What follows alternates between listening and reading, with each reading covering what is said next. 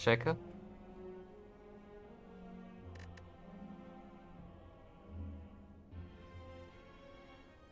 60 members.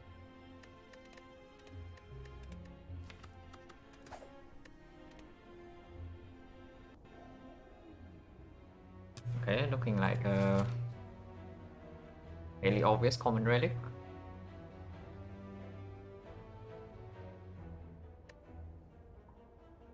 Okay, again we have the war.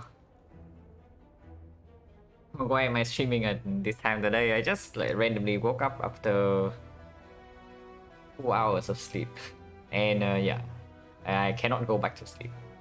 I just decided to play a run.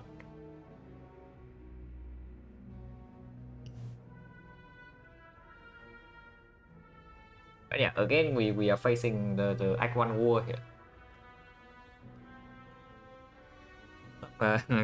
Soporific Lotus. It's either like floor 6 elite before fire or floor 7. Sorry to hear, but happy I'm here. It's fine. It's sometimes it just happens. If it has happened to you before, then if the same thing has happened to you before, then you probably know what I'm talking about. Sometimes you just randomly woke up in the middle of the night and you can never go back to sleep. Yeah, last time it happened, it was a 6-hour run. Yeah, it's not 6 hours, it was 7 hours. 7 hours and 12 minutes.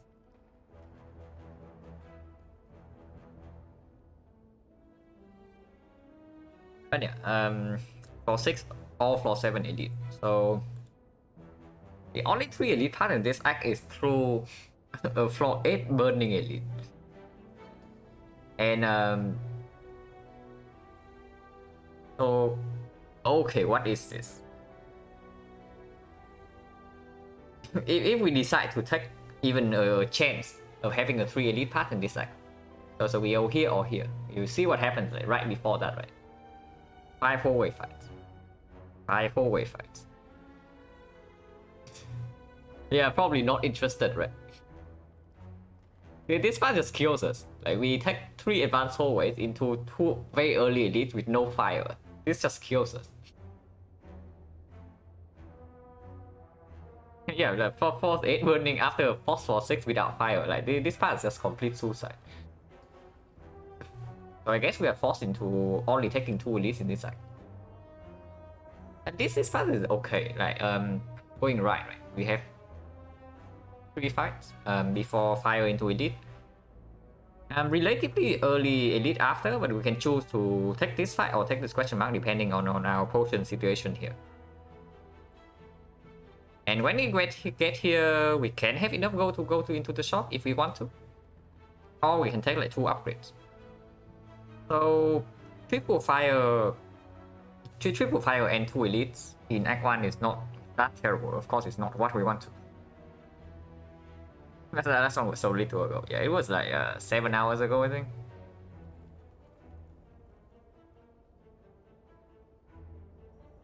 But yeah, of course we would like to take like 3 elites or more in Act 1, but here I don't think it's doable unless we get a mega hit for this. And yeah, of course, if we are behind on elites, and taking a relic is even more important. So we take the common relic. That was okay. It's not strong enough for me to go here. If this is something like, I don't know, Acrobatical. Preserve Insect. Okay, if this is Preserve Insect, I can definitely see like we trying for the Burning Elite. Because when we go here afterwards, if we cannot take the Burning Elite, we can still go to like Double Fire into a much later elite. But I know it's reasonable, but it's not strong enough.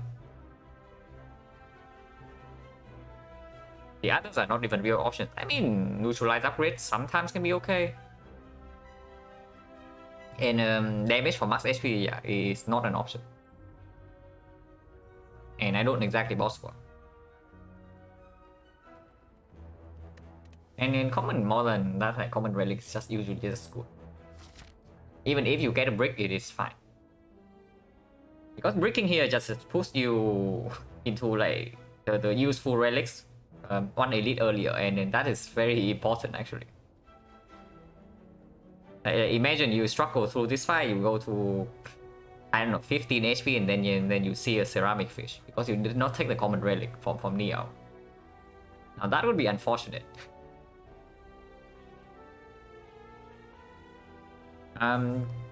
We cannot choose to take.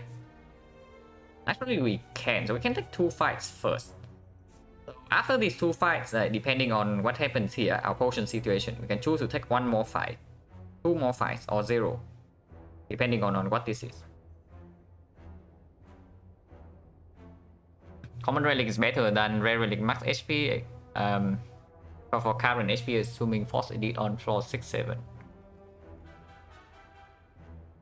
Probably depends on whether I can go to a shop or not, or like the flexibility of pathing to make sure that I have a potion for the early elite fight. Because the rare relic is of course like more value over the whole run.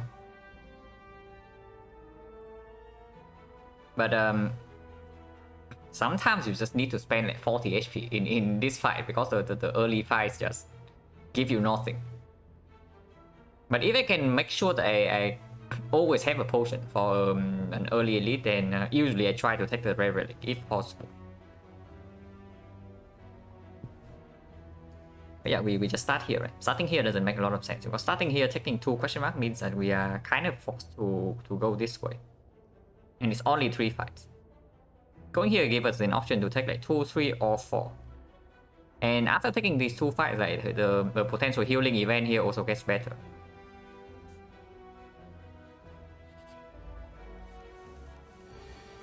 Okay, epic silent turn 1 draw against Cultist. So we are 6 damage behind immediately on turn 1. It probably means that we actually need to take some damage here.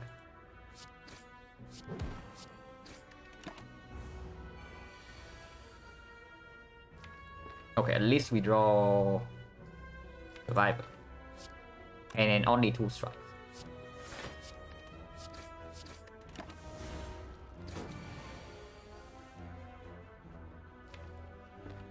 Oh, maybe we can get away with not taking damage. Because when this Cultist did not roll like 55 HP. So here if we do strike, it actually sets up lethal with neutralize triple strike. Otherwise the next turn this guy only hits for 16. So with neutralize it goes to 12. And yeah, neutralize double defense and the strike push this to 11. Then afterwards 2 strikes would be lethal. So we take 2 next turn. If we draw into the neutralize. Worst possible draw though, we can draw into double defense triple strike. Now that would be sad.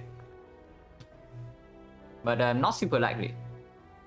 In which case we take 6. But here the alternative is taking 3 immediately. So yeah, we probably strike once and then double defense.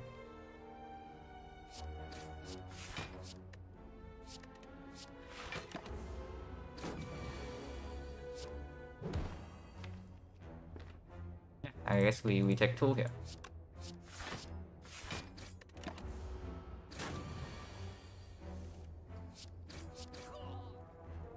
So +1 and strength potion. Okay, strength potion is very good for this fight. Doesn't matter what it is, strength potion is very good because it probably makes sure that we do not die to Lagavulin, and of course it's good against the Nob.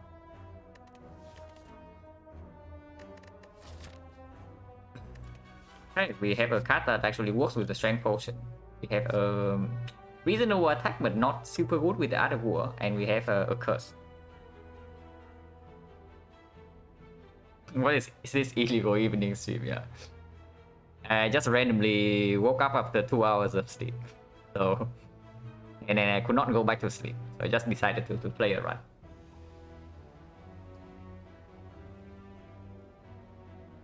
Yeah, this has to be Dagger Spray. Also a reasonable upgrade. And we do get a lot of upgrades in this set, as stated. Now this guy's not like phenomenal against the Guardian, but even against Hexagons, I don't pick this on floor 1. And then we are not even facing Hexagons, so let's not.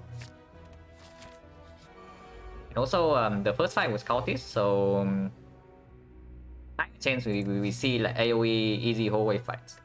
And we can potentially even take an advanced hallways, but Dagger Spray AoE is definitely appreciated. Now we are weakened, but Dagger Spray will still kill. Let's do this actually. To make sure that this guy dies next turn.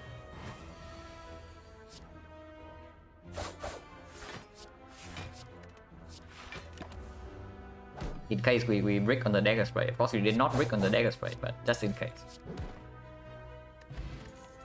40%, there's a quick slash and there's nothing.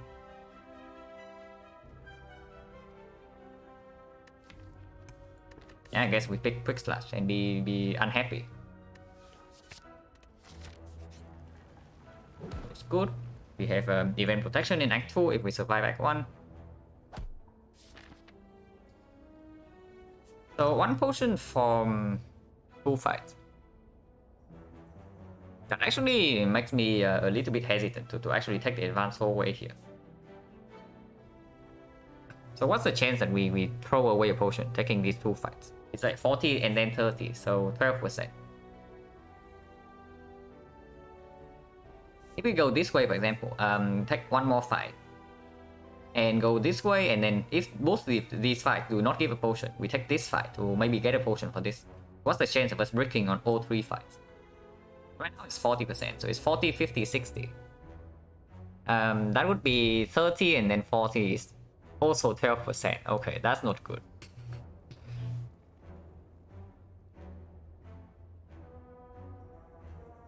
So yeah, I guess we go left then. Because I would rather face the chance of throwing away a potion rather than face a chance of like not having a potion for this fight. So we go left.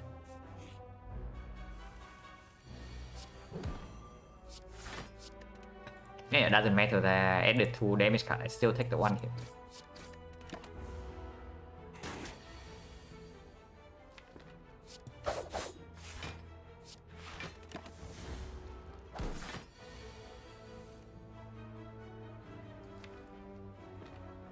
Ah, lovely.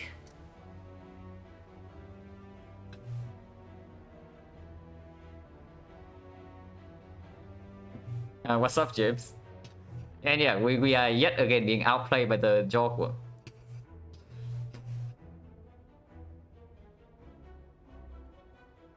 Yet again being outplayed.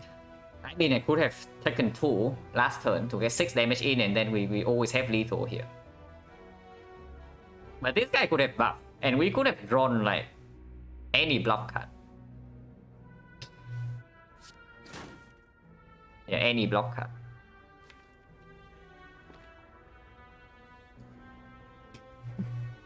Okay, I guess we take 12. We are not potioning here. Like, absolutely not.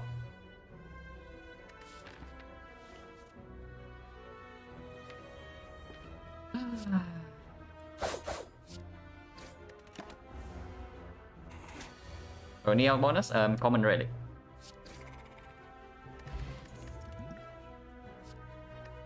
Any poison if anything. And yeah, we yeah, go to play the silent Joggle tax. Even on floor 3 with like 2 cards pick up, you don't get away from it.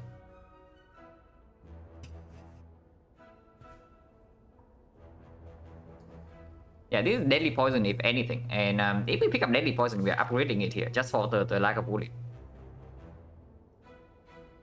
It's also a potential answer for the Guardian, because right now, of course, we don't have a damage plan against Guardian yet.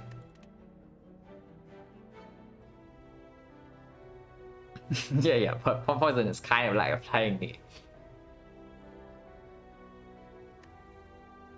Also, knob damage is probably fine with the strength potion, right? And this potion is not that good, so even if we had to throw away a potion, I don't feel as terrible. So yeah, assuming we always pop this on turn 1 against the knob, we have 7 energy. With this is 8, but let's assume that we do not like draw this on turn 1. If we pick this up, we are probably upgrading it though for Lagavulin, because unupgraded this card is even against Lagavulin, it's not really a card. So let's assume that we upgrade this and we draw this on turn 2 against the knock, which is like the average case. So 40, 62, 72, 77, 89 damage. But we have 16 cards, so in 3 turns we draw 18. So we have this whole deck plus 2 cards. Because 89 damage is potentially not even a kill, because the knock can have 90 HP, but it's usually a kill with a strength potion. Okay, so it's probably fine to pick up deadly poison and upgrade it here. What about the sentries though? Because if we run into the sentries here, I really still do not want to pop the strength potion, but then if we pick up the deadly poison and upgrade it, sentry is actually a problem. What if we upgrade dagger spray first? Now we definitely have to prepare for the case that this is the knock and we are forced to use strength potion here. So if this is the knock and we let's say we upgrade the dagger spray, how much damage do we actually have in the deck? Yeah, 42, 50, 53, not even close. Okay, so we actually need the strength potion against the knock, unless we see something else here.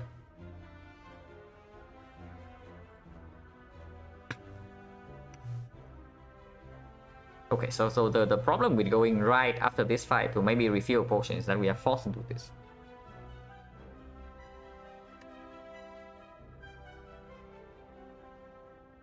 But yeah, basically even with a damage upgrade like quick slash or dagger spray, we cannot kill the knock without the strength potion. So yeah, we might as well pick something against Lagavulin that maybe lets us kill him without the potion. At least we roll a good advance forward. And yeah, Underworld is playing here. Next turn we are probably drawing like neutralize Ascender's Bane, so we cannot even use 4 energy. But yeah, Underworld can play here if we let it. Potion chance 30, and this fight is not that difficult, so I don't want to pop the taunts. 5 for 9 damage, this goes to 18. We need to kill this next turn, but we have not a lot of damage in the deck. I mean, technically you don't even have to kill next turn, because we are only facing potentially like 17.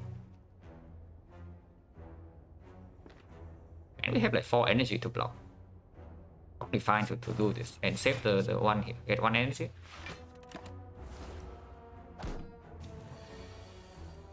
Yeah, we can block 17 like, easily. So next turn this guy always buff, so we only need to make sure we have lethal on this. And not be difficult, right? Because it's 4 poison, 3 poison, so 15 damage only. We have 6 here, and we have guaranteed lethal next turn with spray and neutralize. Okay.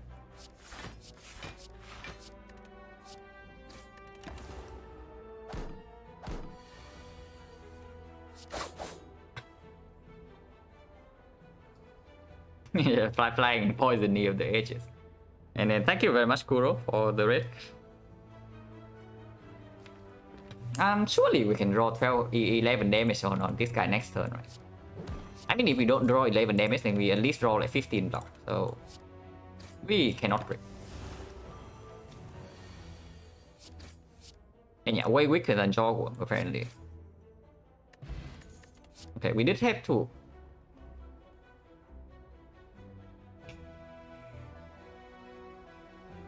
How do I talk for 6 hours straight? No, not very well at first, apparently, because I just recovered from a like very long chronic like sore throat. I had to take throat medicine for like a few months. Whoa, someone with the sub like 6 months in advance. Like, thank you very much. Very generous.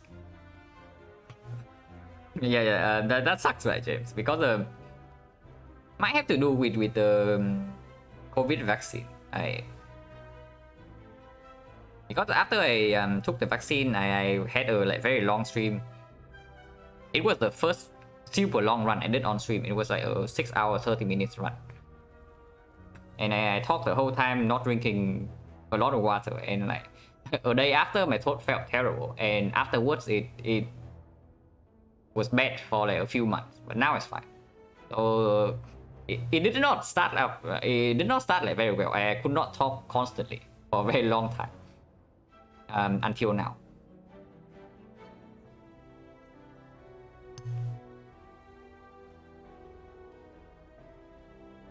Yeah. Vocal cord damage, that definitely happens.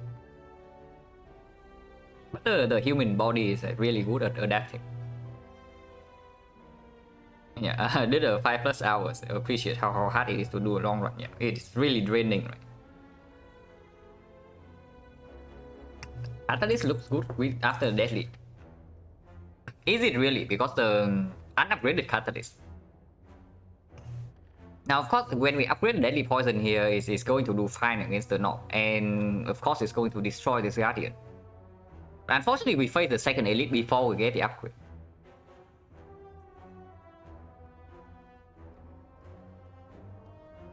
So if both of these are not Lagavulin,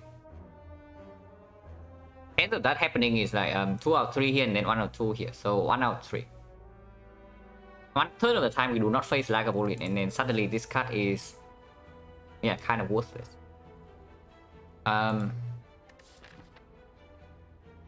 Technically we can do the traditional silent pathing in Act 1, and we just dodge this one.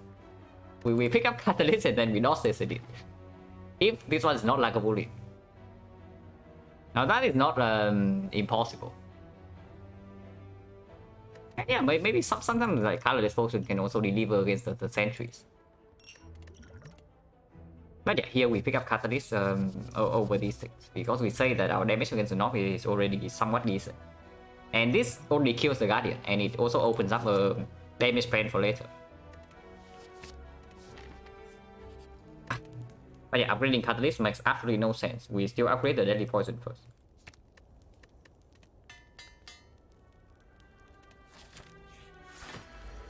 Okay.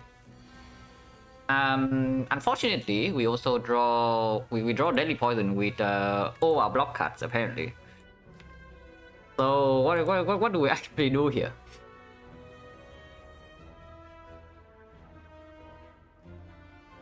Because you see what happens if we open right now, right? If we open this turn, we are taking 27 damage in this fight. That's just it. Okay, 27 at least. So how willing are we to take like 27? If we don't open here, then we are just opening on turn 3, and afterwards we still need to redraw into this, otherwise we cannot kill this guy before the debuff.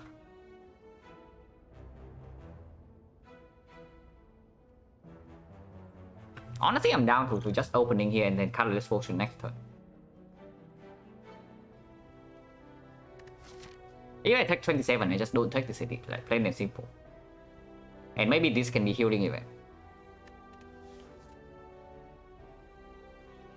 yeah, neutralize to break out of war. But yeah, if we deadly poison here, we just don't play these attacks, because it only is like 3 damage. And energy definitely plays with the quick slash. Sometimes we can force the reshuffle earlier and maybe we draw 1 card, which is a block, and then we can take less than 27 even if this potion breaks. Neutralize and fire, worst play possible. It's not that bad because we are not opening this turn if we don't open here. If we don't open here, we always open on turn 3 to cycle back into this thing. Colorless spot is better in this fight than the normal sentries, yeah, usually. Because any block card will play. Like Panic Button also like very good in this fight. Yeah, this is definitely one of our worst draws. Like, I would like the only thing I would like to see in this fight is like this card not together with I don't know 5 lock cards. But yeah, here it is with 5 lock cards on turn 1.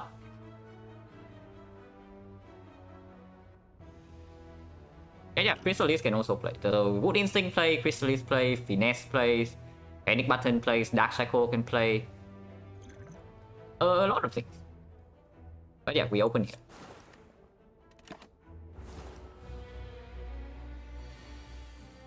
Okay, we actually draw both blocks. So I guess colorless spot waits until next turn.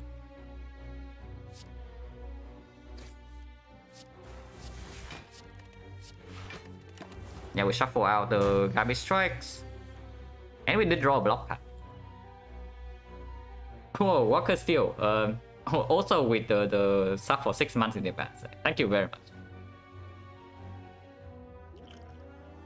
But yeah, we potion here, right?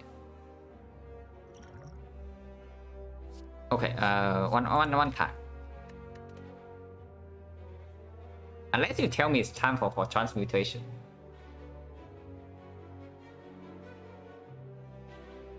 Yeah, I'm raised to suffer longer.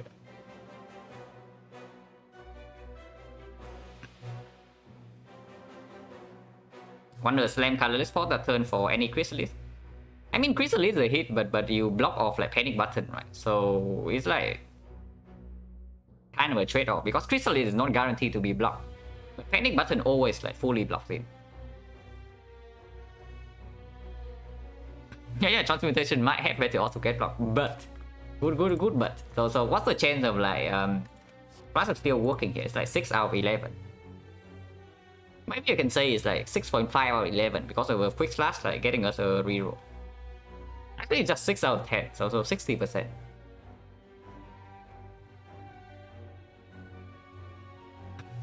Okay, I have the full list of colorless cards, so I can like look at it right now and then see how many hits we actually have.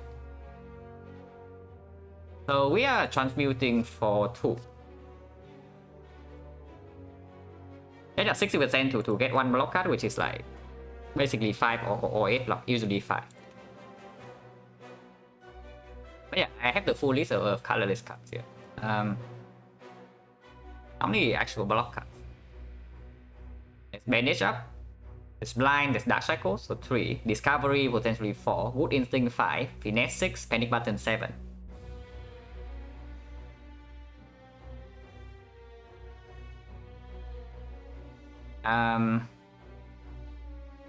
Master Strategy.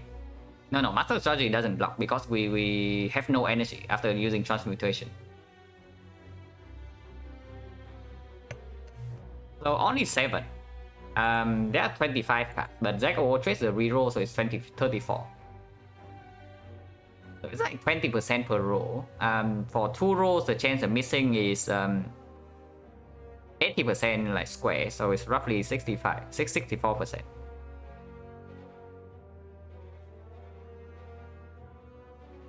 And then we get another transmutation.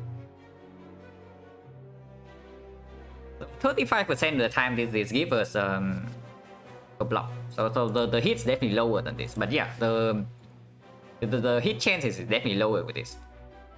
But it's true, the hit here is like bigger. Yeah, all the hits are bigger except for Finesse. Yeah, could be damage cards. And honestly, right now, our damage is not even that good. Because if you look at this, it's like 11... Poison's only dealing 30 right now. So this guy still has like 55. And we shuffle out 3 block cards already. I'm honestly down for Transmutation. Finesse bigger to block new card? No, it's not. Because we use all our energy already on Transmutation.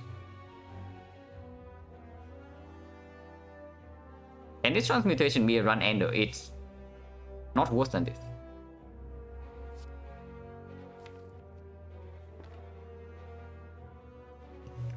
It's fine, I'm down to pick up this Transmutation.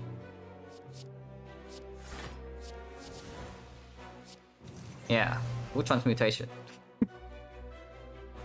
And we fought Auto Strike. Do we fought Auto Strike?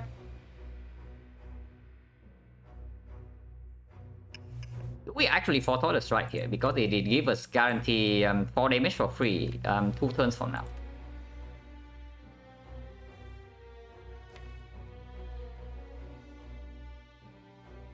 But the problem is that if we do not kill 2 turns from now, we would like to actually block.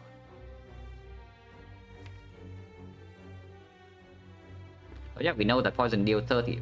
Oh, probably we are forced to take another hit here, unfortunately.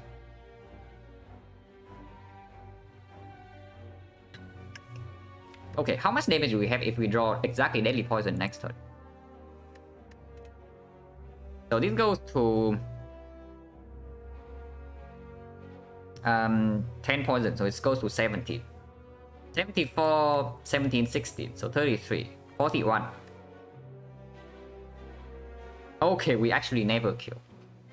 Holy crap, are we bad in this fight, even with deadly poison plus and catalyst.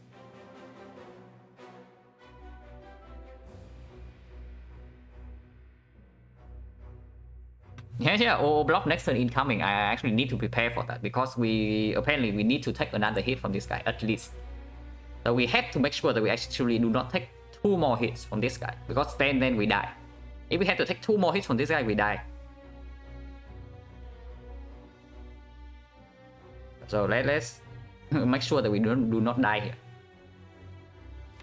So what's possible draw? We bottom deck the deadly poison, but we cannot bottom deck because we always have quick slash. So we draw into deadly poison in at least 2 turns from now.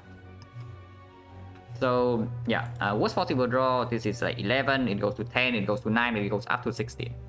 And afterwards it's 15. So 16, 15, 11, 10 is 31 plus 21. So 52. Is that still at 33? Okay, with the strength potion, can we guarantee to do 33?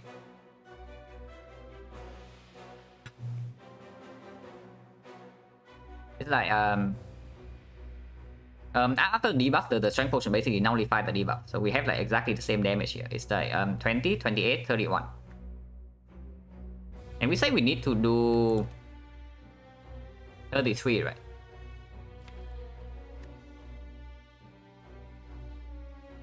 But it's fine because we also draw like 5 more cards compared to after this, and we can forethought a strike here to make sure it's enough. Okay, so forethoughting, using forethought and strike here is probably good. Is it good? Because using forethought and strike here basically means that the first hit after the debuff, no, this is when the second hit, right? Okay, it's when the second hit, so it's when we have to kill. Okay, we draw 5 cards on the on the off turn, and then 6 cards on the first attack.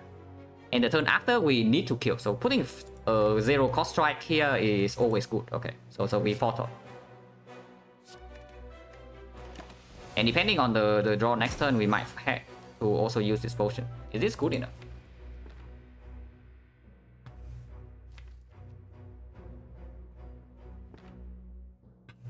Now we kind of know what we draw next turn. We either bottom deck the quick slash or we draw d6. And we need to deadly poison next turn.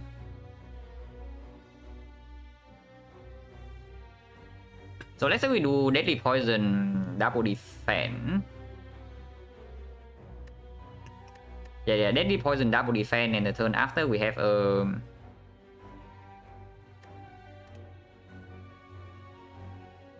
17. 17, this guy poison is at 10, 16, 15. So yeah. 41, 33. 33, 17 is at 14.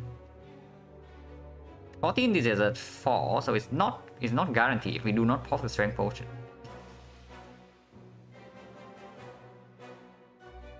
I mean, it's guaranteed if we do not block for 3 next turn, and I guess strength potion is more valuable. So next turn we only spend 1 energy on blocking. Probably just a survivor. So we block for 6 and we take another 14 here, and we have the strength potion preserve. Okay, this better be a healing event.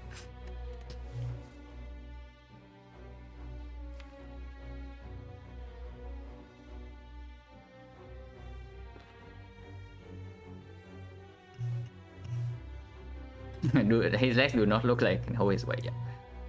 Actually, yeah, double check, because right now we are thinking of preserving this potion. So 17 here. Poison is 10, 16, 15. 41, 17, 58, so 16. But we get strength debuff. Wait, 17, 41, 57, so 17. We get strength debuff. So this deals 6. This deals 4. So we still need to deal 7 damage from somewhere. Now we get 1 more strike, so we only need to draw into 1 more strike after reshuffle. And afterwards, if we completely break, we can still use this potion. Okay. So this is only costing us potentially 3 HP to try to preserve this.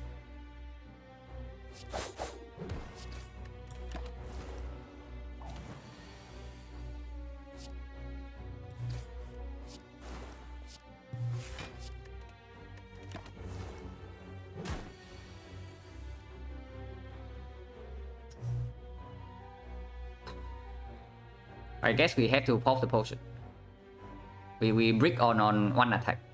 Because right here we only have 8. We are 2 off. It's a shame, but what can we do? At least we did not draw neutralize. If we draw neutralize here, we would be 1 off, and then that would be annoying. But yeah, we have like 4 draws to draw 2 attacks, and then we fail. So yeah, either we pop strength potion here or we take 14. And we take 14, you go to 3, and yeah, going to 3 means that even if we kill the knob in 3 turns, we still do not get out. Like we still have to bluff it on turn 2 against the knob, and that is just completely bad. So yeah, we pop a strength potion here, and we try. Okay, we got flex potion. That's a good one. Now this flex potion is definitely baiting me a little bit into taking this fight. Hopefully that doesn't kill me or anything. Now this Predator is not going to be upgraded. Yeah, 3 also equals to getting the wheel of abandoned run. Yeah, it depends on the event. That definitely depends on the event, like what happens here. Because with the flex potion, we are not interested in this advanced hallway because it forces us into the elite. So depending on this event and depending on this elite, on this relic, we can decide to go here or that we just take the rest into an upgrade. I think Predator is can you die from event? Yeah. If we get shift, we die. And the run history will say that you abandon the run on that floor. Of course, Poison Staff works better with the Catalyst, but I'm probably more interested in Predator in case we have to take the knob. How's our knob damage? Yeah, Predator otherwise is definitely a bit weird, but it's not like Poison Staff is better. Poison Staff also works better with Flex, so not really, right? Because you Predator and then the turn after you Flex Potion. You get 7 cards to choose from, so most likely you draw into more attacks. Yeah, Bonfire Spirits can also give full heal. Like, of course, it can be considered, even though it's like shrine events or less likely, but it can be considered for sure. Because like, these two are really close at the moment, and I think Predator is a better card.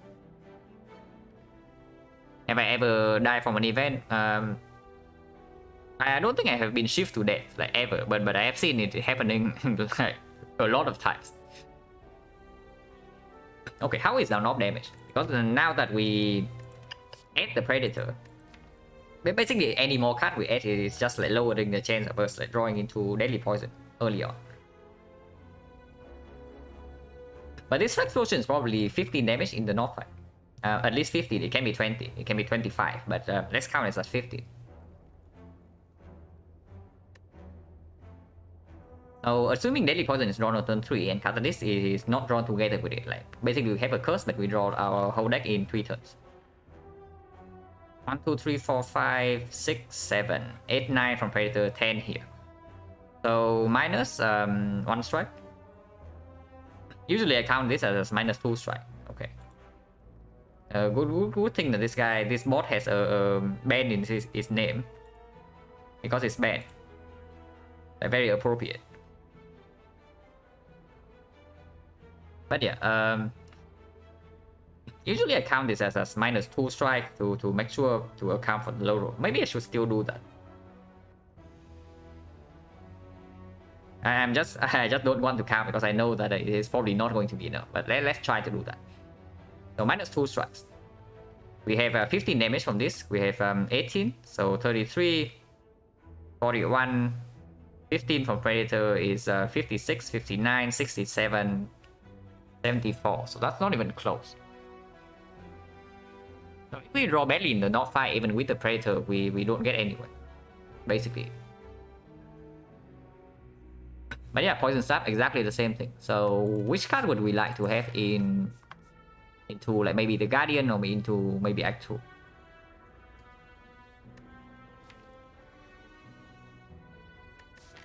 Also, something maybe worth noting is that we do not have an upgrade for Predator. Like, we are most likely resting here, depending on what happens in these floors. So most likely we are resting in, we upgrade like Catalyst here or here. Potentially even resting twice before the Guardian. And before upgrading Predator, I would upgrade like maybe Dagger Spray. So this Predator is not going to be upgraded. And it's not that good. I mean, it has a slight synergy with the Sundial, at least. How good is this into Advanced Hallway? I guess it can one-shot one-shot a Louse and then maybe a Slime and maybe a Gremlin. So that is definitely something to maybe consider. Yeah, double rest. Not only double rest, right? It's double rest into one elite act. So we are like extremely behind the curve here. If we are forced to dodge this thing.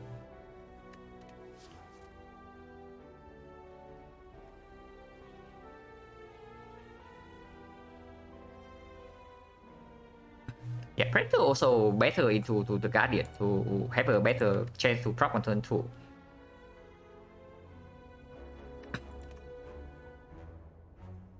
Yeah, I'm definitely like, I think I'm picking up Predator. Okay, good event. Very amazing. Of course, we don't take this because the shop is behind the elite.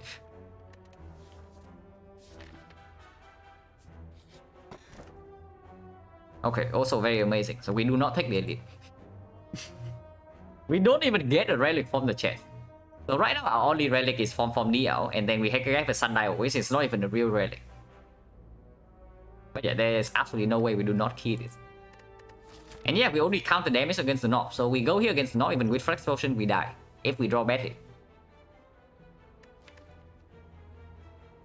The chance of drawing badly is like, this has to be at the bottom of the deck. Anytime it's not at the bottom, and we also do not float energy. We have +6 from this, and then plus another 6 from this. So it's actually like 86 damage. Which kills the Knob 50% of the time. Also assuming that is also assuming that we get a bad Flex Potion. Because Flex Spot with the Dagger Spray is always 10. So usually it's 20 damage, but I counted this at 50. Yeah, Spire is definitely trying its best this run. Like looking at what's happening here. But yeah, we absolutely do not pick this up.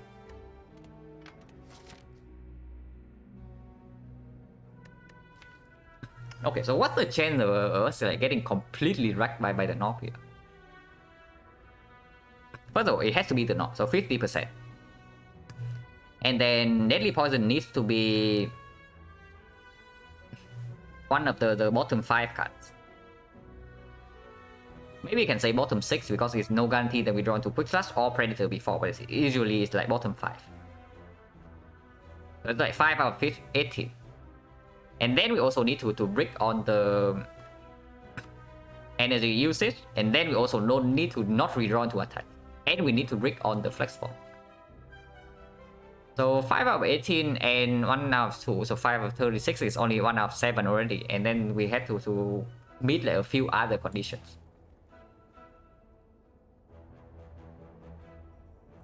So I think it's so die we have to risk death here. If we do not have this, then yes. But for better or worse, we actually have a Catalyst, which we can upgrade. And we have Event Protection in Act 2. So what's happening here is that we can just pass for maximum events in Act 2, and then sometimes we run into Operation, and then with Operation and Catalyst Plus, suddenly the run is like back on track, even though we have no relics.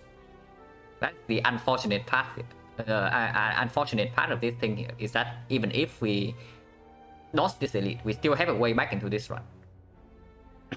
Just because of the golden idol. And the sentry should be fine. We have flex dagger spray, and that is 18 AoE damage already. I mean, I say that, but we only have 17 HP, so we cannot even use our HP to face tank the sentries. Okay, maybe I need to re-evaluate the sentries, because if we face the sentries, maybe we can just die on turn 2.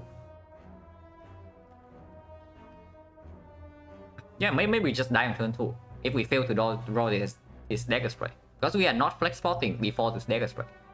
So if we bottom deck the dagger spray, we have to block for 30 damage in the first 2 turns. Okay, so I guess there's no way we actually take this elite. Because sentry is not even free. I was thinking the sentry is kind of free with dagger spray flex spot, exactly as MG said, but now that I look at it, sentries are not free at all if we draw badly. So it's exactly the same as the knock. Against the knock, we bottom deck the deadly poison, we cry. Against sentry, if we bottom deck dagger spray, we cry, because we do not have enough HP to actually do anything. Oh lord, the Lagavulin fight was like so annoying.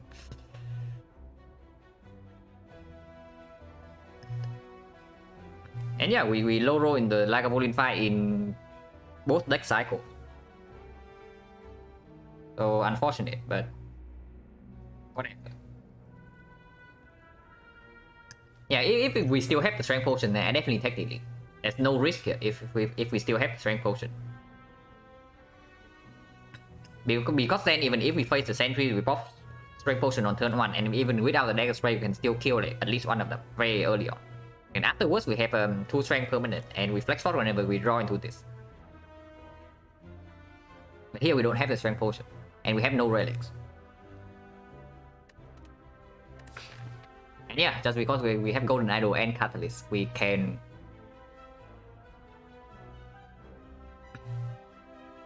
play the ultra bad run here and not take the elite. How bad is the sentries? Even if we draw this like on turn 1, for example, we flex spot and we deal 18, and then what? Flex spot 18 AoE, we probably have to play full attacks as well, because it is the most efficient. It is the most efficient on that turn. So potentially we take 10 immediately on turn 1.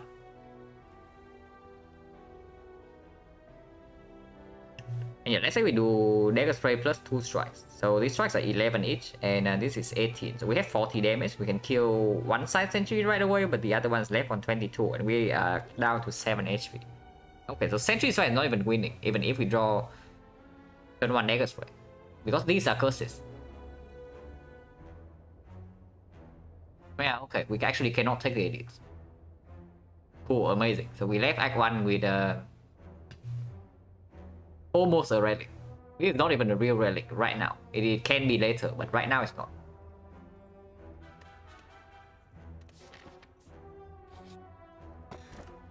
Relic. This is just an elite in disguise. I mean, this is fine. It's not like super amazing or anything, but it's okay.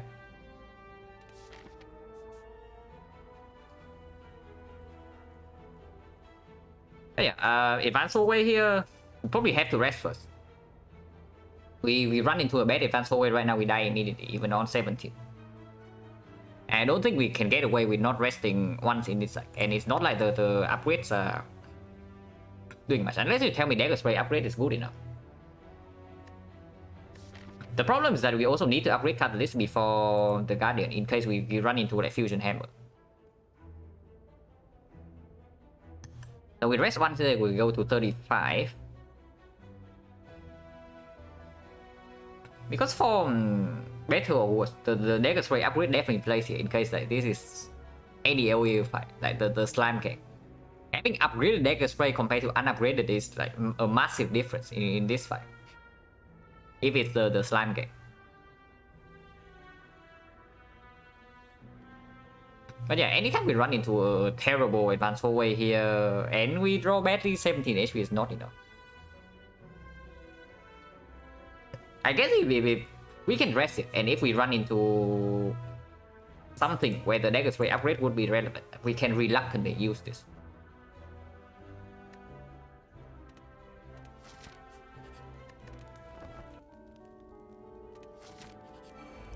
Okay, it's not a terrible advanced hallway.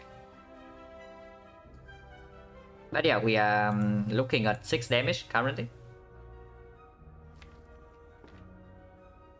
Can probably Predator defend instead of a quick slash. Because even if we quick slash into another block, it's not looking super good. Because like, if we are only behind in relics and then maybe cast right, we need gold. So this guy cannot run away no matter what. We cannot let this guy run away. And we did rest once. We probably don't need that much HP for the Guardian if we are doing like Deadly Poison, Catalyst plus things. I mean, I say that, but our block density is quite low. And we don't exactly have a defensive relic. But 29... I feel like 29 should be sufficient, but that can be wrong for sure.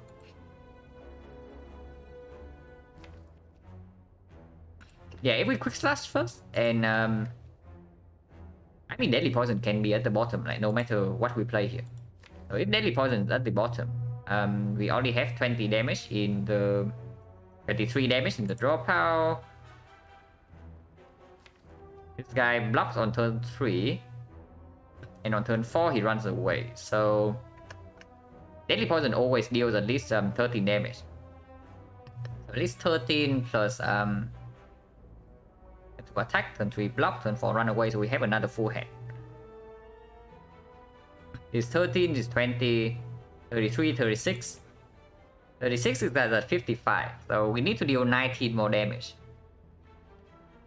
I guess quick slash is actually okay then. It's not even a it's not even a block cut, but we try.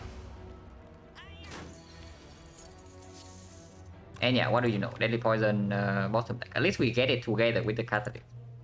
But we can only do that if this guy is not attacking next turn. Maybe we should have triple defense. Yeah, triple defense to get out of war was probably the better line. Like, playing neutralize is just like probably stupid.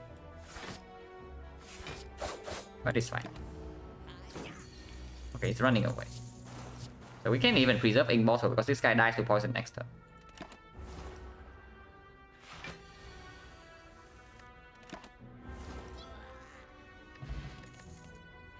The fumes. Yeah, sure, we pick the fumes. Not super thrilled because it is also a card that needs an upgrade. So if we want to be absolutely safe against Guardian, we rest here. But yeah, probably not. Catalyst upgrade first. In case it's something like duplication. Not interested in taking this advanced hallway because we still also need to upgrade the fumes.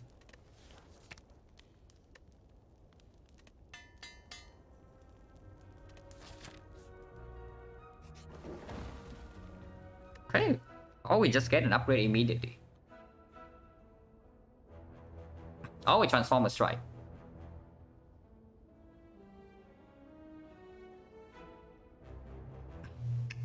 Now, fumes upgrade now into maybe Predator or Dagger Spray upgrade before for the Guardian fight, or maybe we can upgrade like Neutralize. I think Neutralize upgrade might be better against the Guardian. Like we just use Flex Potion to proc in the first cycle, and afterwards we sit in our poison.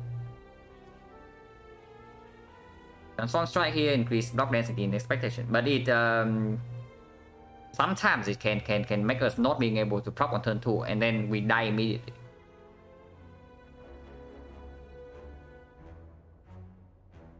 Because the alternative is like 2 upgrades, and if we see Pandora's box in this spot, we probably pick the Pandora's. So transforming is also 15% of the time like just bad compared to upgrade.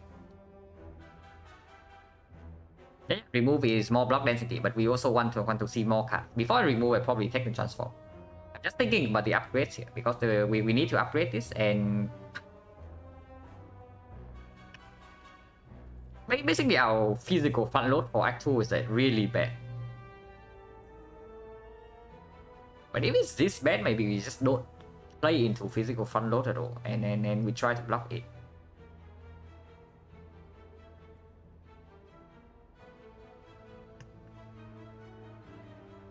Honestly, if the Guardian wants to kill it, if the Guardian wants to kill us, he will. Because the absolute worst possible draw in that fight, we actually have no chance to win. So we probably have to assume that we actually split on turn 2 with the flex spot.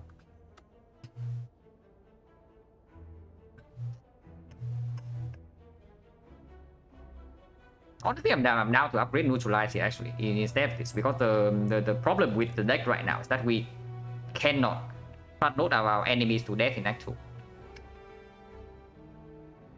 And if so, the weakness from this actually will play. We will actually have to try to slowly kill our enemies with poison. It's not a good plan in Act 2, I know, but right now we have no other plan. It's not like these upgrades are going to help.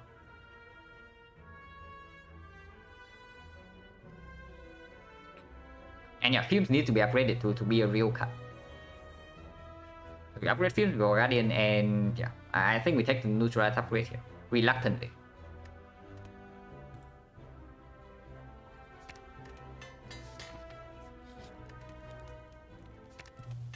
Okay, if the Guardian wants to kill us, he will. So let's hope that he doesn't kill us.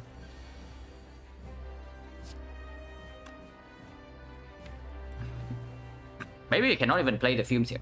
Looking at this draw. Because our flex spot is probably this turn. If we use it to proc in the first cycle.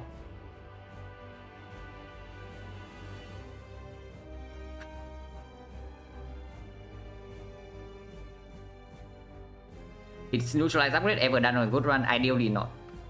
But if it is, then it's in late Act 3. Or when we late Act 2 sometimes, if you play a long fight against the chat.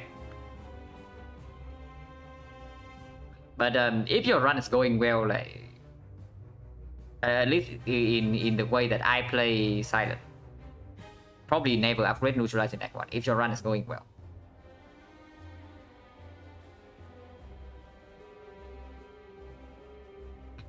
Yeah, sometimes get early without neutralize, get upgraded Act 4. Like neutralize upgrade is usually like upgraded later on when you know that you have not seen enough weak sources.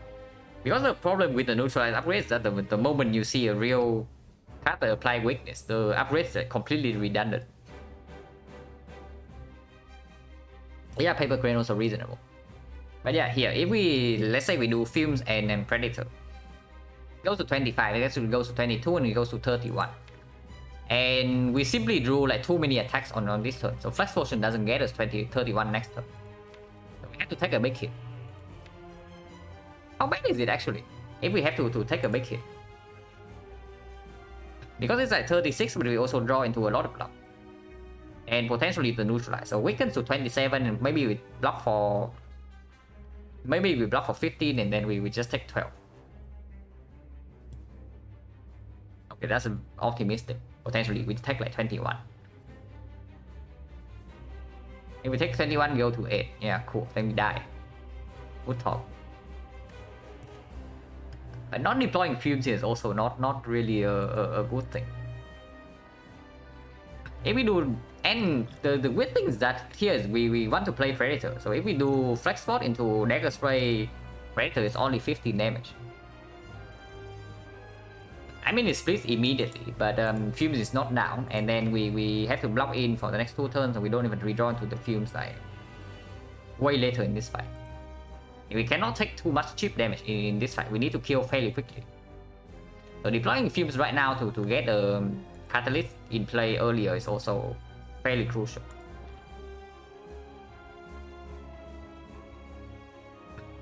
Man, we have only drawn Deadly Poison on turn 1 in like 1 fight in this side. And that's the worst fight to draw Deadly Poison on turn 1 for with the worst possible hand, which was like Lagavulin with 5 block cards. Now I would like Deadly Poison on turn 1. If if we have deadly poison in hand right now, then this fight gets a lot like simpler. Because catalyst can also proc. And yeah, we have no zero cost, so we only also need to account for this thing. And yeah, if we top lane deadly poison here, is it good with the boss? Or like potentially also it's a good question, but the problem with that is that like, what do we do with this flex spot?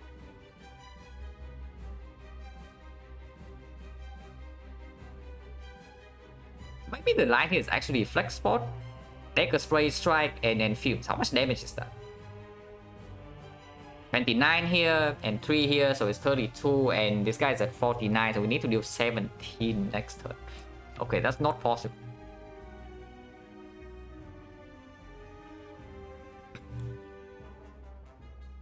And that's just bad, right? Because here's the problem. We do flex spot on dagger spray and strike. Yeah, we do flex spot on dagger spray and strike here. It deals 29 damage. And this deals 3. So yeah, do you see what I'm saying? Yeah, 29 plus 3 here plus 7 from this is 39, and this guy needs 40 to proc. Yeah, amazing, cool, absolutely insane. So we cannot proc this guy next turn with only 1 poison card.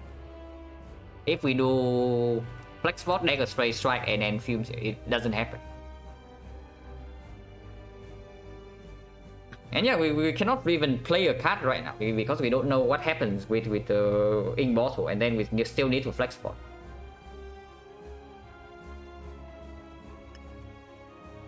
What if we flex spot Predator Strike and not Dagger Strike? And when we try to redraw into this thing faster.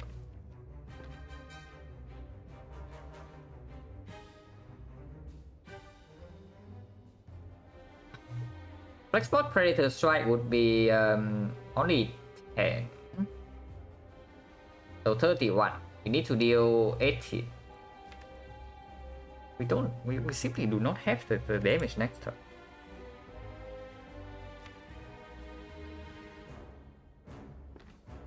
Is it ever Fumes Predator here and Flex Spot next turn? How much damage can we actually do with that? So 18 is 31 next turn, and we draw 2 attacks and a Deadly Poison. So Flex Spot is 10. Flex Spot 10 is 17. So we need to do 14 with 2 attacks. So it's only possible with Quick Slash and Strike.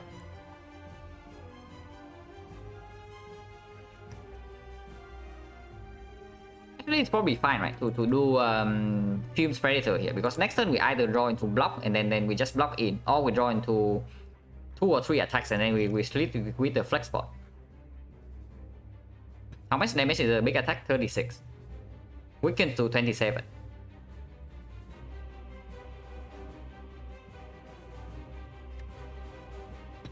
Yeah, I don't think we Flex Spot this turn.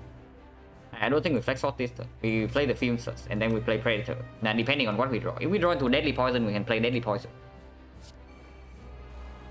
Okay, here's our biggest block card out of the draw pile. So blocking in against this guy next turn just got like a little bit more difficult. But we have a higher chance to proc now. And if we draw into Deadly Poison Catalyst next turn, we can split immediately. We go to like 30 poison, and then the fight's over from there.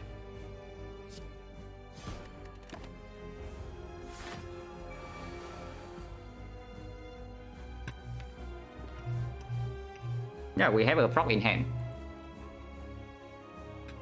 So we definitely Flex Spot here, right? We do not risk a 1 out of 4. If we Flex Spot, Quick Slash,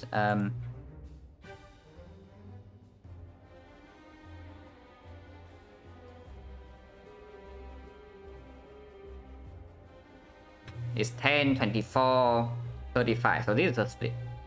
And depending on what the Quick Slash draw, the line can change. If we Quick Slash draw into Deadly Poison, we can do it immediately. But we still need to flex before we Quick Slash. If we do not flex before the Quick Slash, we only have like 30 damage in hand, and then we are exactly 1 off. Yes, we need 34 and this is 30 without flexing on this.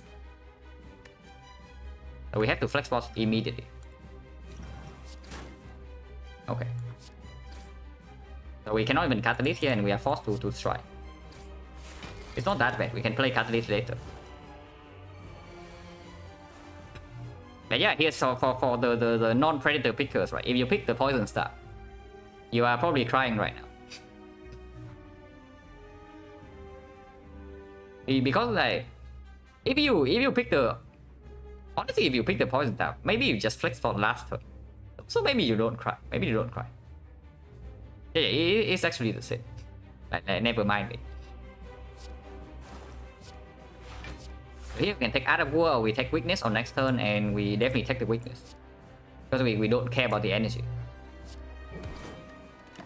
Take 1 and apply weakness next turn to block 4, because yeah, we sure need the freaking... We sure need the freaking weakness. At least we have like 40 plus poison, so this fight doesn't last for too long after this. But yeah, here we take 12, because apparently drawing block is impossible. We cut the list. Immortal is exactly on the bad number, but we can block in for next turn. Because we have 4 energy next turn, and we can maybe draw into all 4 blocks. In game over, no, we never play an attack here for a block card. Like, that makes no sense whatsoever. Because immediately we lose 1 energy, and then we lose like 4 HP. So you lose 4 HP for a chance to block for 5 while losing 1 energy. That cannot be a good play. Like, definitely not. We just take 12 to the face here.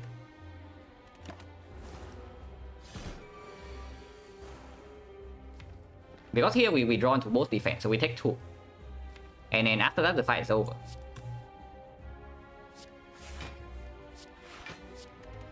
And yeah, we don't attack here. We don't attack here because any attack we will proc him next turn, and we want the poison to actually proc naturally, so this guy dies faster. So that's basically it. Because if we quick slash right now, we immediately need to block for 10 next turn, and we don't want that. And yeah, good Sundial. Good job, Sundial. Phenomenal. And yeah, you also see what's happening here, right? We deal 8 damage right now, and he goes to 96.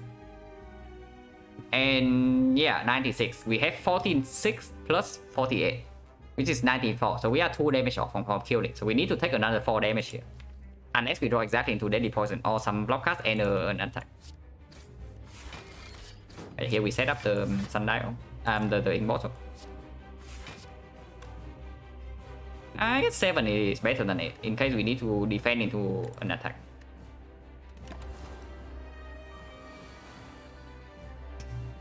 Okay, fine, whatever. And here, of course, we take 4 instead of taking 12. But yeah, we drew very badly in this fight, but we still got there.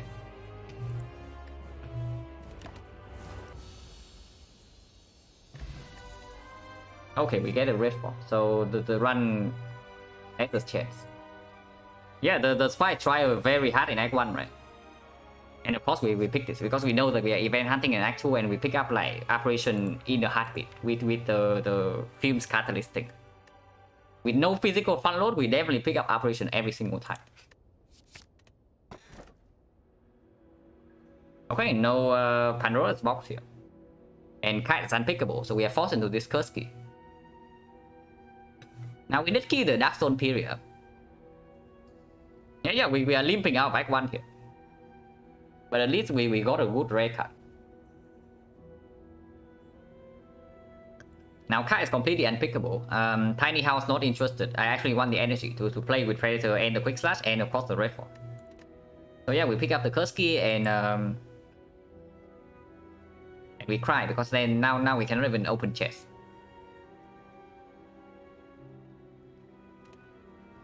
So we are already behind on relics, and we are going to be even more behind.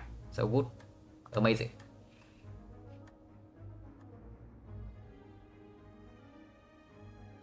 Now first elite is always after the red form upgrade. So it's very clear that we go here first before like taking this or this. And we know that we want to do maximum event, so that these 3 question marks. The only question here is whether we want to double shop or not. At least there's a good early fight. You say that, but then you see a fight here and then a fight here, and then we die. It has happened before. Do not trust that the question marks are actually question marks. Actually events, I mean. If the spy wants to kill you, if the spy wants to kill you, like it will kill you. Yeah, if only has Zuzu. Honestly, Zuzu Brazen is not even bad here. I do not want to see any fight in here.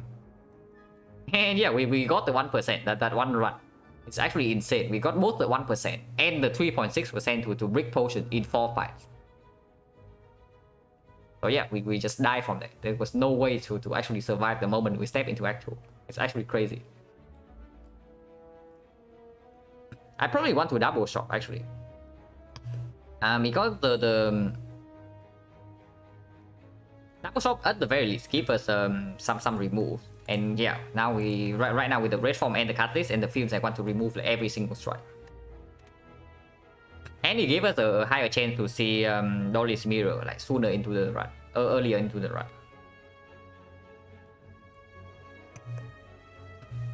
And yeah, of course, going to the shop also means that we do not have to fight this garbage.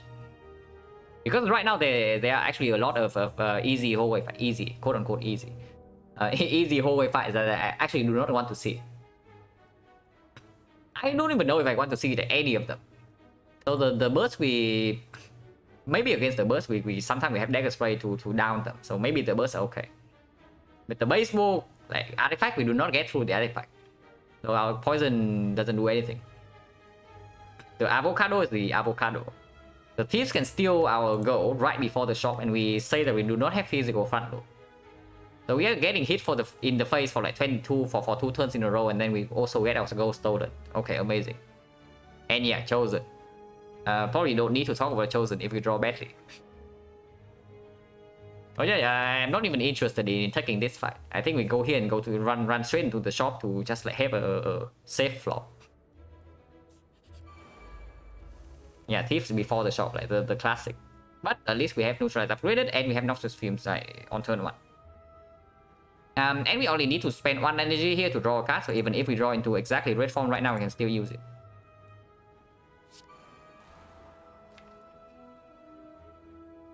Probably want to target this guy first. Okay, if we use the quick slash now and we draw into red form, we cannot use it. So I guess we take 9 here. yeah, of course the thieves set up right before for the shop. They are not stupid. It's true. The thieves are very smart. -2 damage, but it also prevents the bad draw. Because right now, if we draw into any poison, we also have to we are forced to use it. And I want to draw into red form next turn.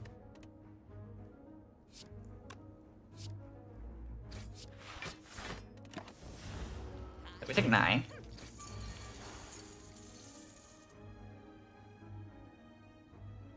Only have 30 damage here, so we can take 11 to kill this guy immediately, which we probably should do. Because we are only blocking for 8 here, so it's exactly the same as blocking in against it, so we take 11.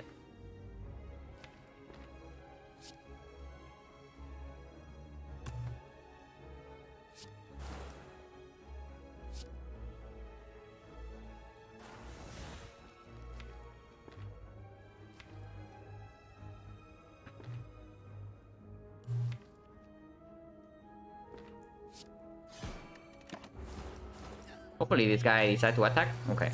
At least he's kind enough to attack us. Of course, we play red form to get it out of the deck. And fully block in. Get Immortal and Energy next turn. Unfortunately, we need to like break our Immortal here. Because the poison damage is not enough to kill. Here is only enough to kill, so we play Survivor here, so that next turn we can play a bunch of blocks to advance the Immortal.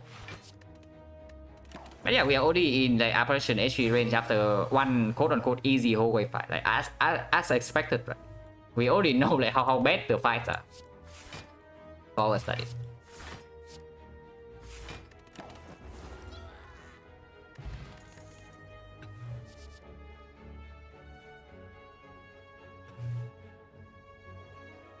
Probably the thieves also buy a shopkeeper, otherwise chase them away. Yeah, the thieves are rich. So surely they can do some business with the shopkeeper. Like, where do you think they get the smoke bombs from? They definitely bought some smoke bombs in the shop. Yeah, kite was unpickable, so of course reflect is also unpickable. And these two are not hit.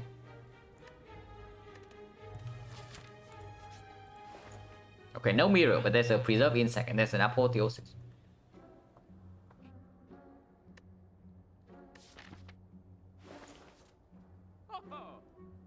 Yeah, all the smoke bombs that we discarded, maybe the thieves picked them up. Now we are definitely double shopping. Preserve insect or not, we are double shopping. We are not taking this before upgrading Redfall. You saw how terrible we are in actual fight.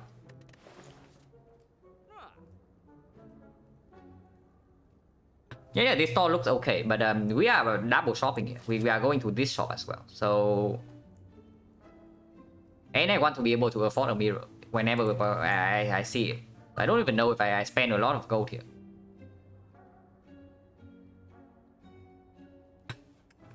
Okay, so mirror I need to keep like 170, and we are going to 3 question mark here, which are not guaranteed to give us any gold whatsoever.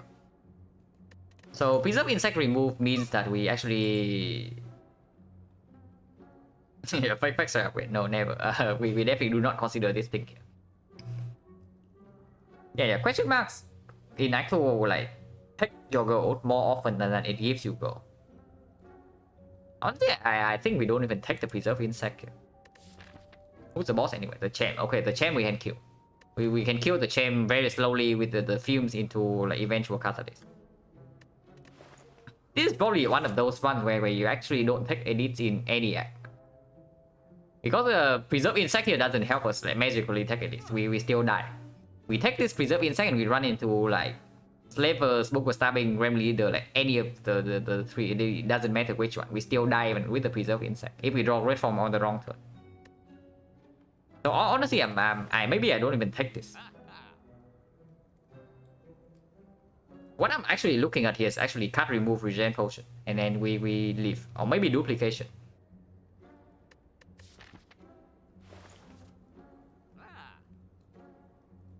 Yeah, I'm actually looking at like cut, remove, and then a potion. And if we do that, we are spending roughly 160 gold. We have like 190 left, and we can still buy a mirror here, if these are not like gold spending event. 2 posts? No. Buying 2 posts means that we actually do not have gold to buy a potential mirror here. Or orrery.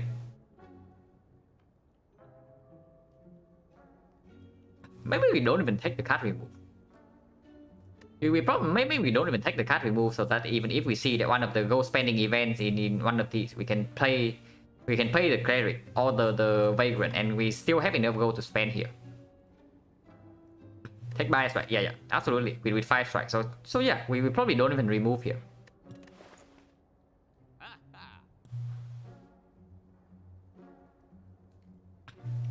So it is actually just like regen potion and leave. That is crazy.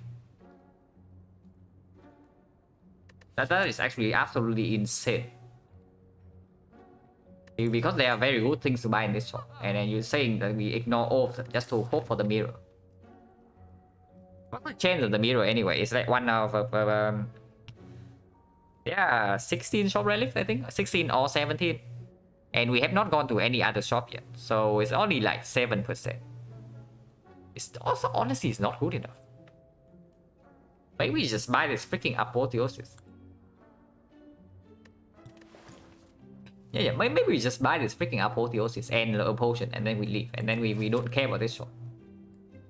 If we see mirror, like so be it. It's like 6%. Because with if we are like mega dodging elites, right, then we actually need a deck that can do its job like without relics. And yeah, this is the card for it. Like this is exactly the card we are looking for, and we are skipping it. Or 6% chance for a mirror. Really? Probably not. It's not team here. And yeah, apparently whenever I decide to play a run like after midnight, it's just a terrible one. By terrible, I mean a run where the Spire is trying is hardest to kill me. Because this is one of those runs.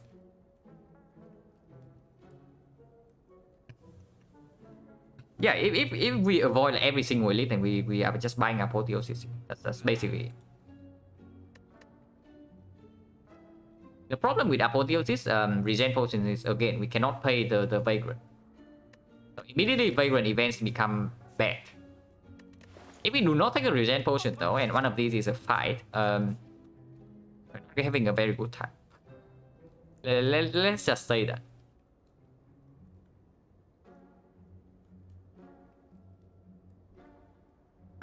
Because the red mask bandit is also a fight, and it's not an easy one.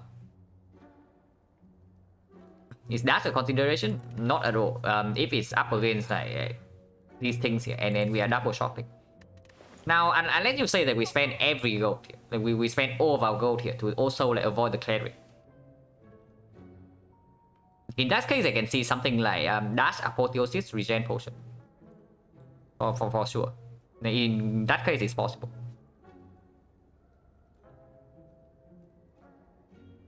Then see how deck performing insect almost seem worth 157. Absolutely worth.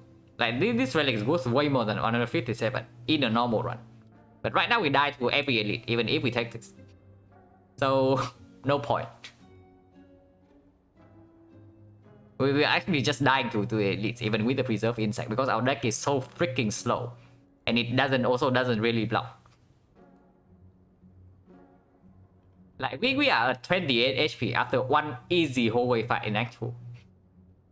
That's how bad our deck is right now.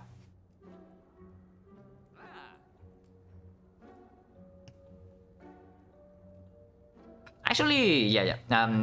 Even bricking ourselves against the vagrant is probably fine if we get rid of the cleric, because then it increases the chance that we actually see Bloody Idol and the apparition, and those are the events we are looking for. So yeah, vagrant becomes a brick, like whatever. We don't care, right? So apotheosis. Regen is probably still better than Duport, even though Duport on Catalyst or Red Form just straight up wins the run. Wins a fight, not the run. Of course, it doesn't win as a run. It's also 6 gold cheaper, but Regen potion definitely better if we do not see apparitions immediately. Honestly, even if we see apparitions immediately, this potion is probably still better. So we buy them. So do we have enough gold? Exactly 300 gold here. Yeah, this costs exactly 300, and we buy this and it costs like 339. So we go to 17 gold and we cannot see the cleric. Okay, I'm actually down for that. I'm actually down for that.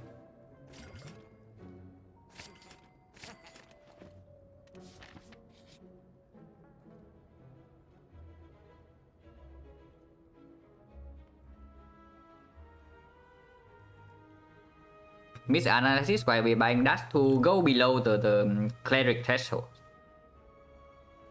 Maybe we do not need to. I actually don't know like what the Act 2 cleric threshold is. Is it like, because I think it's actually 50, but maybe I'm wrong, because the event requires you to pay like 75. And honestly, that's not even like that bad for us. It's okay.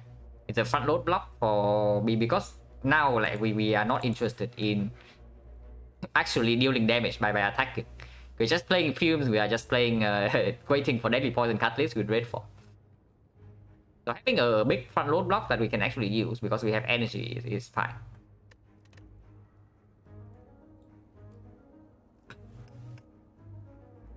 Cleric 35 or more is the Act 1 cleric. The Act 2 cleric is different, but I don't know if the threshold is actually 50 or like 75 for the Act 2 cleric. Only real card? No, there are 2 real cards here. It's Acro and the Backflip. Potentially even Piercing Wheel. One of the 3. But it's probably not Piercing Wheel because this card is not performing against a champ. And we have a red form. Between Acro and Backflip. So how's the block density? 1, 2, 3, 4, 5. Because we against the champ, we cannot deploy this too early. So we effectively have a curse in our deck, and we also cannot deploy this. So we actually have 2 curses in our deck while trying to block it. So 1, 2, 3, 4, 5, 6, 7. 7 block cast out of 1 exhaust, 2 exhaust, 3 exhaust. So 7 out of 19 is actually not that cool. Honestly, I think I picked like backflip over aggro here, even though aggro opens up some potentially strong synergy. We need power right now. And it's not like upgraded backflip is bad or anything. It just doesn't do like the ridiculous things that aggro can do. But yeah, I think I picked backflip over aggro here, just because we are not fighting edits.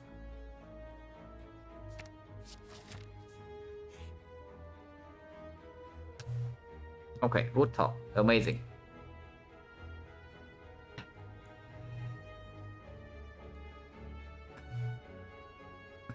Yeah, yeah, 75, okay. Yeah, this is the one bad event in Act 2 first, now that we spend our gold. And yeah, we don't take the curse, right? There's no way we take the curse here, because we cannot even remove it in the shop, and shame is bad for us, because we actually need to block.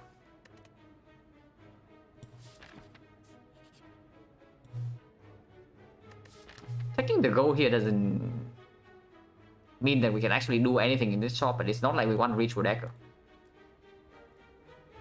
And also Ritual Dagger costs like 6 HP. Honestly, I'm thinking of taking the gold here and we go this way. Upgrade, we take 2 upgrades. We take an easy hallway fight, and we take like 3 super late question mark after 180.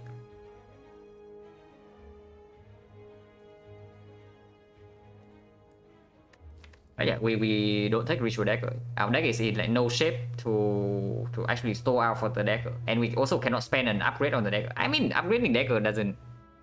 Actually, the upgrade on the dagger doesn't matter as much, because we do have Apotheosis in the deck.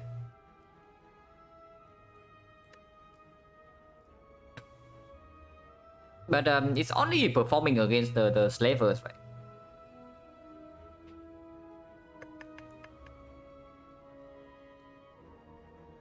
Yeah, no nightmare to do stupid dagger stuff. That was actually burst setup nightmare with pyramid. So quite a lot of pieces that we do not have right now.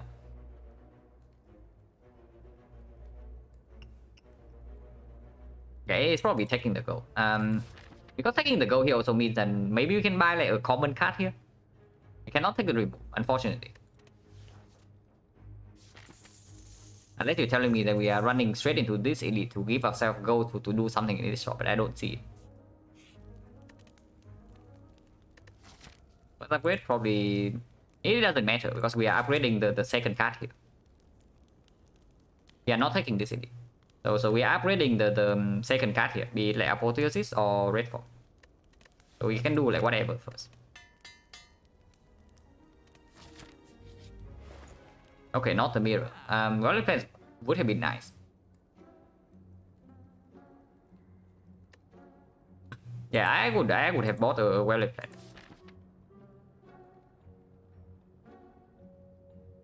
Maybe buying a dash here was just a bad idea. If it did not even prevent if it doesn't change the cleric threshold.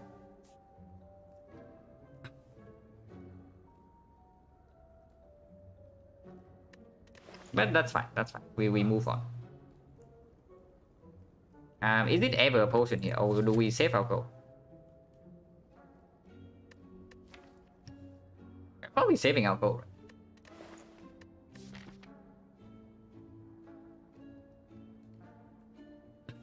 Because honestly, just because the boss is a champ, we actually can win with this deck already.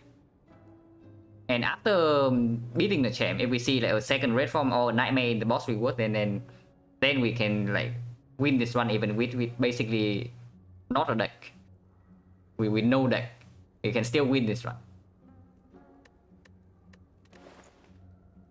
So it's not like super urgent that we...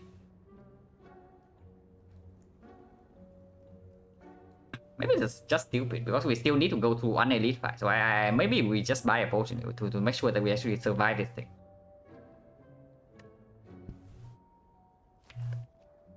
Yeah, I guess strength potion it is then.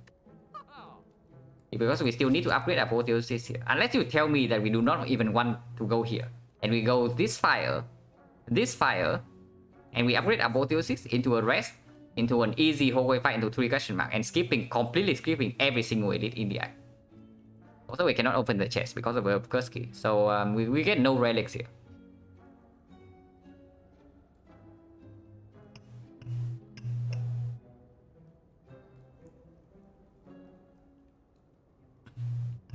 Okay, so we saw the tips. What are the other quote-unquote easy hallway fight? Avocado, we can definitely get the full regen value, and with apotheosis and neutralize upgrade, we can probably block in for a long time. So avocado is not even that bad, like after turn 1.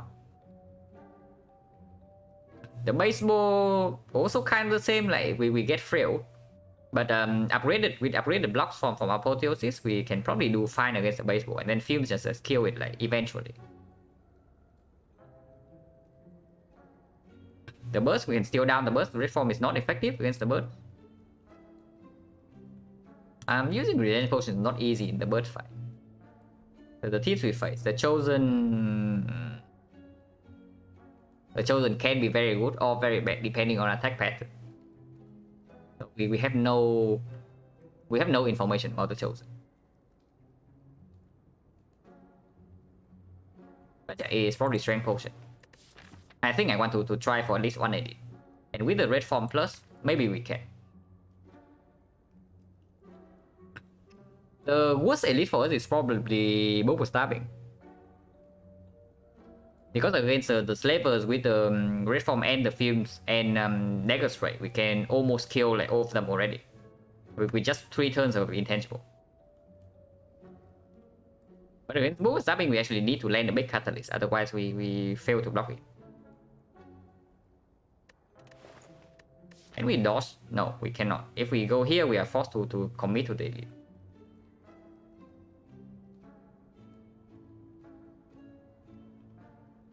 Betting on 3 more question marks. Because Bloody Arrow, like even Bloody Arrow, right? Bloody Arrow doesn't exactly win you the run. Bloody Arrow is just a relic that gives you the power to take a more aggressive fight to win the run. But right now we cannot even do that. The Bloody Arrow is not even a huge hit for us. It's not huge enough to actually completely ignore this elite and go for 3 question mark. Yeah, I think we buy a potion here and we run into this elite. Because again, buying a potion also prevents the cleric from showing up. And we want to do that. Which potion though? Speed pot or strength pot? Probably strength pot. If we say that book stabbing is our worst fight. And also strength pot can sometimes make the dagger spray strong enough to kill the gremlins.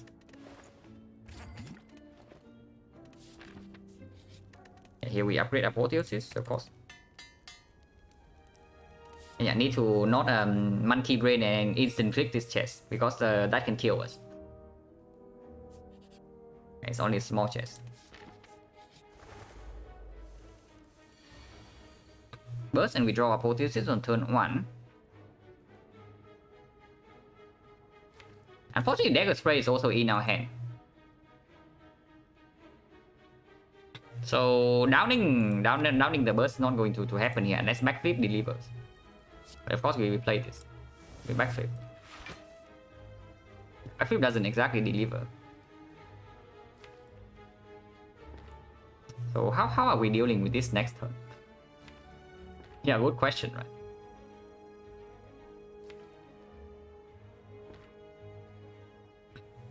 This looks like just dash here and keep immortal for next turn. It is what I'm seeing here.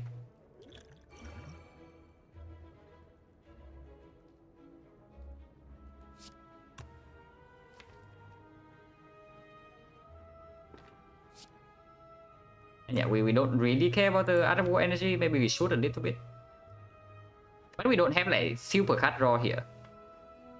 So the only card draw we have in the deck is actually Quick Slash. So even if we Quick Slash, we can still play Red Form. It's not like we even want to play Red Form in this fight.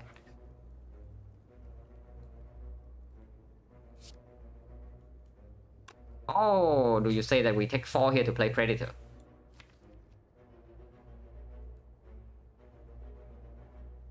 Probably not.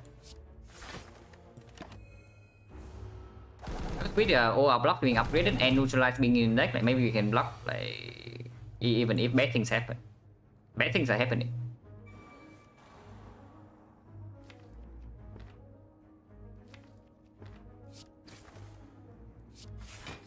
And yeah, we can still block it.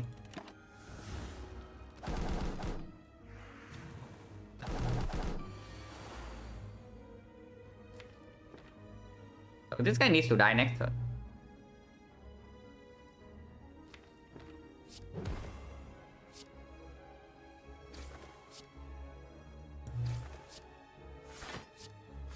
Already dead. Of course, using regen potion now is bad if this is apparition, but if this is apparition, we are already happy. We don't really care. We just want to have like high enough HP going into this fight.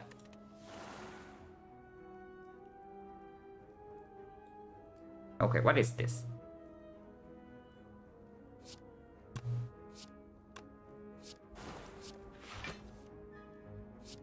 Okay, we only take 5 damage. It's not that bad. Unless you tell me this is a kill, but it's not.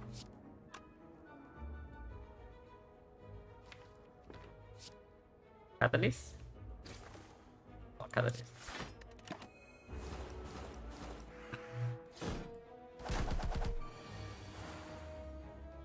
Yeah, here we want to set up the Immortal, but we do not want to mess up the Sundial.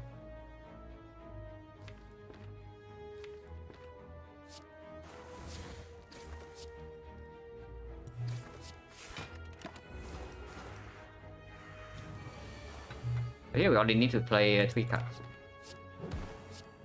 It is kill, so we need to defend first. Too bad here's another film. We don't care about that. Quick Slash first, not good enough. And Destruction, we have 4 energy, so this is a skip. So no potion into a cast skip, very promising. Unless you tell me that we want like, the second fuse, but I don't think so. Not even an event.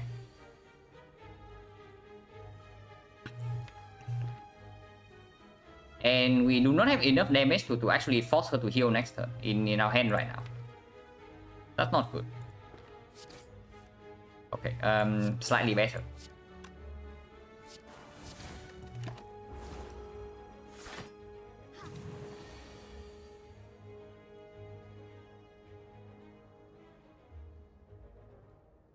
When would I want 2 films? Probably when I have more front load blocks than this. Like for example, I have some strike removes and maybe I have a second red form, or maybe I have a permanent weakness with leg sweep and a bunch of things. And then I just sit back in my block and let the films do the work. Yeah, this is this hardcore fight. And then not a garbage one.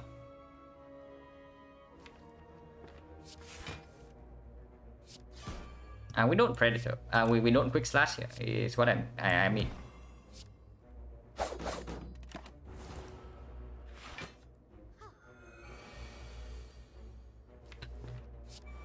Sundial is wasted. Maybe we can get Sundial back on track, but actually maybe not, because I played the films already. Maybe playing the films was not the best idea.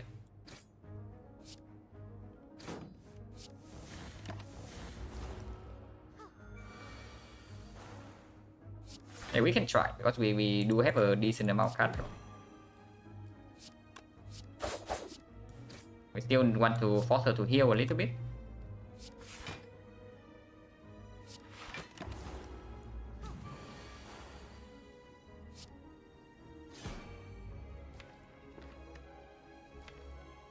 Maybe we don't care about Sundial, we just do Immortal to 9 then, because we can get Immortal to 9 right now. Let's just actually just do that. So no potion, and here's a leg sweep. We probably pick that. Fits our current game plan. And then it's definitely good against the check. Like with what we are trying to do here. And yeah, again, no potion. Slavers. At least we have apotheosis on turn 1. We unfortunately also drew red form. Okay, this is not good. This is definitely not good. This is exactly the card we do not want to draw. Because now we cannot even attack. If or so basically if we attack now, we have no red form in the deck. So what are we actually doing here? Oh my god, we might actually die here with this draw. Because we are even weakened on turn 1.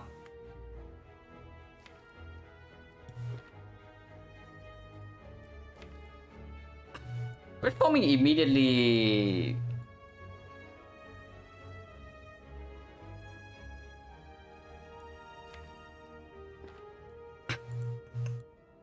How is red forming immediately? Holy crap, this is actually the worst possible card to draw.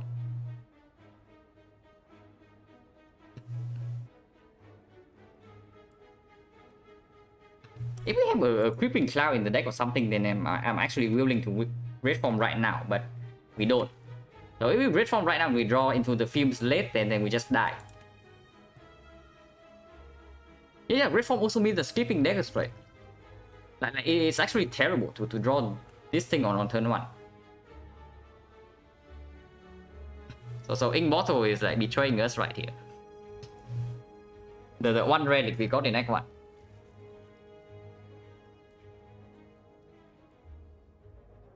And this guy's even doing the freaking weaken. If this guy's not weakening, then it's easy. Because if this guy is not weakening, right, we are facing 34, so yeah, I'm just like playing red for. But now we are only facing 29, okay, only. We go to 9 HP. Is pot plus attack a kill? No, it's not even close. I mean, it's like somewhat close, but it's not really a kill. Because it's only 22 and it's only like 18, so it's 40 damage.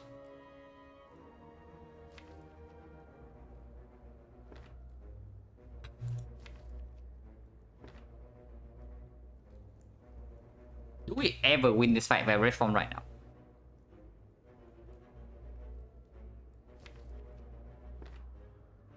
Because if I don't red form right now, we can actually win the fight. It's dangerous. We can die next turn, but we can also win the fight. Because I don't red form immediately. We deal 18 we deal like 16 AoE to all of them, and then we put this guy to 10, and we still hit this guy, by the way, because we cannot get like entangled. We cannot let ourselves get entangled. Gosh, we also drew like so many attacks this turn. And then if we are red forming right now, we are getting vulnerable. That's basically it. We can never kill this guy before he vulnerable us. So let's say he's nice and he vulnerable us next turn. We still need to block in against 1 turn of vulnerable and with -3 dexterity. That's not looking so hot.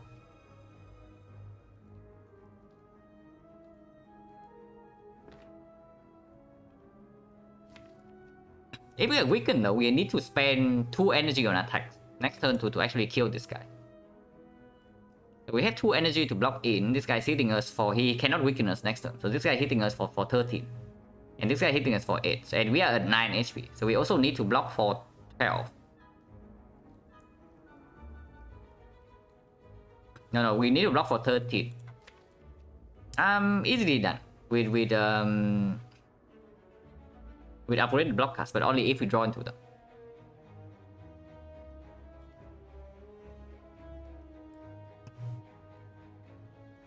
Let's say we reform right now. Next time we draw Predator, but no films, and we draw films in 2 turns. That is definitely not winning. That's definitely not winning because Dagger Spray is our only AoE in this deck. Holy crap, is this bad?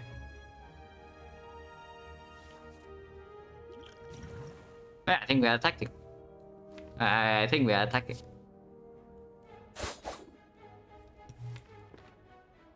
much are we blocking here? Strike deals 11 each. But next turn we're weakened and we want to kill this guy next turn.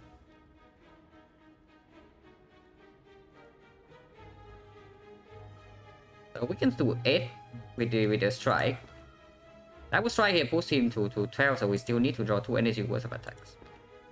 And dash deals 15, we can do 11, so we are 1-0.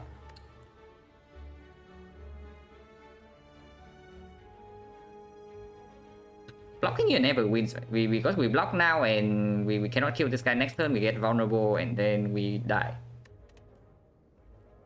So at least 1 strike goes here. We can never block twice. So what about this?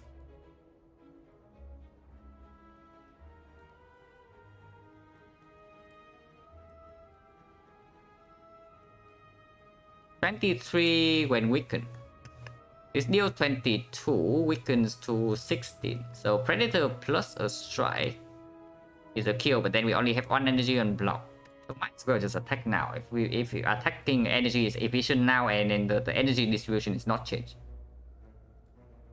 Of course, the only problem is that if we strike now, we have a chance to immediately die next turn. But yeah, it's not like we have anything better to do in this fight.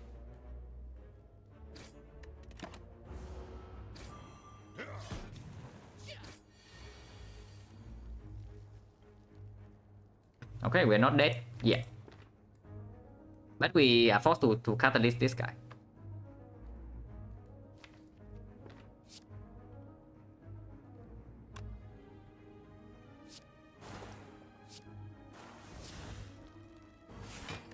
F3. Get out of war.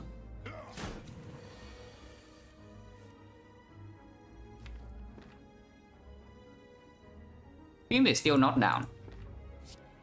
But our block density is quite good. I think we take another 3 here. We Predator because we want to play Predator.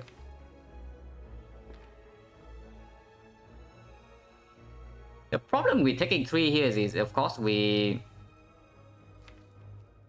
only have 3 HP. So even a red form that's not guaranteed that we actually win the fight from there. Actually wait, we can play all of these. So we can play 4 cards, but then Immortal draws another one. 27, 8, we actually kill this. Okay. So maybe that changes a lot of things. Because now we can just not neutralize this. Yeah, I actually don't want to draw a card right now.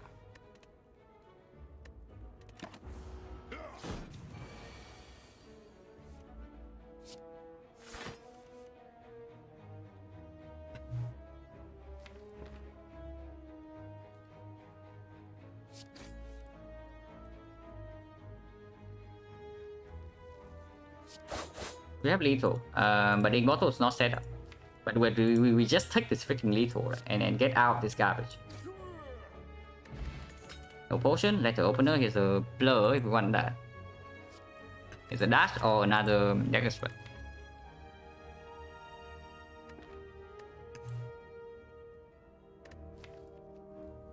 It's actually blur time, right? It is unironically blur time. And yeah, no potion.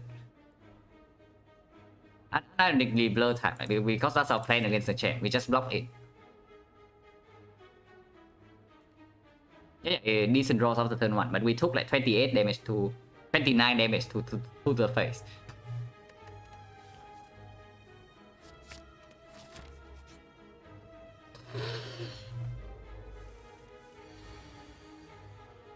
Usually a good event, but here we have 6 HP.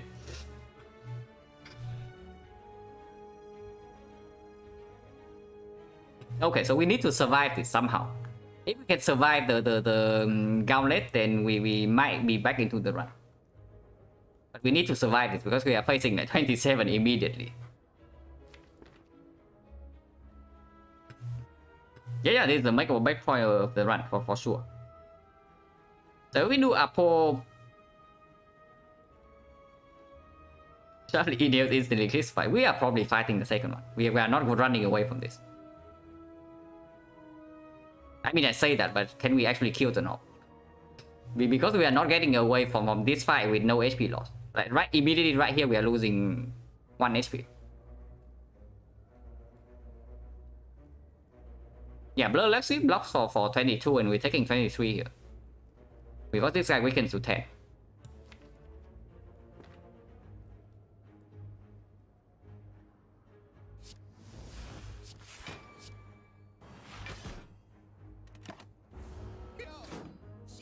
I mean, we still need to survive this fight. It's not like this fight is free.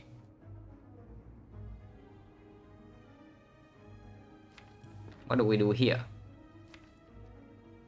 Because Deadly Poison is not in the deck anymore and Fumes is still not down. And yeah, it's the freaking Entangle. These guys are slightly outplaying us. I'm thinking we Red Form Predator and just take this damage. Because we need to get Fumes down next turn. And then we... With this Entangle, this guy is going to vulnerable us. And then afterwards, we cannot even block in against this guy.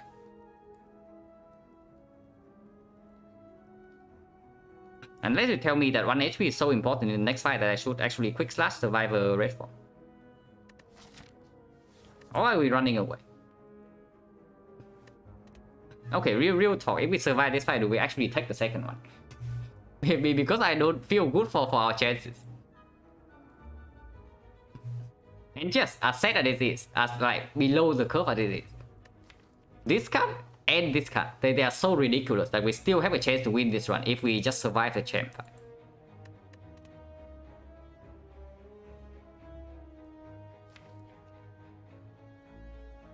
But yeah, has to be. I mean, red form has to be played here. The only question is whether we survive a quick slash or we predator.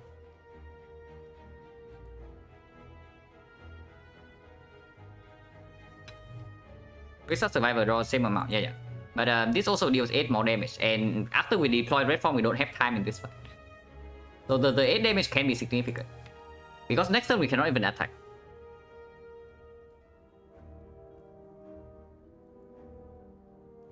Yeah, 1/30. But honestly, it's fine, because if quick slash right now it draws into like dagger spray or the fumes, we can play both of them. Draw into catalyst doesn't matter, because catalyst is not going to be useful right now. Turn 1 is so easy. Is it really easy? We are hit for 7 on turn 1. We still need to spend 1 energy to block in. And it's not like we have a bottle apotheosis or anything. We have just been drawing apotheosis on turn 1. So if we bottom deck red form in that fight, we die on turn 2. Or on turn 3. Because we can never kill the knob in 3 turns.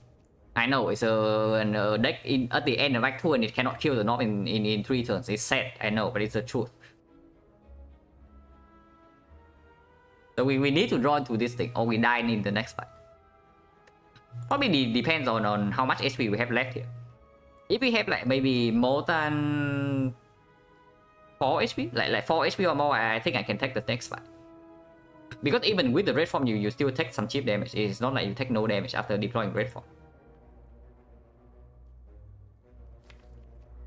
It's probably quick slash first. And we don't want to be entangled. Can we be entangled again? We cannot, right? This guy only throws the net once. So we should probably be hitting this guy, because this guy is vulnerable, he is weakening us.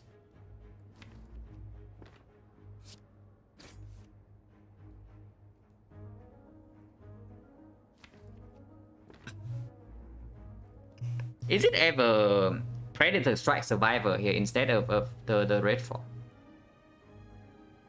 Or maybe it's even like Predator Strike. No, Predator Defense Survivor. Leave this guy to 13, but next turn we have 5 AoE damage with the backflip.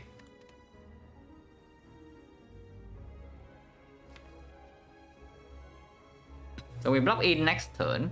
We might be vulnerable, but this guy is not that strong. Like being vulnerable, this guy only hits us for up to 19, and we have a backflip and all upgraded blocks in our deck. And also we can redraw into red form.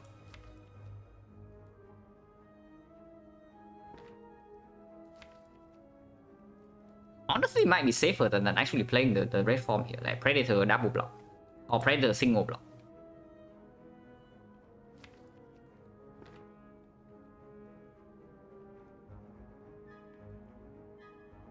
Don't think those odds working out to work out to be blocking out next turn.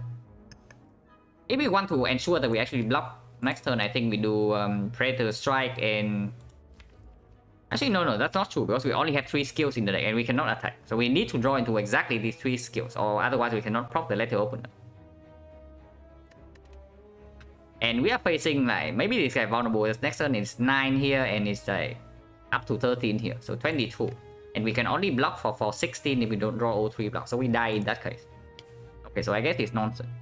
I guess not using red form is nonsense. But what about striking after the red form?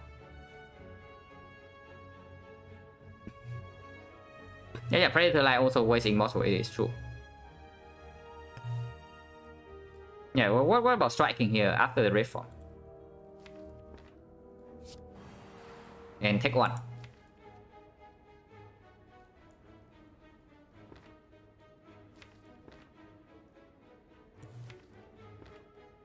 Honestly, I'm probably down to take 1 here.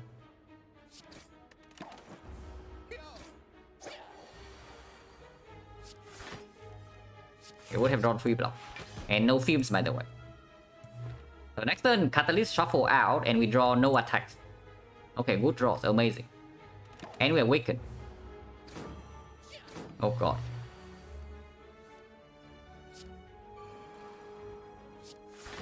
This guy is still not dead, by the way, and we are vulnerable. We might just die here. Okay, so we need to weaken this guy next turn and kill this guy next turn and block in against this guy with whatever energy we have left. Catalyst can be used to advance Immortal if we want to. But I don't think so, right? Because next turn most likely we are playing like 4 cards or 3 cards. 3 or 4. But so we don't want to Immortal to draw on 6. So we end turn here.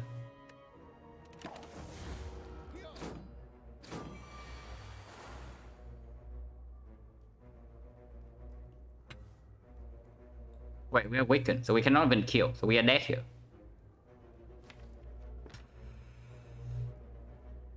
Oh my god, we're actually dead. We were actually dead here. We cannot do anything. Yeah, we are 1 damage off from killing this guy. Actually, wait. We are not dead. We are not dead. Letter Opener. Yeah. Letter Opener save us, right? Because we have 13 damage in hand with 5 damage here. Okay. We are actually alive for now. Oh no, we are not alive. We are not alive because we have -3 dexterity. So double defense doesn't block it against this. But yeah, it's not like blocking in. So not blocking in the red form turn doesn't change anything, because if not, we also don't have lethal here. If we die exactly, like it's actually a shame. If we die exactly here. If we draw into dash or leg sweep, like maybe we have a chance to live here. But here we die. We can actually kill this when we are dead. So let's see if we can actually win this fight or not. But yeah, we are at 55 and 19 and Strict is back to 0. It's a shame, but if we get rigged, like maybe taking the elite was just bad. Maybe taking the slavers was just bad. But we did survive the slavers, right? And this can also be like, yeah, apparition, or bloody idol, or bites, or anything. Instead, it's an event that actually kills us. Wait. 119, okay. It's 19. yeah, on 119, 198 losses could be bad.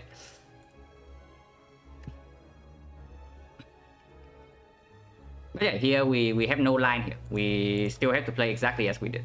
So Apotheosis, blow, leg sweep, maybe defend leg sweep, doesn't matter. But we still need to play these 3 cards.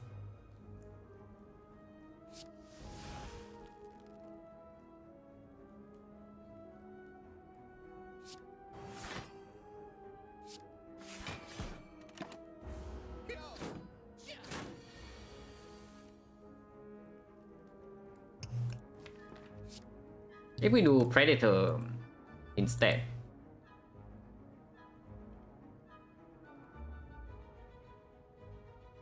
So what if we go for the aggressive line?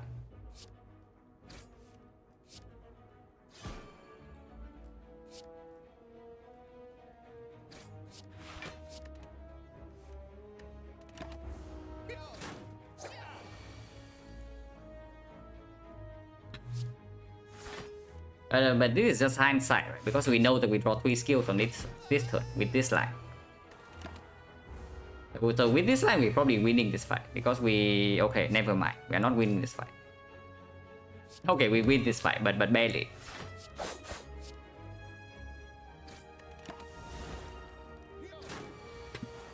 We with the line that believes that we draw into 3 skills.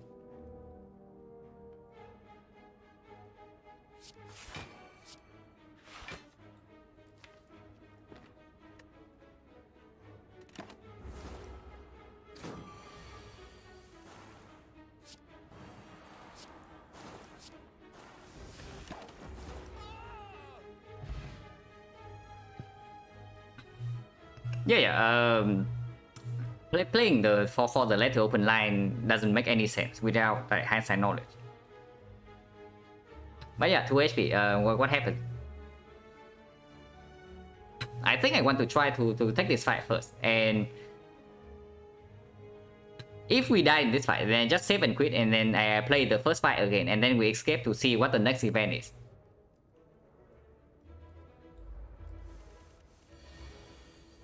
Okay, we actually draw like, Apotheosis on turn 1 yet again. Apparently, this card is mortal.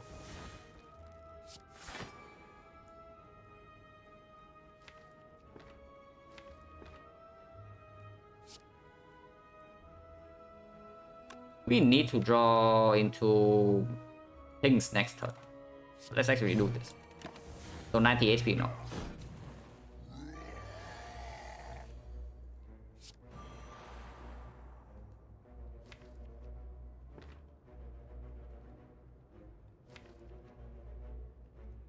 Let's use energy next turn instead.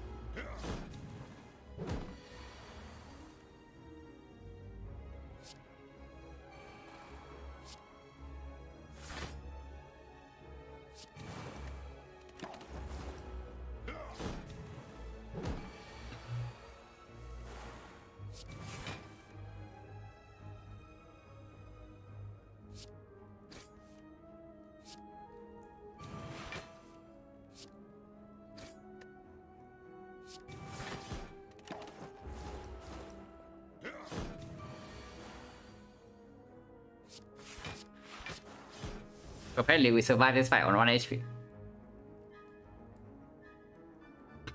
Yeah, this fight is easier than the last one. At least it doesn't deal like immediate front load damage. Yeah, we kill Nob in 6 turns. And what's up, Fantasy? We just die in a very garbage run. This run we are dead already. So we are like replaying this Colosseum event to see what the rewards would have been.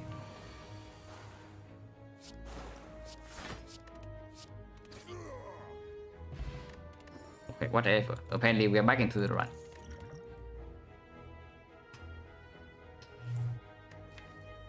Yeah, apparently we are back into the run with these rewards. And like I just know this operation. The spire is going to go like it spits in my face like fully. Because it shows me that I'm actually like so close to actually winning the run, but I just lose. Yeah, I cannot pick any of these, and maybe prepares it. Okay, probably not. Oh, it's not. It's not. It's actually a chest, so we skip this. And yeah, so now I actually want to see the boss rewards. And yeah, with Apotheosis, upgrading makes no sense. We just press, even with the lizard tail. And yeah, we even have freaking question card for the rare card in the boss reward, and apparently both apotheosis is bossful.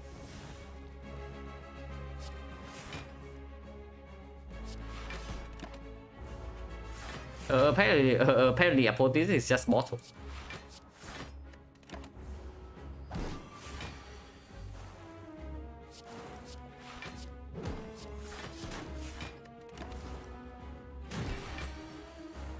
And yeah, we already know that this fight is like not really a problem. At least I think it's not a problem.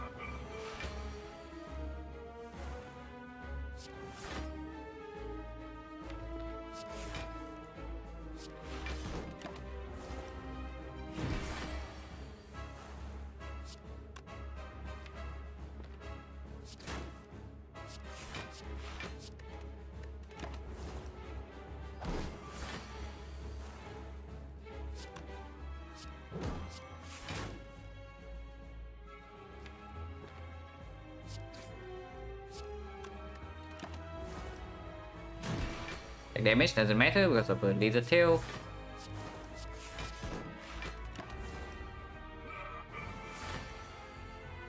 Yeah, it is the champ, but yeah, we have already lost this one. If you just came in like XecnaR, we are like replaying the fight with the hindsight knowledge, the Colosseum fight.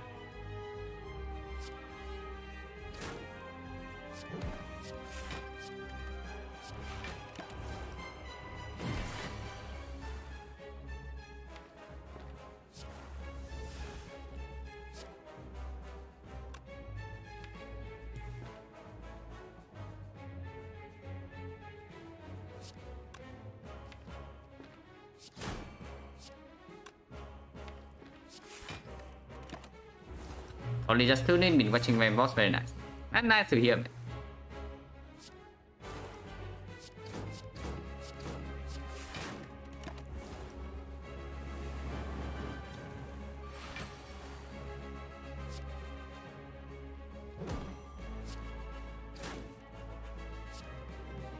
Yeah, we are propping laser tail here apparently. Actually no, we are not.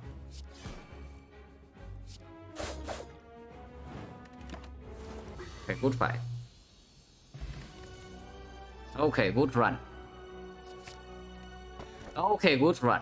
Okay, apparently we survived Colosseum and we just win this run. But yeah, not interested in playing out XP. But yeah, that's what I was saying, mate. That's what I was saying, mate. With like these cards are actually so strong that we are actually like a few things away from straight up winning the run, even though our whole deck is complete garbage. But yeah, we just happened to miss one fight. We survived one more fight and we would win this run. Unfortunate, but it happened. But yeah, not interested in playing this out. That's actually a shame. Like winning this would have been pretty sick.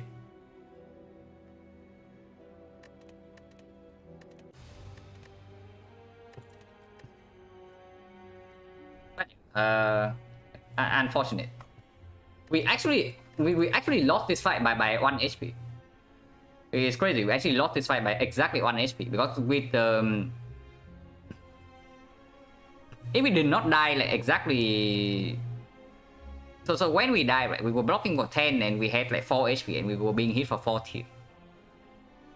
If we survive that hit, we actually kill the Blue Saber the turn after because we are not weakened. And we draw 7 cards with the Predator.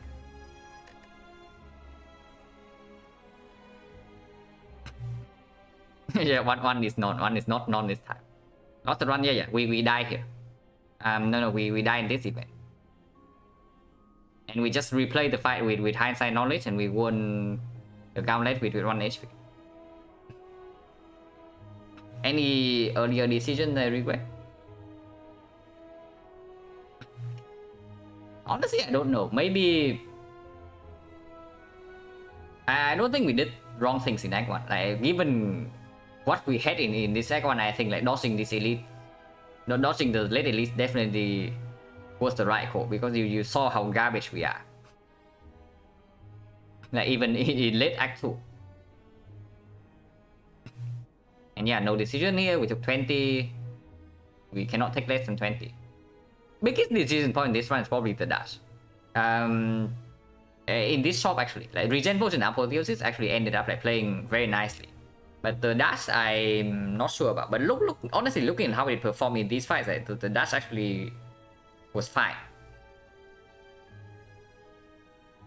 And the opportunity cost is like the well-lit plan. Right here.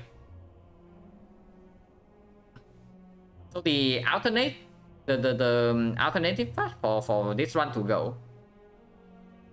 Yeah, besides like bottling apotheosis, we just draw like super badly in both this fight and this fight. Basically, and then also like Act 1 we drew like complete garbage. You see here, 27 damage with deadly poison plus catalyst.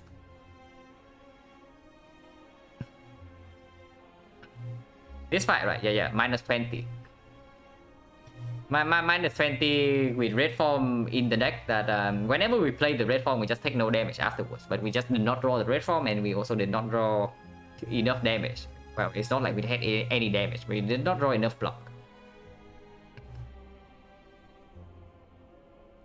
So, but honestly, if you don't buy the dash here, and you buy the dash, and you buy the well-lit plan in this shop instead of the strength potion, then you would not have taken this elite. And you go for a path with another upgrade and only one easy whole way fight into 3 question marks instead. And we know what the 3 question marks are. So this fight would have gone the same. Colosseum we can probably power through with our HP. We do not lose like this thing here. But we have letter opener is also hard to say because you saw how we actually need the letter opener to kill before the red form ran out. Let's just do never stream at this time, yeah. Maybe. Apparently playing runs after midnight is just like super cursed. And yeah, also we get like a question mark chest with curse key. Amazing. And this was like Darkstone period.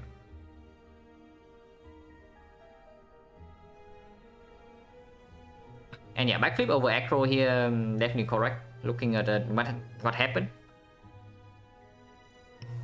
And yeah, also 50 gold over Ritual Dagger. Yeah, we winning. It's not like we lose every run we play in around this hour. We just get like we just get like super cursed hits. Taking period would have allowed us to take some curse, potentially maybe, but it's never correct to not key this hit.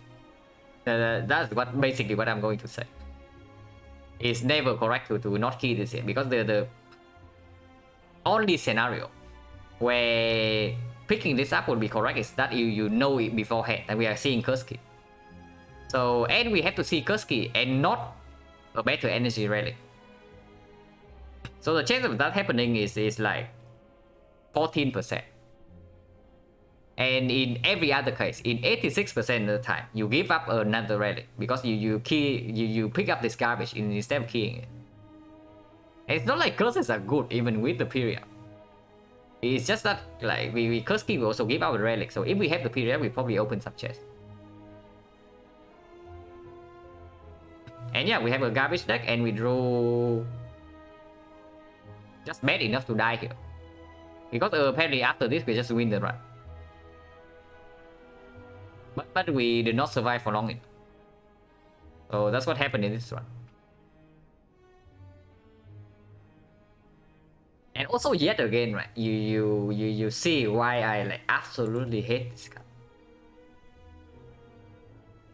This card is like, well, honestly one of the worst damage commons for Silent. Unfortunately, we still have to pick it up sometimes and spend an upgrade on it. Otherwise, we just die here. But you see how this card performed in Act 2. Like, yeah, it did nothing. It's extremely slow. And thank you very much, Dirtgraph, for the sub. The consolation sub, like, very much appreciated. Yeah, one more game. I'm also feeling like playing another run after this garbage. Because I did not feel like I even played badly in this run. We just got complete garbage from the start of Act 1 to like the end of Act 2. And we were like one fight away from actually converting this into a win. So not super unhappy with my play in this run at least.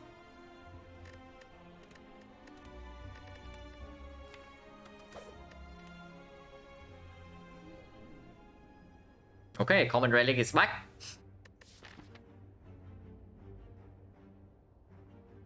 She's shifted out all best by energy. That's not how it works. It's really not. Yes, Guardian and look at this beautiful war. We can technically dodge an early elite by going here. But going here also means that we are forced into an early shot.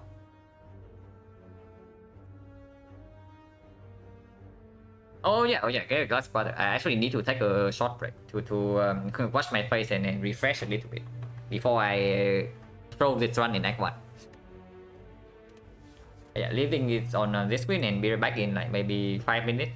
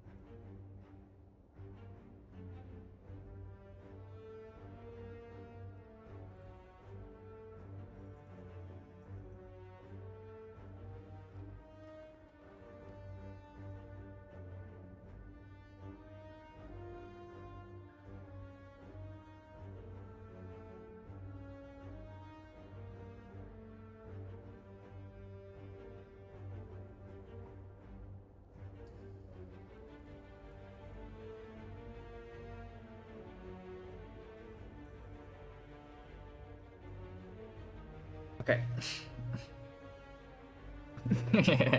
Not getting killed and throwing the next one is cheating. Yeah, definitely. Over under for John Gum damage at 18. Now it's not hexagon, so I'm definitely less inclined to take 15 damage here. But the path we want to... So there's only one path with 3 elites in this deck, which is another floor 6 elite. before any fire into a floor 8 elite, into 2 fires into another elite, or the late burning elite. But this is very dangerous.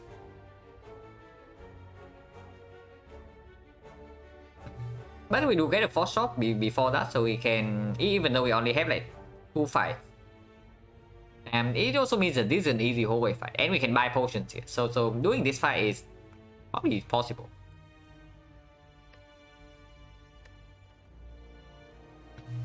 The bad thing about this part is that it doesn't get an upgrade until like here. So red card value goes down by quite a lot. Because yeah, the one of the biggest hits, the glass knife is not that strong. We cannot upgrade it. On the other hand, it's just a common relic. And if we only take 2 elites in the act, then honestly, I don't even know. If we take 2 elites in this, then is the common relic or is the glass knife stronger? No, not the glass knife, the red card. The red card can be red form and suddenly you are somewhat okay. Yeah, Omari into Serpent, also possible. Honestly, these 2 options are like very comparable in that they both give us something to kill an early elite, and the value later on in the run is also roughly the same.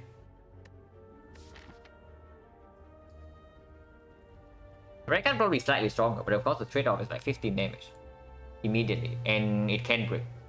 The common relic, even if it completely bricks, it still benefits us in some way. If this bricks, we are just adding a freaking curse or nothing throughout that.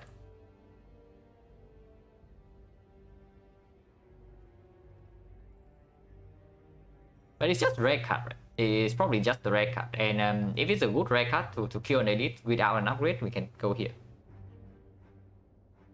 I stream twice a day, only for today, because I could not sleep. I slept for like 2 hours. I just suddenly woke up and cannot go back to sleep again.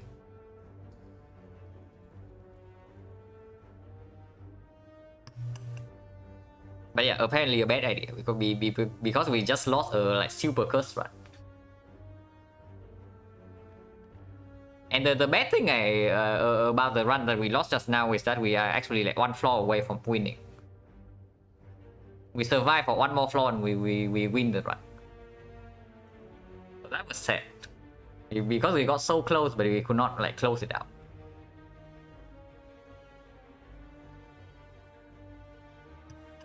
But yeah, I think it's red card, and elite dodging path has no elite. It has 1 elite at the end. Otherwise, we always have to take an early elite here. But yeah, red card is just stronger than. And yeah, it's PK. It's definitely PK over garbage. Bullet time is not that garbage. Right? Bullet time is honestly okay if you have an upgrade for it, because then we can actually pick cards that work well with this. But PK is a reasonable hit. Not the best card into Guardian though, but it's fine. Yeah, PK is reasonable, but it's not strong enough for us to actually take this part. So this part's out of the question. It means that we are probably going here or here and take this elite. So most of the path in this deck is like fire into elite, into these 2 fires into another elite. Simmering Fury Miners, yeah, kind of. Also doesn't give you 2 energy if you exit calm. So it's like -2 card rolls and -2 energy.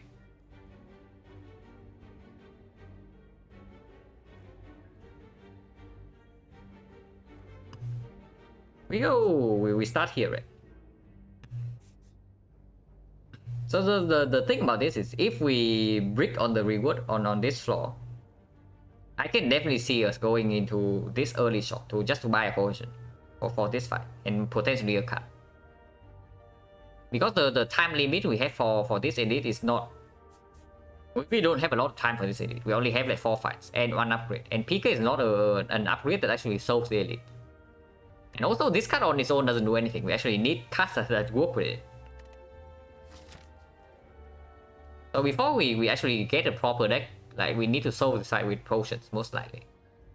So depending on what happens here, I'm definitely willing to go this way, like the shop, to this fight.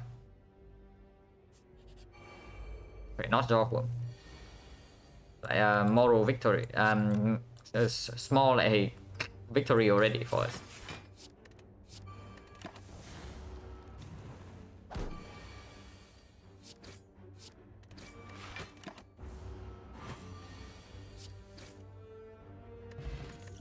The export is okay. It's not that good, and yeah, no attacks.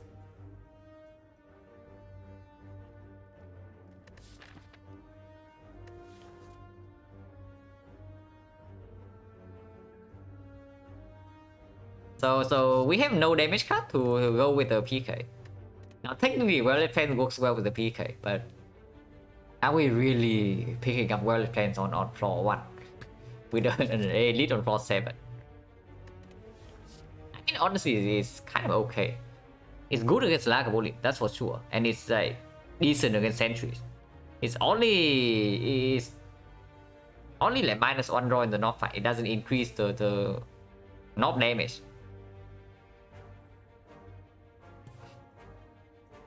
Yeah, honestly, it's not that bad. Backflip for Guardian. If we pick for Guardian, Guardian Plan is honestly better than Backflip. And Backflip is just better against the knock. Against Lagavulin, against Sentries is okay. Backflip versus Guardian Plan is probably like equal in Sentries. It's worse against the knock, and it's probably also worse against Laga. So before I pick Backflip, I probably just pick the Guardian Plans here. So this is just like Guardian Plan or skip. Now, unfortunately, the rare card actually works well with the Violet Plan, so we actually have reasons to pick this up here, even though it's not going to perform at all in the hallway fight. How many advanced hallway are we facing this side?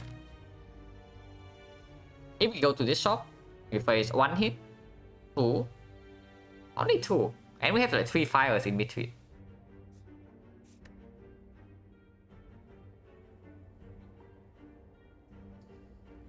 Honestly, I'm actually down to pick up Violet Plans here. And we go this way.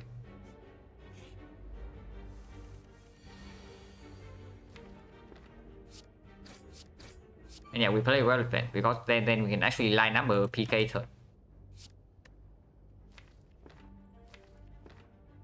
Not interested in holding Survivor for full block next turn, I just want to hold a strike.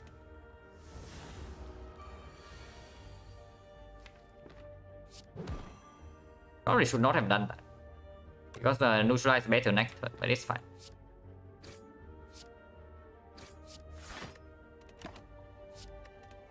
You know that we draw double defense and PK, so... Okay, PK is coming in hot. The 3 strikes are lethal next turn, and then we always get that. So the Violet Plan is already like, delivering a little bit in this fight. Okay, with this draw, maybe you don't need the Violet Plans, but... It just gave us the confidence to go for that play. 2 potions. Unfortunately, they are all like defend, but they're both defensive potions. And here there's Dagger Spray or there's nothing, so we pick up the freaking Dagger Spray. And yeah, unfortunately, we have 2 potions, so what are we even doing in the shop? We cannot buy a potion here. I guess we can remove a defense. And maybe buy an uncommon card. Now these potions definitely do not help against the freaking knob here, I can tell you that. Which potion can do something, but yeah, we will still go to the shop because taking 3 more hallway fights with a deck that's already bad against advanced hallways because we have like PK and Violet Plan. Both are not good against advanced hallways. And we only have 2 potions, so we are throwing away potions here like I don't know what. But we are just throwing away potions if we go this way and we lose HP. Buy card.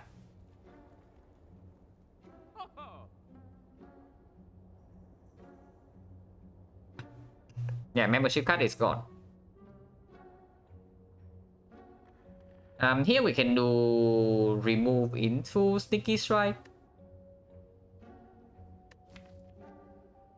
Now Sneaky Strike can definitely line up with Violet Plans in play, and it's also another attack that works better with the card remove for sure, because it lines up with Survivor easier. It works better with the Violet Plans. And it's a fairly big like damage sink. We sink 2 energy into an attack for a PK turn. Yeah, sometimes keep Survivor and Sinky exactly right. It lines up easier with the Violet Plans in play. And other than that, there's nothing here. Unless you tell me that we want to toss away a potion for a Fear Potion. But I don't think so. Before I waste money on this Fear Potion, I would rather just add a card instead. And yeah, here we remove a defense. We still remove a defense, even though it is a Guardian Knight. Just because we have PK in the deck and we have like Violet Plans to take care of the block density. And yeah, Sneaky Strike.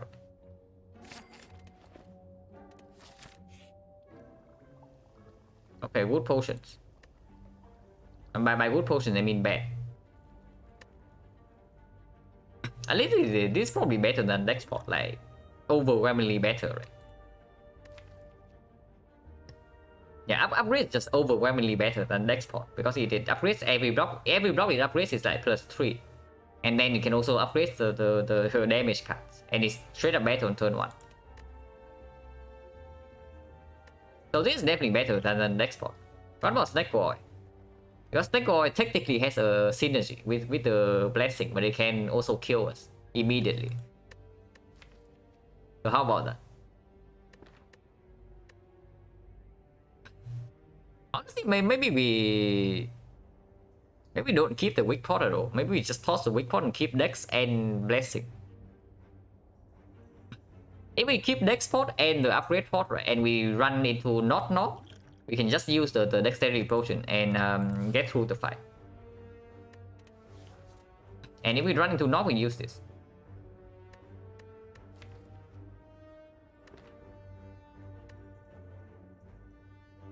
Because the value of the weak pot and the dex pot is like roughly equal in the Lagavulin fight. Potentially dex pot is even better because we have to neutralize. We can land neutralize on 1 or 2 attack turns like usually with the Violet Plans. Yeah, it's actually tossing weak pot for the blessing and keep the dex pot. Right? Yeah, I'm not interested in Snake Boy. It's a Jawworm. Okay, good thing we're not being like outplayed here. That hard. Unfortunately, PK doesn't really do much.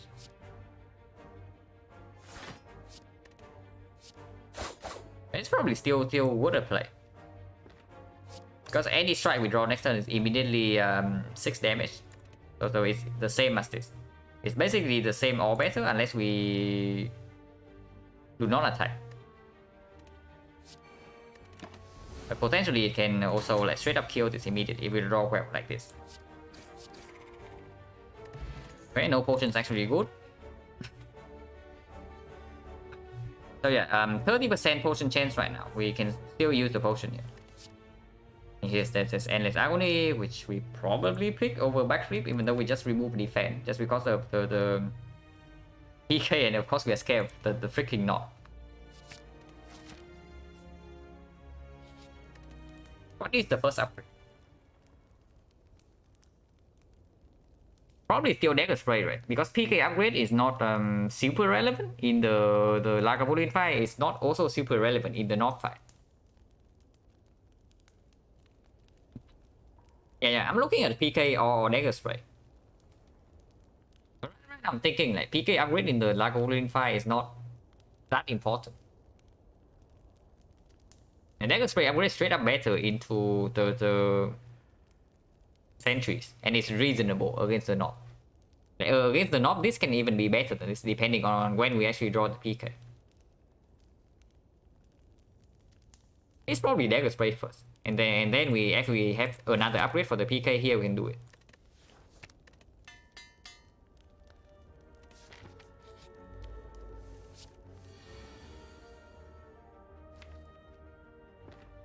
Yeah, fair, right? We have Violet Plains on turn 1 and we have PK, so we can hold one of the attacks.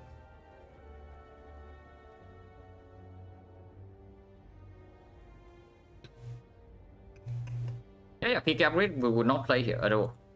But Dagger 3 upgrade we always play. Unless you tell me that we want to hold the PK in our hand with Violet Plains to make sure that we have a kill on turn 3. That one I can also see. Do we ever upgrade potion here? I'm also thinking about it. Because the thing with upgrade potion here is that we can actually play... We can hold both the PK and the neutralize. And then next turn we play neutralize and we have guaranteed weaken into turn 3. Oh, 2 agonies? No. We are not holding 2 agonies. We are holding neutralize and something else. Can be PK, can be an agony.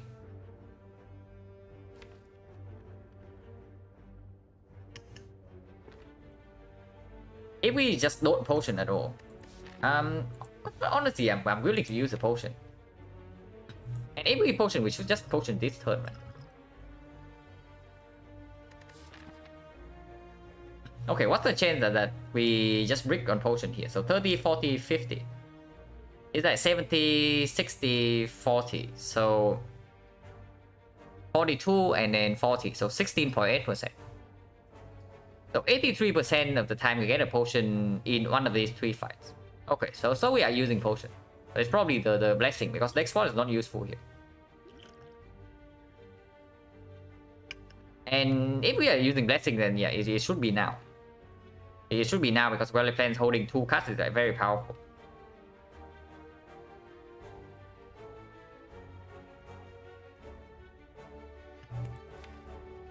Yeah, Violet Plains holding 2 cards also means that we can actually hold like Survivor Sneaky Strike if needed.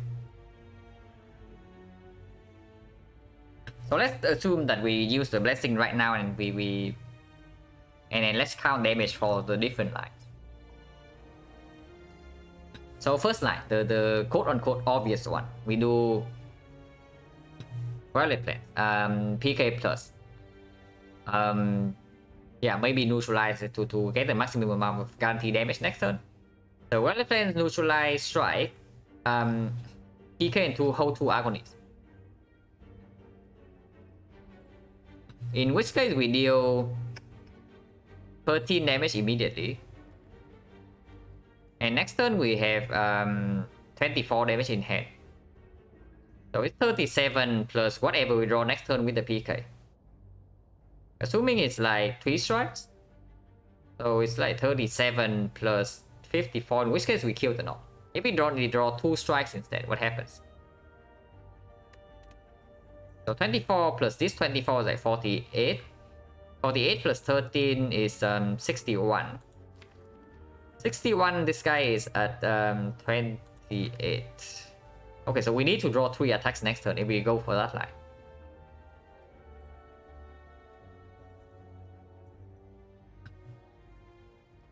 Otherwise, we also need to line up Survivor with Sneaky Strike somehow, or we never kill on turn 3. Then we take the big hit. On average though, we do draw 3 attacks next turn. And anytime we draw Sneaky, we can stun, like, we can sink 2 energy into this. So Sneaky only needs to pair with like, 1 more attack.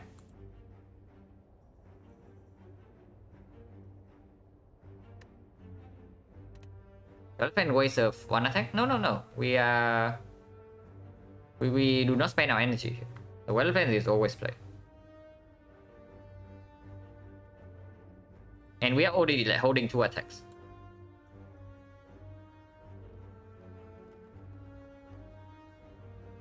Yeah, we are actually floating energy here.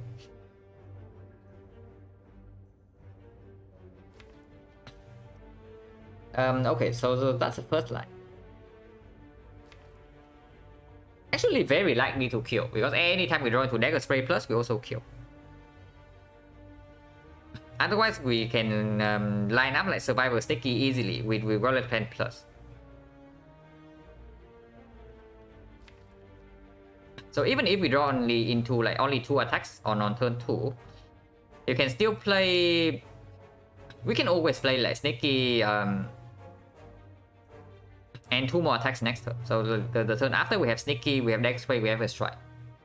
And then potentially another strike if we only draw into 2 attacks. In which case you actually have more than enough damage to kill this on turn 3.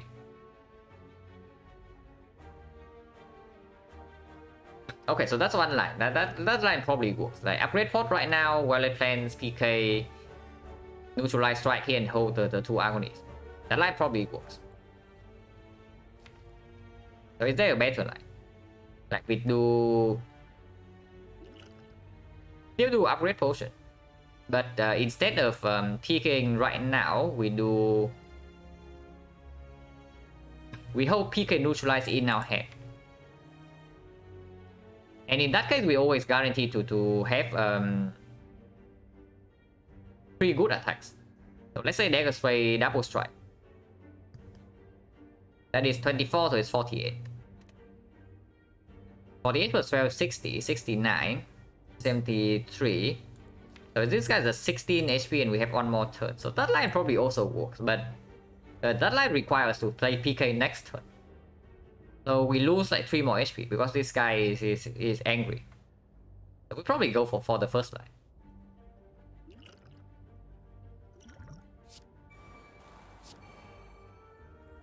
Unless you tell me that we want to hold neutralize in hand in case it goes terribly wrong and we have Waken on turn 3. But that also wastes 4 damage. I don't think so.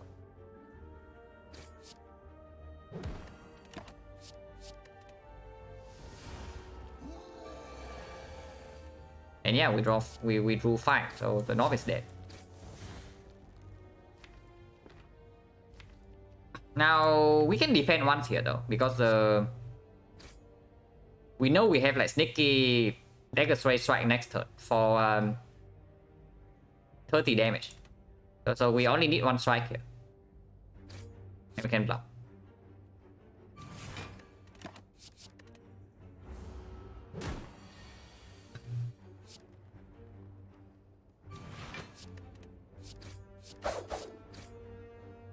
Okay, good North fight. Storm of Steel, yeah. Good try.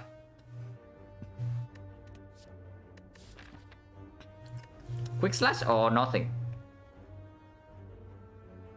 Probably not interested in Quick Slash because if we pick up another common attack, it's probably going to be Dagger Throw to go with this. Of course, picking up Quick Slash also makes the Weststone that we are picking up right now like a little bit better, but probably not good enough reason. Because it is not even a good card into Guardian. So this is probably a skip here unless you tell me that we pick up Escape Plan, because it's a good card against Guardian. So this card is good against Guardian and it's good against like whatever fight is here because it is not knocked. So honestly, we can pick up Escape Plan here. It's fine. It's going to perform. Sometimes. Not always. Yeah, Escape Plan is definitely positive right now. It's like probably not super positive in Act 2 just because of Chosen and Stack Core. But for now, it's definitely good. It is fine. It's fine. I think we picked it up. Just because we did remove a defense for the Guardian. Before the Guardian, and Escape Plan doesn't hurt our PK turn. Okay, neutralize upgrade. Yes, it's fine. And yeah, always take this fight to refill potion, and we want to go here or here. So we always need to pass through here.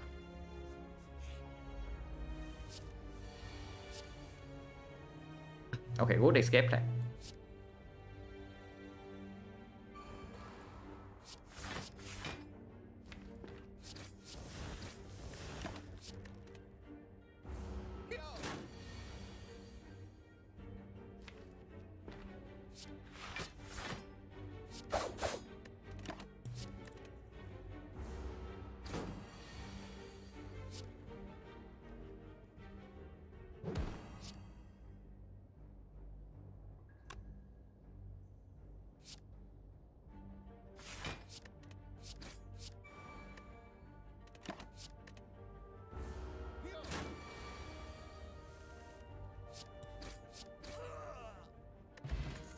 No potion.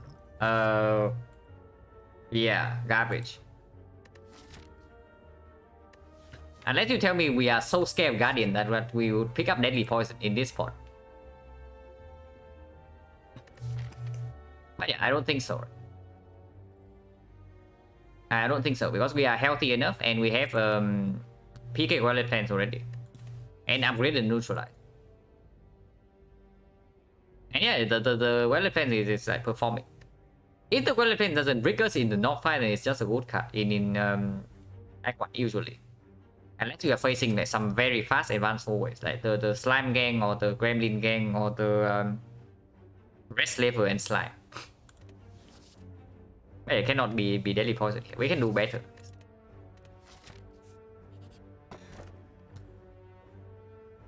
Okay, we meet our old friend yet again. I have seen, honestly, I've seen this relic in the Act 1 chest like 4 times in recent runs already. But yet we are here again. We see it yet again in the Act 1 chest. Amazing. And yeah, again we key it. But this complete garbage is actually like annoying me.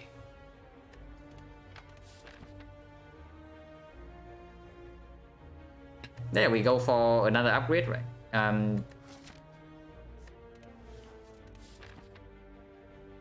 It's not well planned upgrade yet. It's probably PK, Sneaky, or Endless Agony. Endless Agony doesn't make a lot of sense going into Guardian. It might be Sneaky because the proccing Sneaky is easier with the well plans for sure. And if we can always proc the Sneaky, then we don't actually need that much energy for the PK.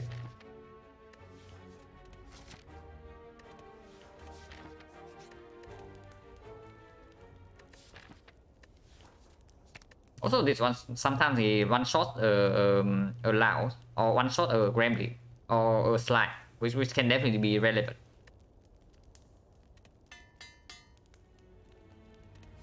Now, if this fight doesn't drop us a very good potion, then we are never going here.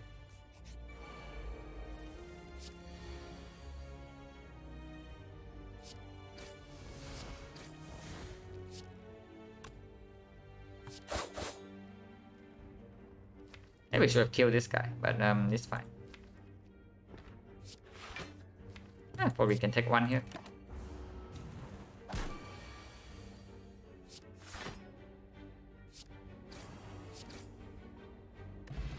Okay, no potion. And here's the dagger throw that we wanted. And now that Sticky Strike is upgraded, we picked that.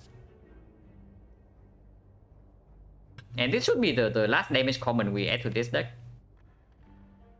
Of course, except that we, unless we see something like very good, like a backstab, then maybe we pick that. But yeah, we never go here because we don't even have any potion. Go here and now we can upgrade PK because we have card draw now with the dagger throw.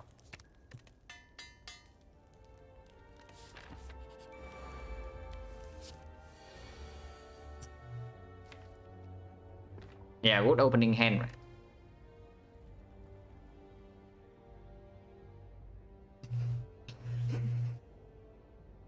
Okay, I understand.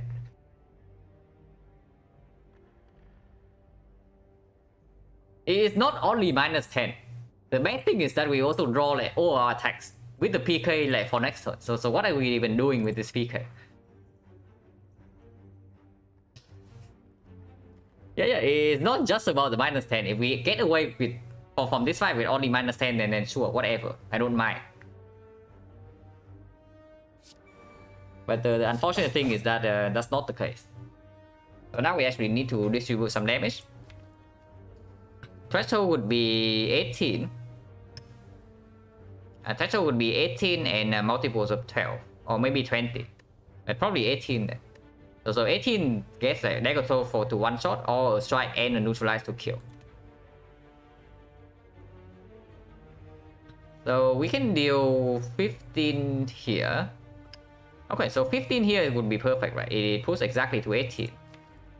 That means a single strike doesn't kill though. So what if we just put this to like 12 and potentially waste 6 damage? That's probably fine.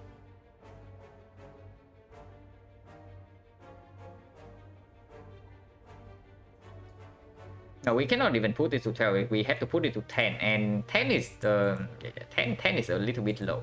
It's not even 8. If we can put this to 8, then maybe it's also a threshold with the neutralize plus, but it's not. It's probably just 18 here, and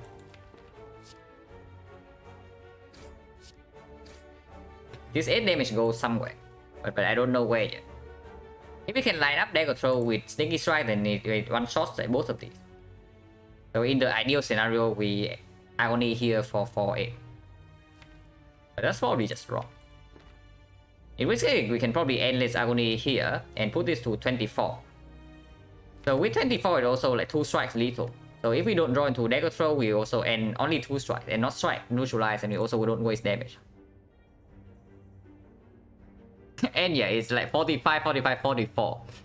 Like good catch, good catch. I missed that. But we almost roll like the absolute highest HP for these sentries. Just one off.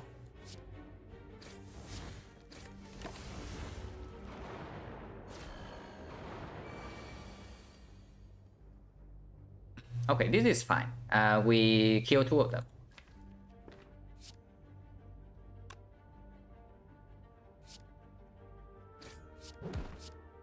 Defense not in play, but it's fine because we have block next turn.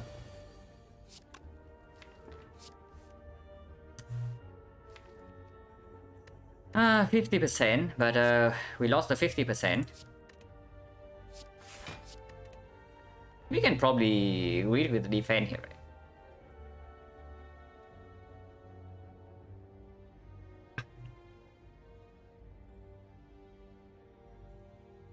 Yeah, drawing on PK, drawing into PK on turn 1 is fine.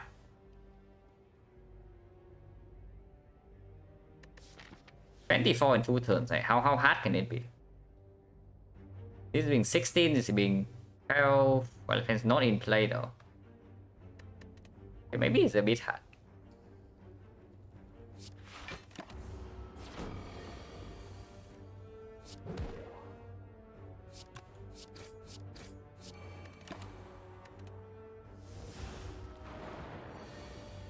Yeah, it was definitely hard.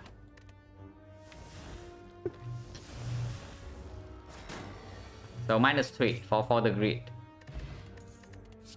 Okay, forget about the relic for a second, because we are picking that up. But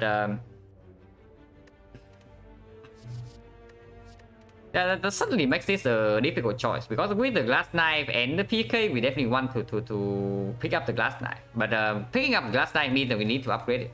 I mean, we pick this up first, and then we do whatever we want. Yeah, PK glass knife is also what I'm thinking. But you also see the problem with this glass knife? It demands an upgrade. So what happened? We go into the Guardian fight with 19 HP, and a deck that is extremely attack heavy. And now we get like 2 random cards from the Endless Agony, which might not be blocked. We already know that random silent cards usually tend to not be blocked.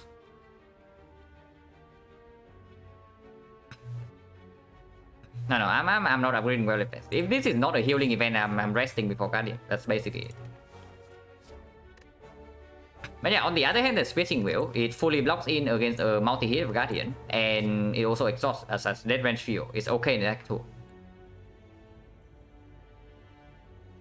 Yeah, do we take Wheel for Guardian defense? And exactly, I'm thinking like we just pick up this Switching Wheel, because we don't need that much damage for the Guardian. We already have the PK plus with the Guardian plan, so it also lines up. And we have Thorn's Potion. But yeah, we are probably not picking this up here because our HP is not high enough to give this an upgrade. Yeah, we will also give us Malaise with the branch. But that is certainly not a healing event. And Escape Lane has not blocked for a single time so far. 1, 2, 3, 4, 5, 6, 7. So 7 out of 19 is not even that bad. But it has not blocked a single time so far.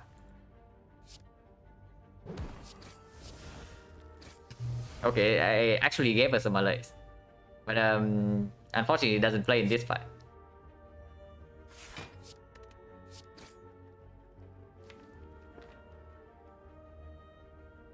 This splits, so we have to do this.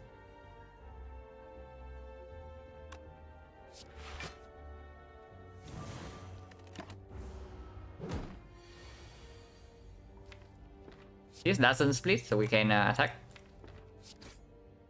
Well, can be kept around. We get a random card from this, so we don't need to generate right now because we don't even want to split.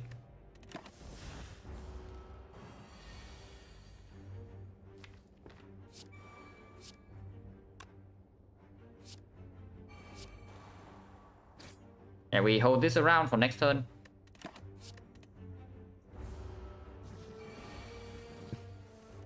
Offer as many escape plans as I want on floor 1. How many would I take? Maybe 2. But probably the real answer is 0. Because of the knot.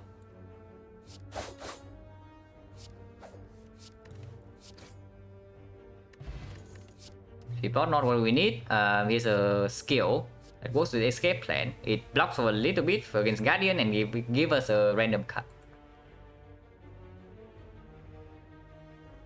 So yeah, explore Dagger, right? And then we just rest here.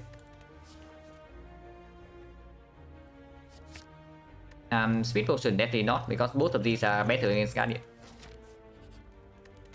We might not prop Guardian on turn 2, by the way, just say. But there's nothing we can do about that.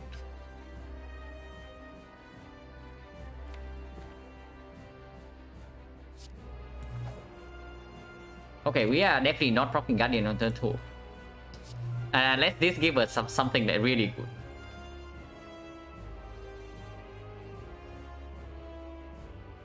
In which case we should just strike Violet Plan and keep this around. If we are never splitting, because we need like 19 damage. And yeah, again we draw like every single attack on turn 1, so we do not even have enough damage in the deck for turn 2. But it's fine. With the next spot we can block in if we draw into weakness. And Violet wants to be played before the dead range like get his deck out of control.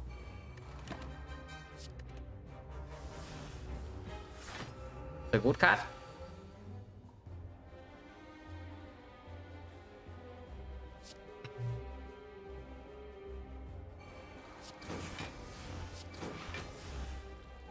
Sucker Punch. So we just take one-time damage here and then we are fine, right?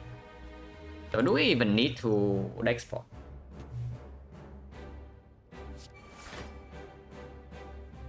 Now this blocks for more than defense for sure, so we always Sucker Punch here before we defend.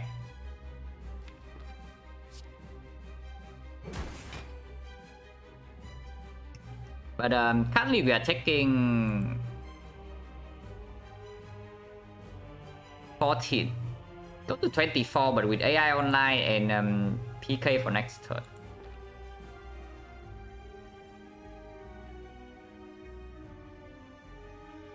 Honestly, I think I would like to use Taunt Potion before I use Dex Spot. I think Dex Spot is stronger in Act 2. Just because it helps us block through the garbage trails. Taunt Potion is only good against the birds, but against the birds we already have like almost no problem with the Endless Agony and with the Dagger Spray.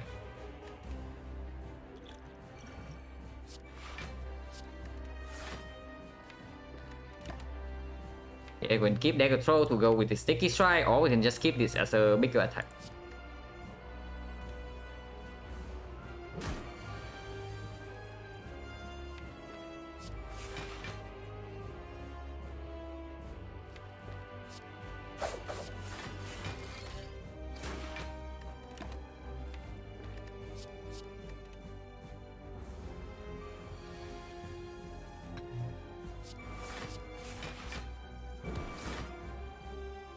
Yeah, well, for next turn, if needed, or 2 turns from now, we take another 3.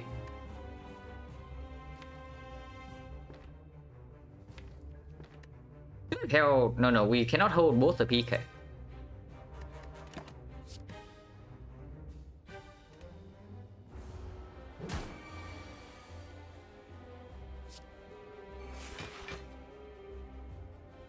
Not holding shift for the branch, we can shift right now.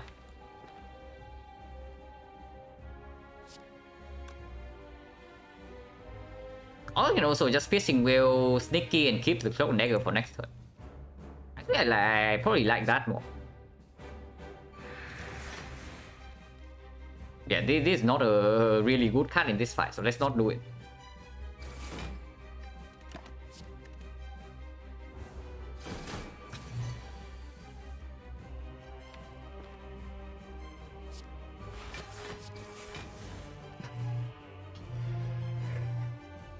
So are we going in or what?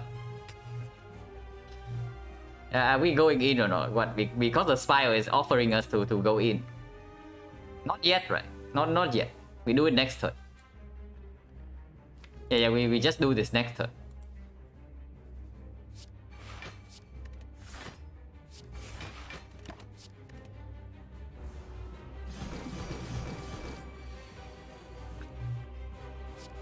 Or we just keep it in our hand. For next turn.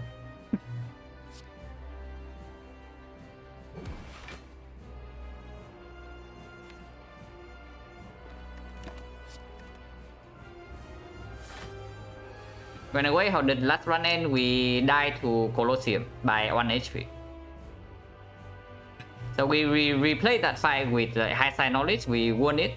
We dropped a lizard tail.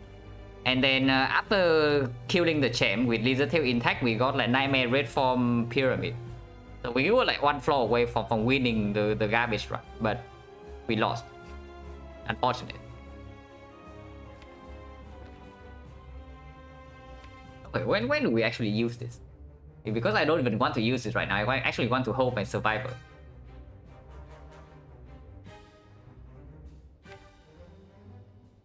Is it even good here? It's probably fine, right? We do neutralize first then.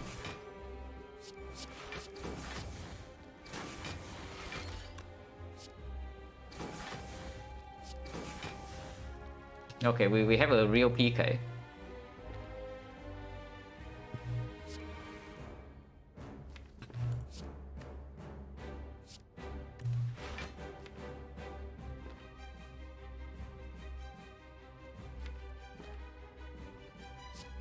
He cannot play the PK here, doesn't make sense. And we hold the defense. Actually, maybe we hold the Cloak and Dagger and we just defend with Cloak and Dagger and hold the shift instead. That's probably fine.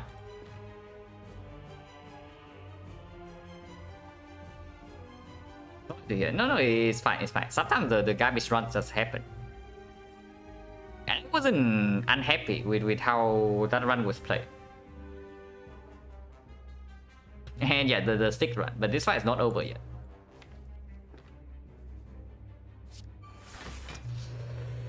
Okay, I was scared of the 1 out of 6, but it happened. So now we actually need to quick slash to shuffle out this garbage.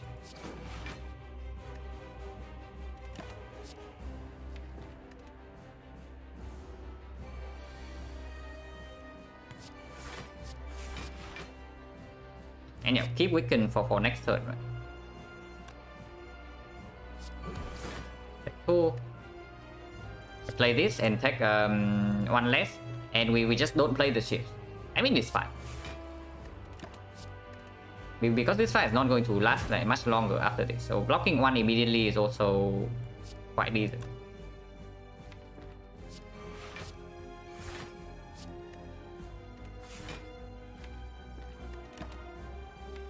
Take it right in the deck.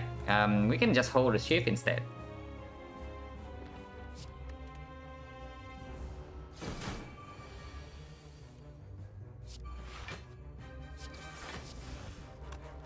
Okay, accuracy.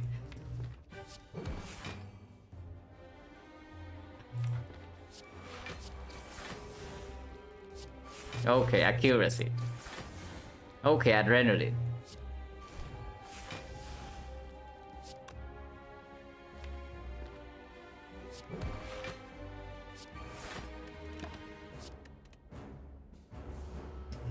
So Guardian's dead next turn. We can Storm Steel here, we can just Sticky Strike. So I guess we just kill him on one hit, like put him out of his misery.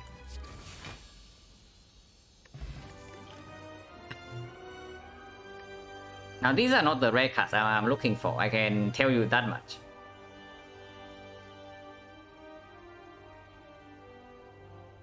Is Doppelganger better than Skip?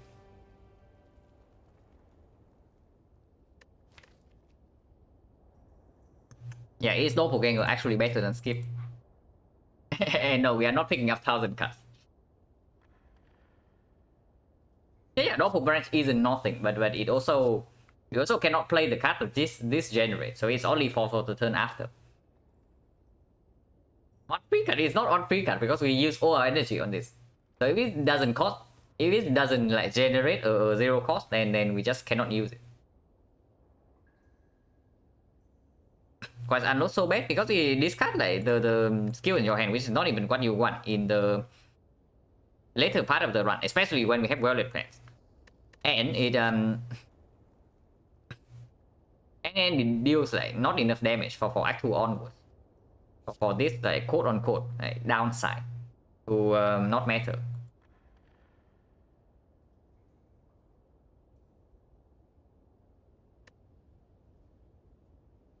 Honestly, I'm thinking Doppel is fine because we right now we do actually buy a Chemex. With the dead ranks, I'm definitely fine with buying a Chemex, and we need more dead range fuel. That's basically it.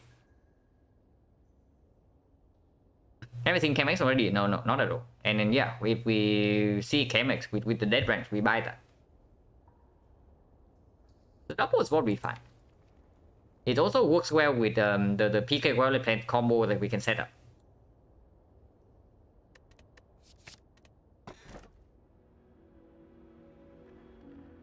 Okay, apparently we cannot rest in this run, and we don't have Golden Idol this time.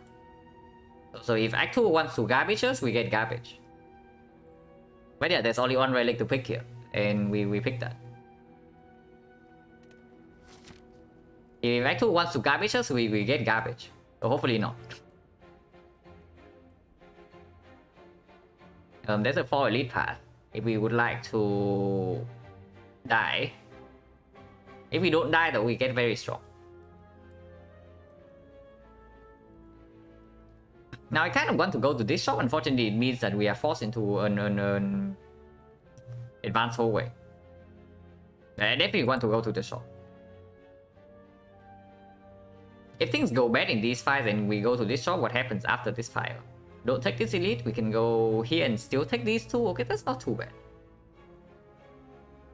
That's not too bad. And the alternate part is like going here, upgrading, and then potentially 4 elites.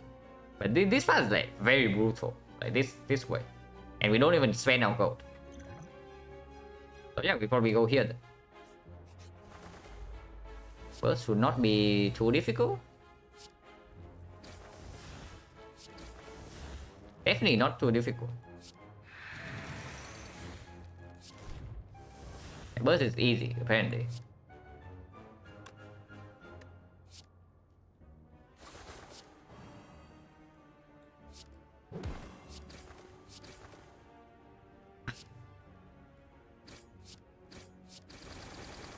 Just down all 3 of them on turn 1.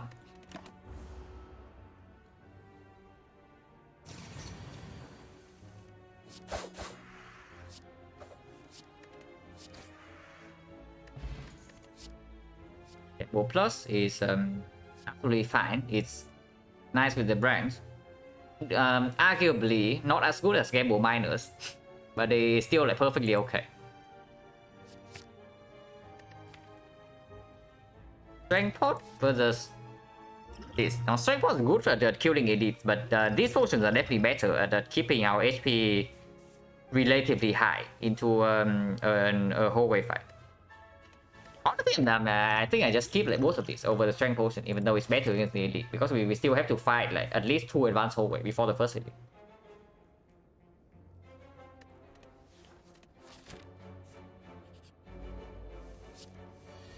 It would not be too difficult for us.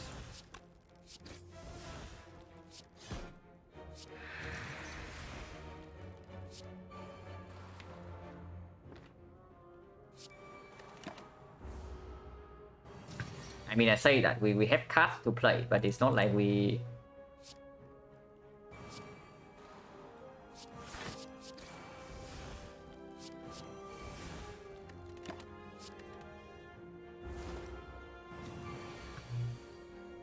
Yeah, we have cards to play, but it's not like we actually block. So also we brick on the game board and we brick on the neutralize. We take damage here, and quite a lot. Because there's no branch fuel here.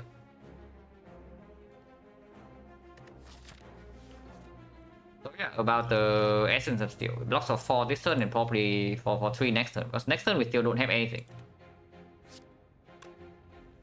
Doesn't mean we hold on to the PK.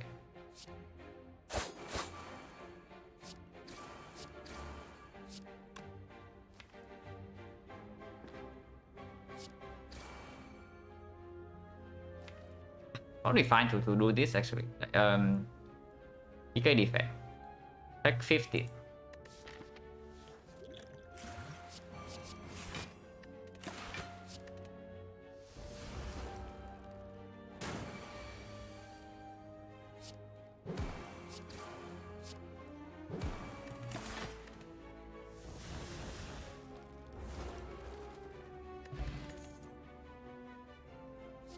Take a throw or nothing.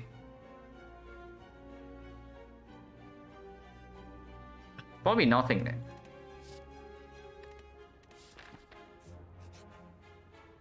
Ritual dagger. All 50 go before the shot. Now Ritual dagger can be upgraded. It works well with PK. It exhausts. Probably doesn't matter that much, but it does exhaust with the dead range.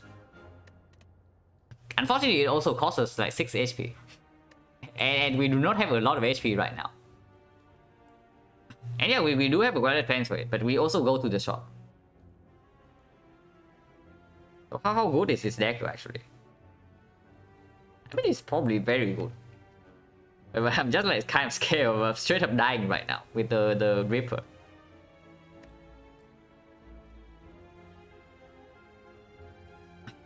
Yeah, blocking game a little bit lacking, like we already know that. Just because we go to the shop here, I think I want to pick up the gold. Just so that I can actually remove a card and then still buy a relic. And maybe a potion. Because we actually need help for this part. If we even go there. Maybe we just go this way.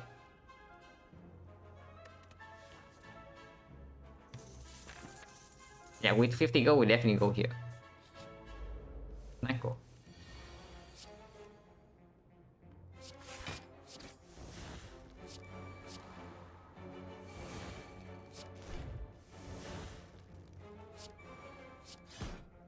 Okay, so we have PK Doppel next turn with 6 energy, so we should deal a little bit of damage, hopefully.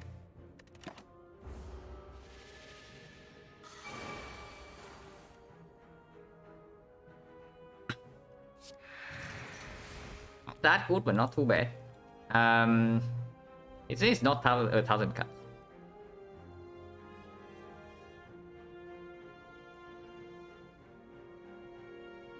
If we do neutralize double defense here, then we actually don't get this in play. But we fully block. Next time we have no block in the deck though. I don't know how good that is, because this guy attacks every single turn.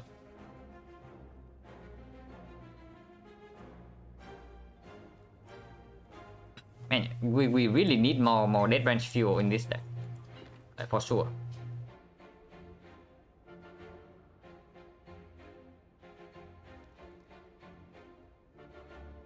What do we next spot here? This weakens to 9, so we take 2. No, we still cannot play deck control. We can also not neutralize. And play like double defense instead, but this guy attacks every turn, so weakness definitely plays next turn.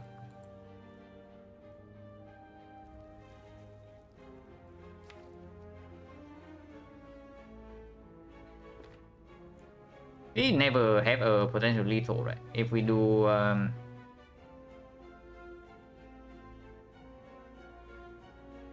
like dagger spray, then dagger throw double defense. Yeah, only 42. It is not even close. I guess it's actually this.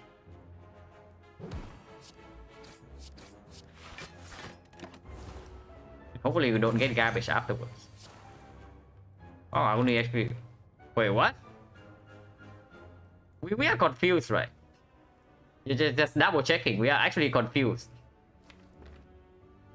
Apparently, we just like roll everything at the original cost. But yeah, good to know.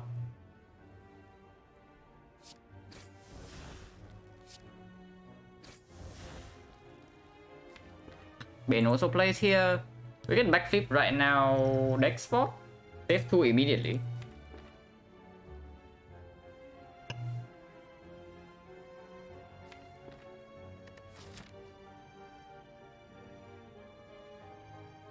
But it's fine. We probably do not take this path. We take these 2 question marks into some late edit. If so, then preserving this potion might be good, just because these can be appreciated. So we are still above half HP. Do I want to redraw into these or what? Maybe not. With PK not down, and we are weakened next turn, so we still need to block it.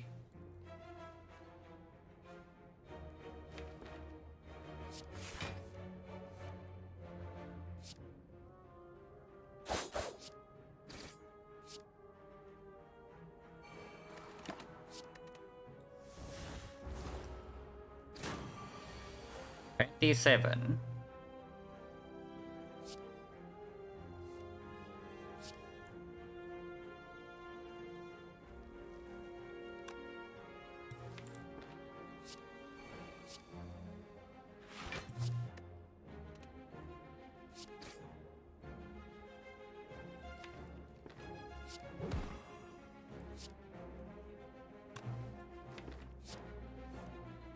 Okay, 3 cost strike. So we take another 12.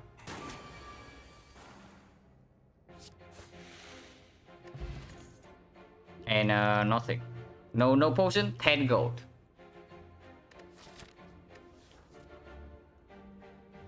And yeah, we just face the tackle, so escape plan also gets a little bit better, but here's an infinite blade, which give us dead range fuel for every single turn. But not the turn we play it. So yeah, it's probably not even good. Let's just pick the second escape plan, because it also works well with next spot, and we need to stop taking damage at some point.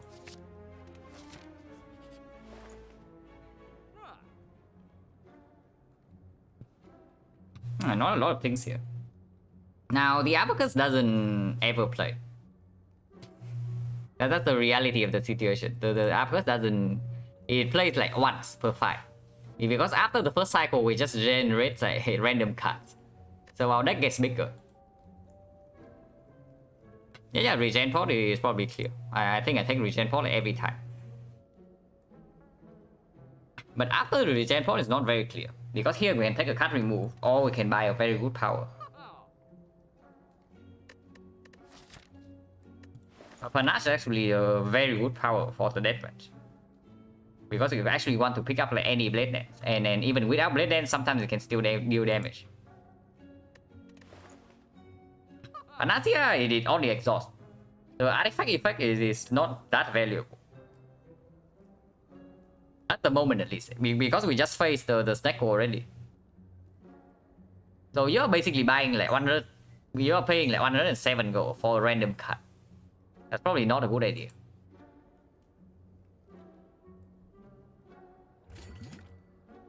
Or you can buy a Dreamcatcher and then say and then flex on the Spire.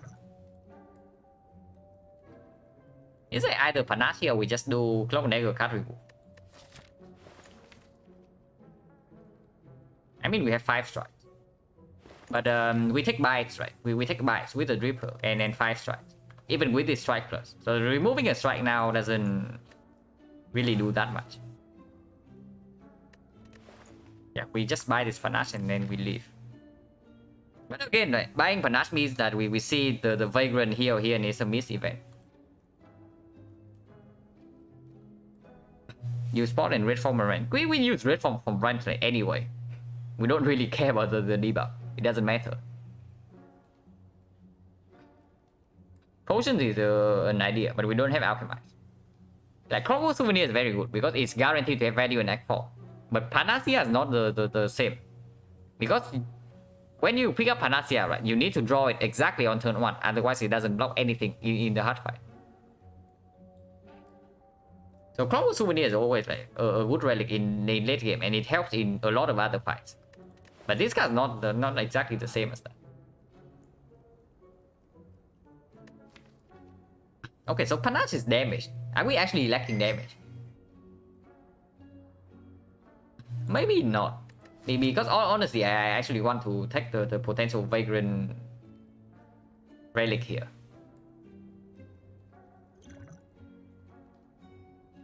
And still we can play the Cleric.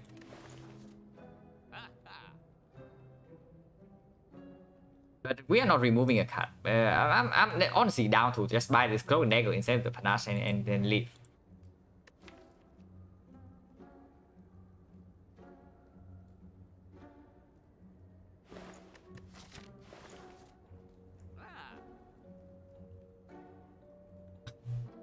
Don't think lacking too much damage. We are dealing damage with the PK if we have a good PK turn.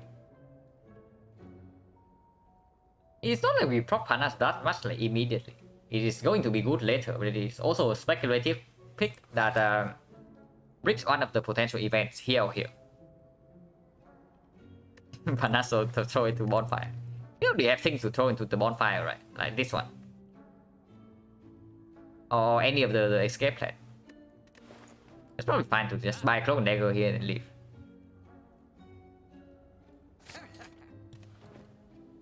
Yeah, we don't take the card remove because it pay the Vagrant here, and if it bites, then remove is wasted. And potentially we even pass for this shot. Yeah, it is probably a Cloak and Dagger just for branch fuel. Well, the Plans upgrade can come later. And yeah, with this low HP and this deck with these potions, we are definitely not going to the death path. Yeah, no, not trying for the elite path. Seems correct.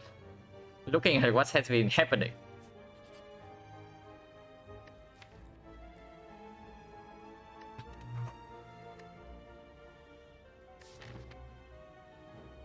Now Transform 2 instantly make the bite worse. It's very strong. Transform 2 is very strong with this because it can give like more branch fuel, and of course it gets the garbage strikes after that.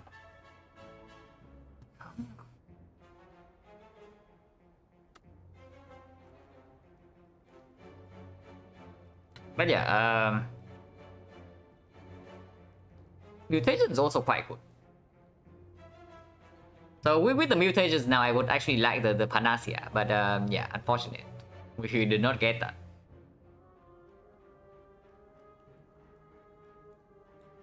Mutation is also quite good because if we draw into like any of the generation on turn 1, we can get a lot of value out of the 3 strength, and we also do not kill the bites.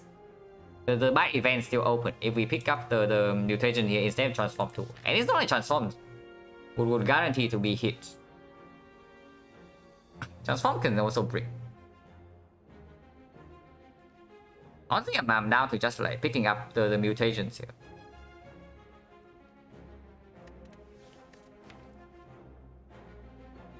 Oh, 5 strikes is so terrible. We were like, if we don't transform the strike here, we are basically betting on seeing the vampires at some point.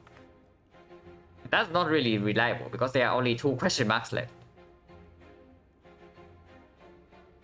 And we can also see like Forgotten Outer.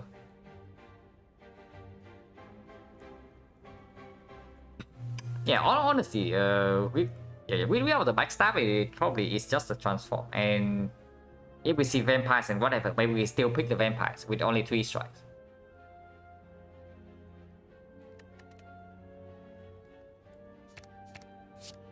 Not super good.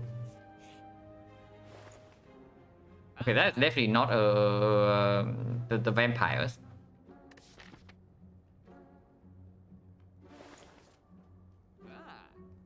We got ambushed by a 6% shot. And yeah, I'm also looking at this shackles. Definitely. If not the shackles, then it's like Creeping Cloud or maybe Echo.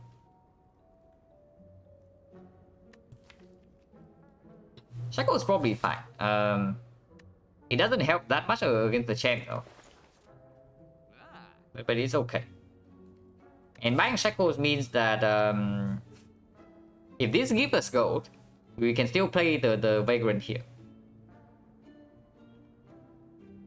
Otherwise, we actually cannot, because this costs at 102. It's expensive.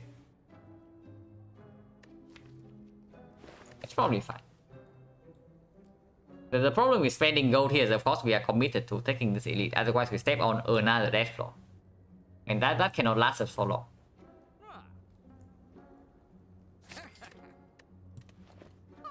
What about this acro? 59 gold, exact.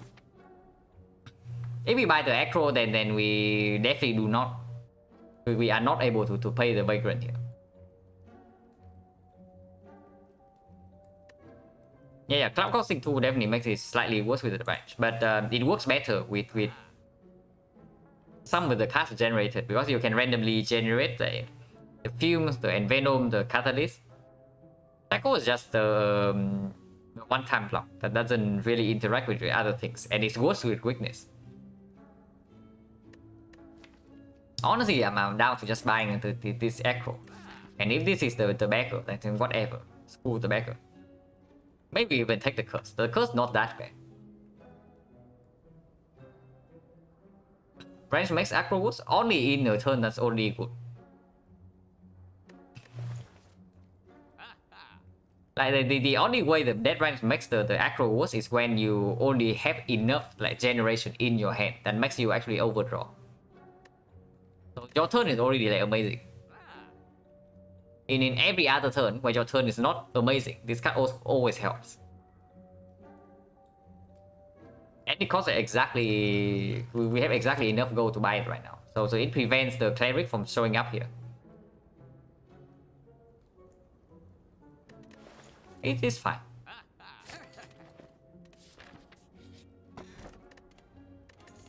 Okay, maybe acro is not that good. Because apparently right now we draw 9 cards turn 1 with the death range.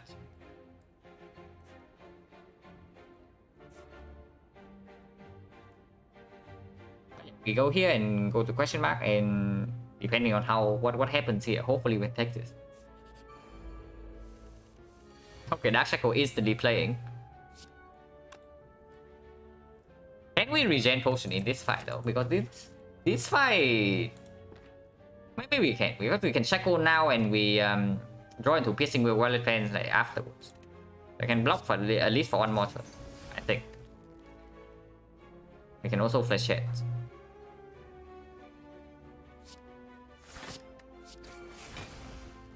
Okay, we can blur. And blur is good.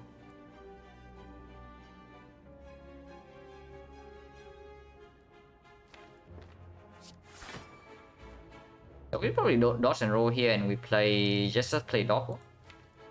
We don't play cow chops because cow chops would maybe kill this guy before the regen potion gets value. But we can only block for like one more turn though. So maybe regen potion. I think we can at least get 12 HP. So we should get it right now because this can drop a potion.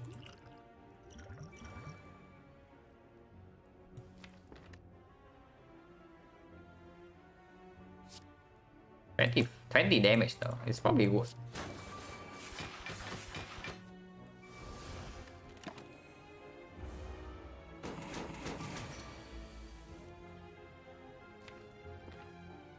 And yeah, here, right. Acro definitely plays here. Okay, we get the whale, but we did not get the Violet Plants. Now that is not good.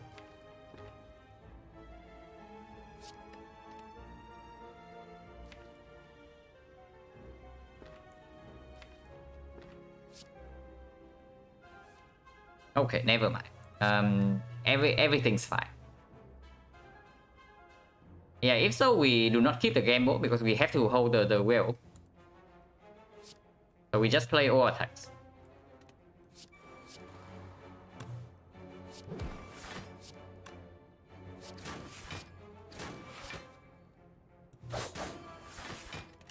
So hopefully we kill in 2 because we have PK coming up.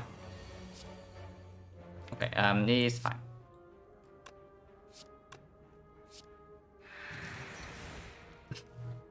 Apparently we can kill in 3.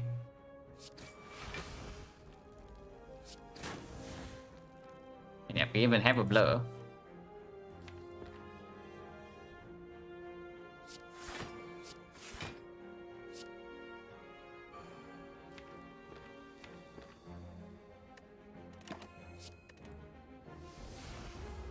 So the branch is delivering in this fight for sure. That's like absolutely clear.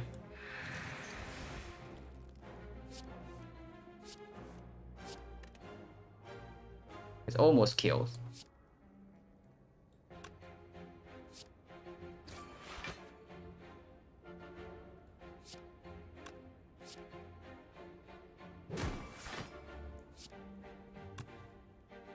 We can hold Deadly Poison in our hand to kill next turn.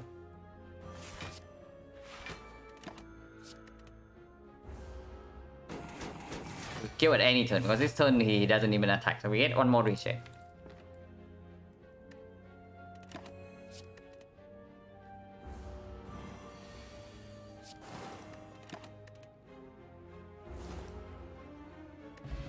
Can go. And here's an aggro for free, all the cloud.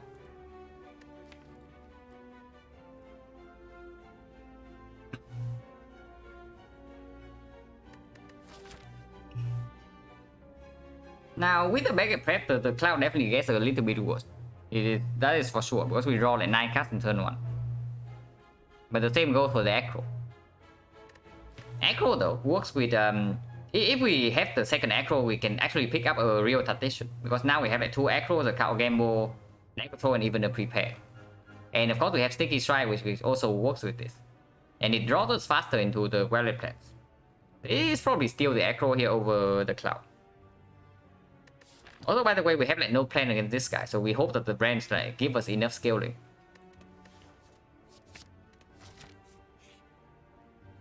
Okay, strike again, but this time we have a little bit more HP. This time we have like slightly more than 4 HP going into this. Or maybe we can beat it.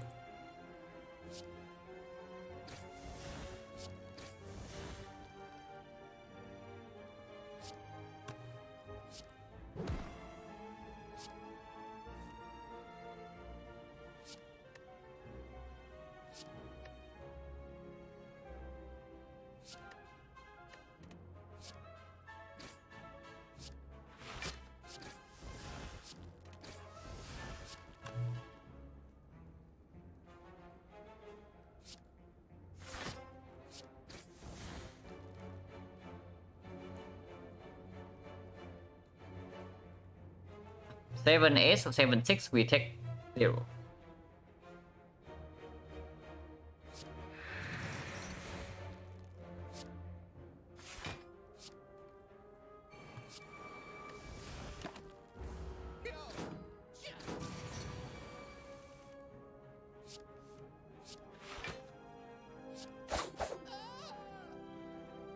Unfortunately, we cannot kill here, so we take 5 damage.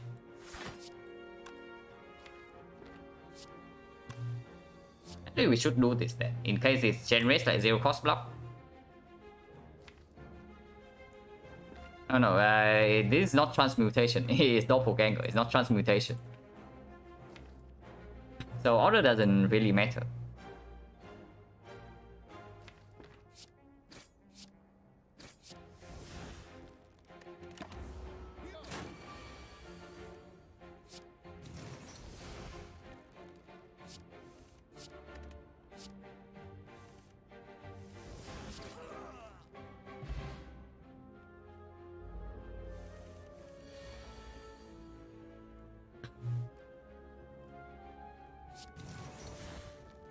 Which is fine.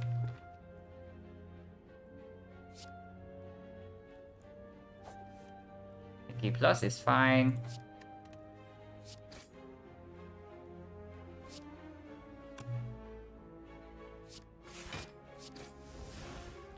Infinite Blade is fine. I guess we do this then.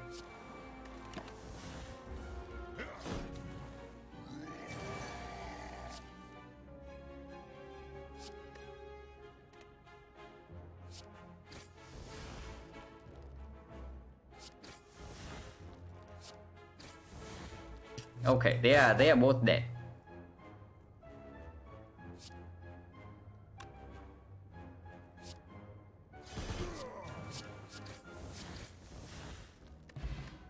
And again, is this the lizard tail event or what? Is this a lizard tail event or what? Because apparently it just gives lizard tail. Yeah, 100 gold. Second Violet Plan, second Doppelganger.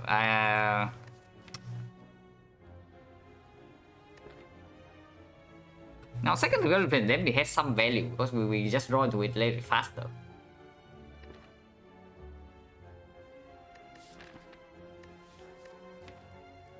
The second Doppelganger works better with the PK. And if we upgrade the Squirrel Plan, then picking up a second one doesn't make a lot of sense. And we are probably upgrading at least one of them. Today it's just Doppel here skill. It's probably the second Doppel. And yeah, with the Lizard Tail and the Hourglass, we are definitely taking this.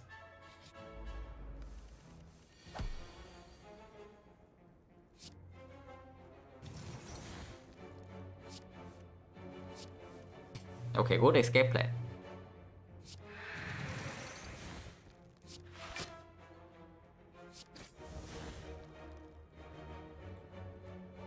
Yeah, this doesn't make sense. It deals like way too little damage.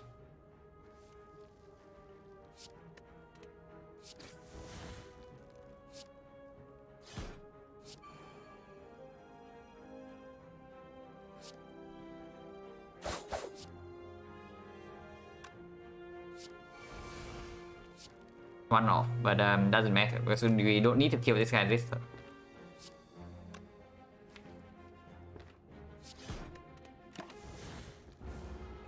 It's an AI, so hopefully we take no more damage after this.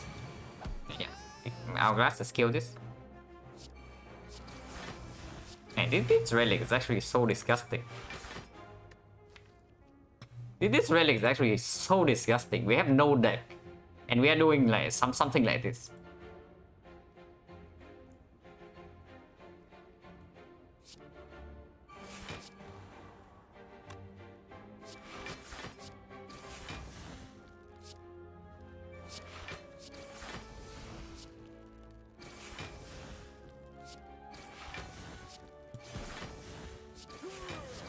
Yeah, we just killed the Slavers on turn 2 without a deck. And now we have Mummified Hand Death Range. Yeah, good talk. Amazing. And we pay plus against Nightmare.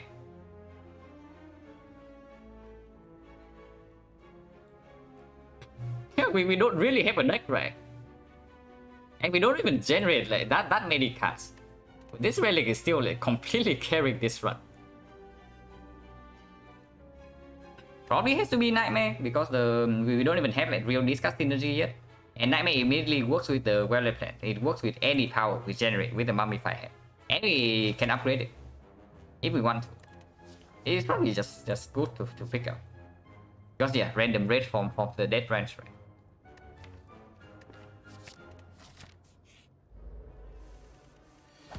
A good Nightmare. Also this Dark Shackle that has been like, performing extremely well.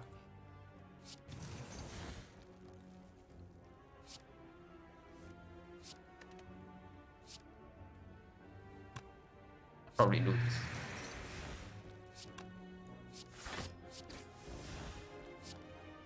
And yeah, here's why Unload is not a good card. Yeah, Branch is just doing his thing. Yeah, the stick. Stop, Papa. I assume you were not here for our last run. Like, it was a really sad story. We got like complete garbage in the whole first 2 acts. We took like almost no elites in Act 1 and we took like no elites in Act 2. Okay, 1 elite in Act 2. We were like just limping like floor by floor. And then we died to Colosseum. But that's not the saddest thing about that run. The sad thing about that run is that we were like one floor away from winning. So I replayed the Colosseum fight with we died by exactly 1 HP too. So I replayed the Colosseum fight with like hindsight knowledge, and we won the Colosseum fight. And then after that, we just have like we just kill the champ, and we have Pyramid Nightmare Red form with a lizard tail and a catalyst. So we were exactly one flaw away from winning that run, and we lost by 1 HP. So that was a tragedy. But it did happen, unfortunate. Yeah, we can block not everything.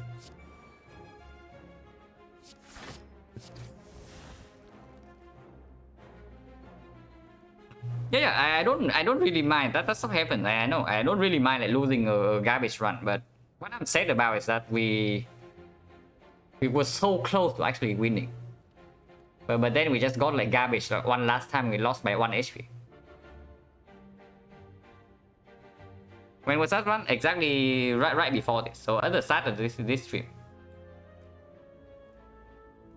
Yeah, just on reward away from a win, and when we already knew that when we step into Act 2, that was why like I've been like playing so conservative for the whole run, because I knew that that deck was like one good thing away from winning. But yeah, the good thing never happened. Unfortunately, the good thing never happened, not in time.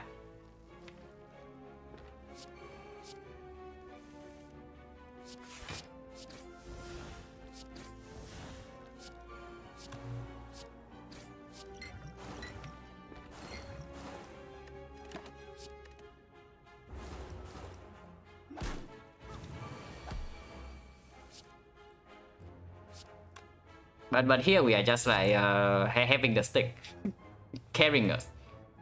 Honestly, this run is like also kind of garbage, but this thing is just like completely making the run okay. Because without this thing we just die. We have no relics after Act 1, and we have not really a deck. But apparently we just have the branch. So who needs a deck anyway when we have that branch?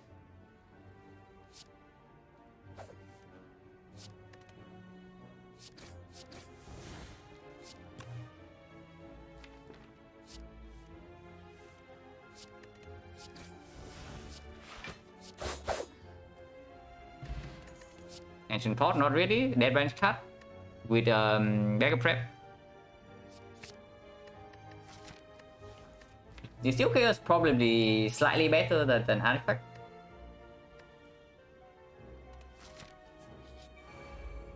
Two fat Gremlins. Yeah, they try. They definitely do try. And we cannot kill both of them this turn if we want to. Yeah, we actually cannot kill both of them this turn. Okay. We draw this. We do this first. In case we draw exactly into Growling Flames, and then we can still block in next turn with the Shackles in case she attacks. Yeah, might be able to. Backstab can also like give us something. Hang on a second. Now that might change something. We might just Nightmare backstab and then go in next turn. Probably not, right? Because when weaken, this is not that strong. When weaken, even when without weaken, it's only 66 damage. So probably not. Of course, we can also Nightmare Dark Cycle. That is like absolutely safe.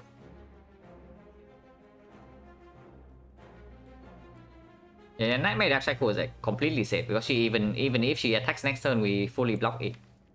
And then if not, we just kill this guy afterwards. Probably not. Probably we just like backstab right away here. And then see what happens. And if we don't get anything, we can like if we don't get anything from this, we can Nightmare the Shackles. That's basically it. So it means that we actually need to hit this guy.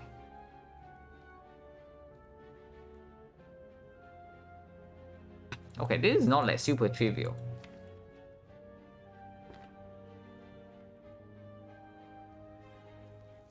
Or we can just PK Doppel, but with both the Will and the Shackles already out, the draw power.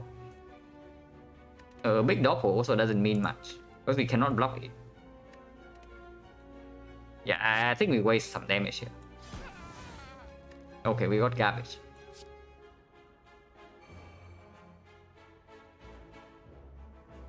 So it's just Nightmare Shackles, right?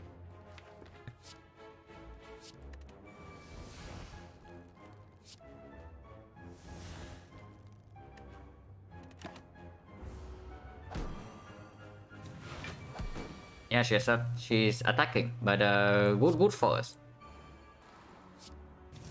We have this.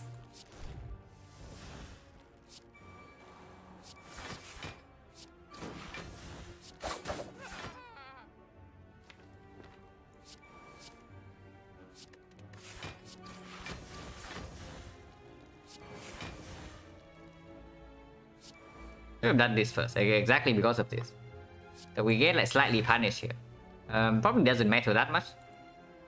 Because this can also discount the sticky. Okay, it's not.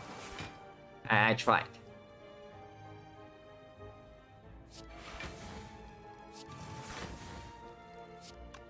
Well, it's not upgraded, so we cannot keep both of these around. So what do we keep around is probably just the Cloak and Dagger.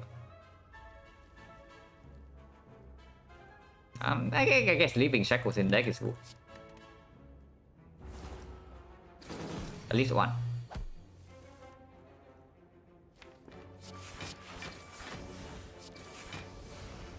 Red Finale is here again, we still cannot draw a card unless... No, this skill here also doesn't work because then we just like draw more and discard our hand.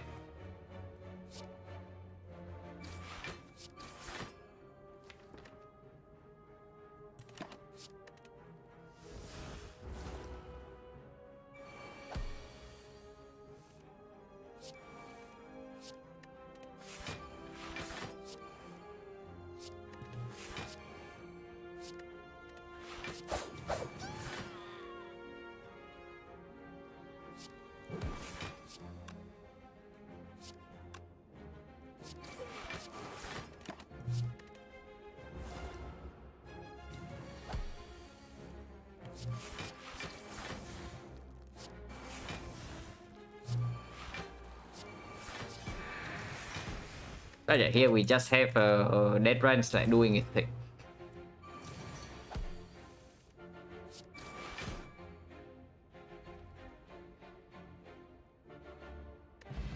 Okay, we have Incense Burner now. I got it. I understand how this one is going.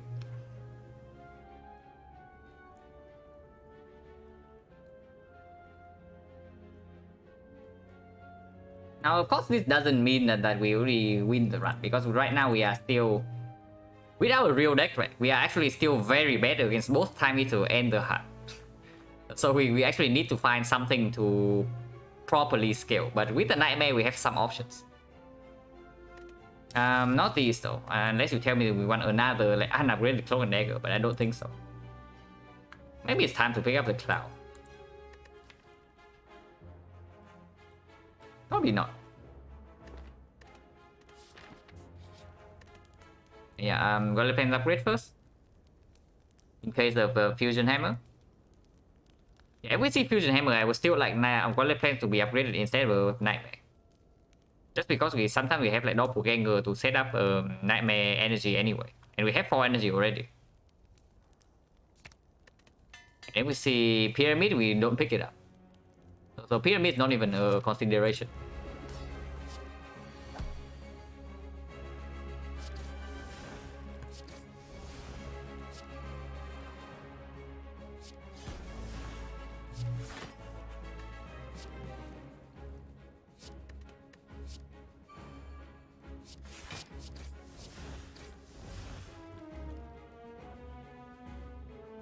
Maybe you can consider using this, but probably not. Having a little bit of poison open thing up like Catalyst. Random Catalyst from the brand is not that strong because it's not upgraded. Like the difference between Catalyst Minus and Catalyst Plus is actually very huge. It's massive.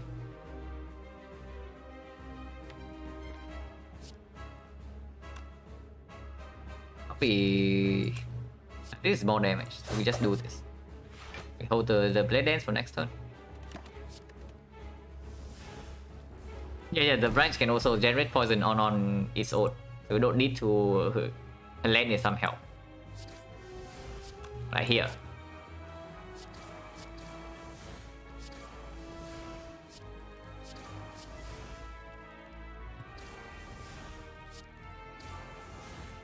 Yeah, but the branch just gets poison on its own. We don't need to lend it our help.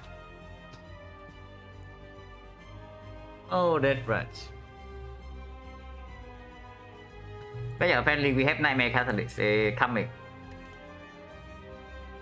Yeah, branch is actually so dumb. It's incredible how dumb it actually is. I'm not interested in Sneaky Strike even with the PK because now apparently our plan is just like poison into Nightmare Catalyst. So let's discard two attacks. D6.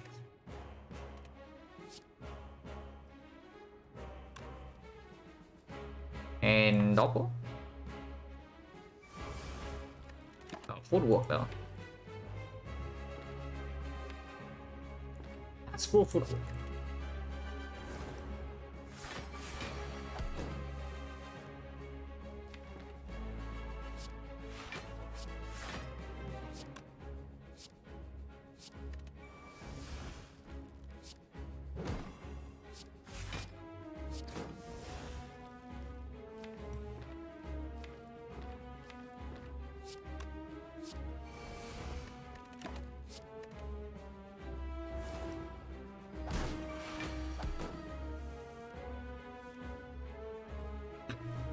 How much poison is this actually? I did not count. It's only 64. It's not that much.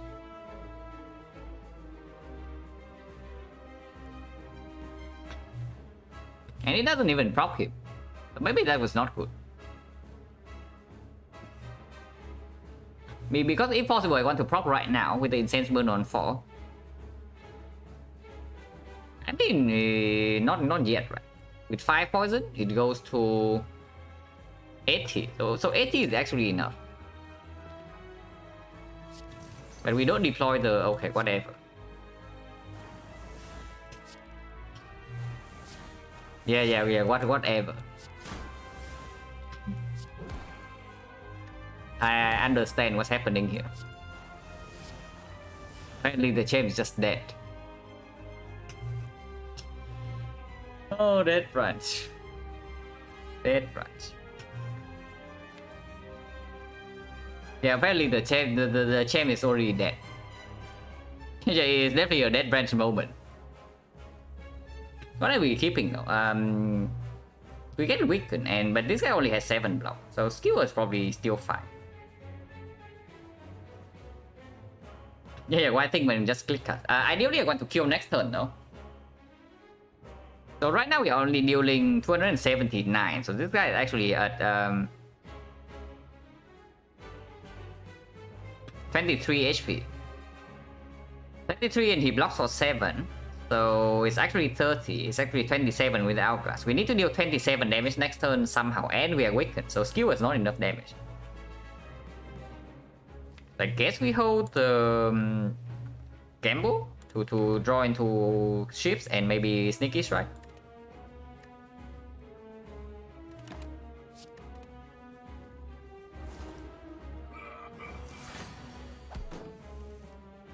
Yeah, here's a Sneaky Strike. And some ships.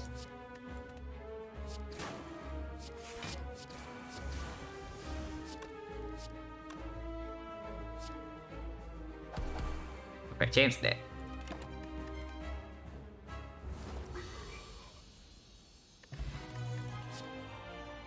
Yeah, after image with a Mummify Hand is an answer to both Time Eater and the Heart. And we already have a Nightmare. So yeah, it's just after image. And Cunning Potion probably stronger than... I don't know, this potion is very good, but Dexterity Potion is also a potential answer for the late game. And the Steel Chaos, now the Steel Chaos can actually screw us because it can draw into... It can randomly use like Nightmare, can randomly use Kissing Will, Dark Cycles.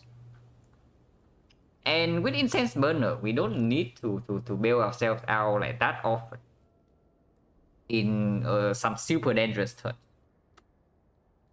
It's probably fine to just discard these 2 chaos and then hold the next potion. If we don't see anything better going into the late bosses, this potion can still deliver. Because it's not like this is nothing. This is like a power potion that lands into footwall, which is not nothing. Okay, maybe it's worse because we have mummified hand, but it is like comparable.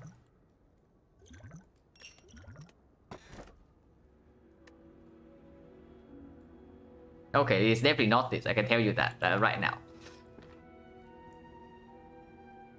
So is it crown or is it P-box? Because we can actually pick the crown here. Yes, we already have like Nightmare after image, and then with Death Range we don't really need to see real cards. And 5 energy definitely plays. 5 energy works.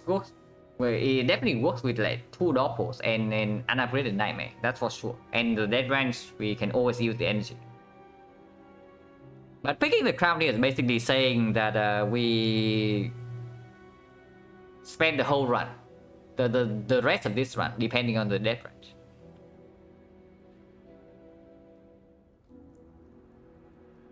Or instead we can transform 7. Which can, of course, give us a red form for this Nightmare. And maybe it can also give us some exhaust cards. Any power would be good, any exhaust card would be good. Strikes are complete garbage. Do we even need 5 energy? Branch mean can always use 5 energy. Yeah. With the branch you can always spend the energy. And then we have like 2 doppelgangers. Yeah, 7 transform spicy. Strike defense hot garbage. Defense not so much, but strikes are complete garbage.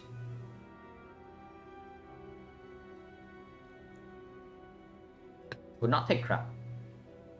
Honestly, crown's probably fine here. It's not even that bad, but I think P-box is still slightly stronger. Just because our deck is like not super clear yet without the Death Range.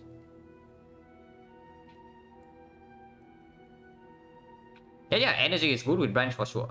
The only problem is that we actually don't have a real deck.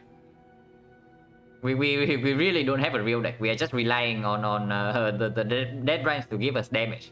Just right now, maybe we can block it. Maybe we can block with Nightmare after image, but damage, we still completely rely on the branch. So if it fails us in one of the dangerous fights, we just kind of die.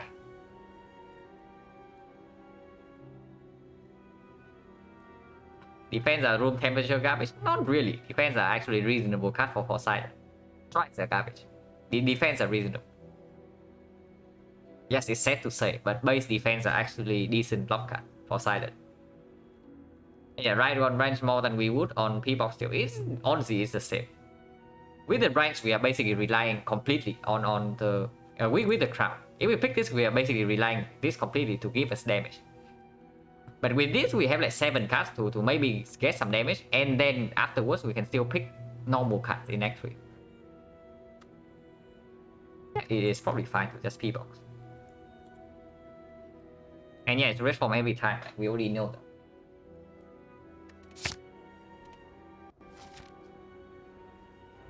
But yeah, good run.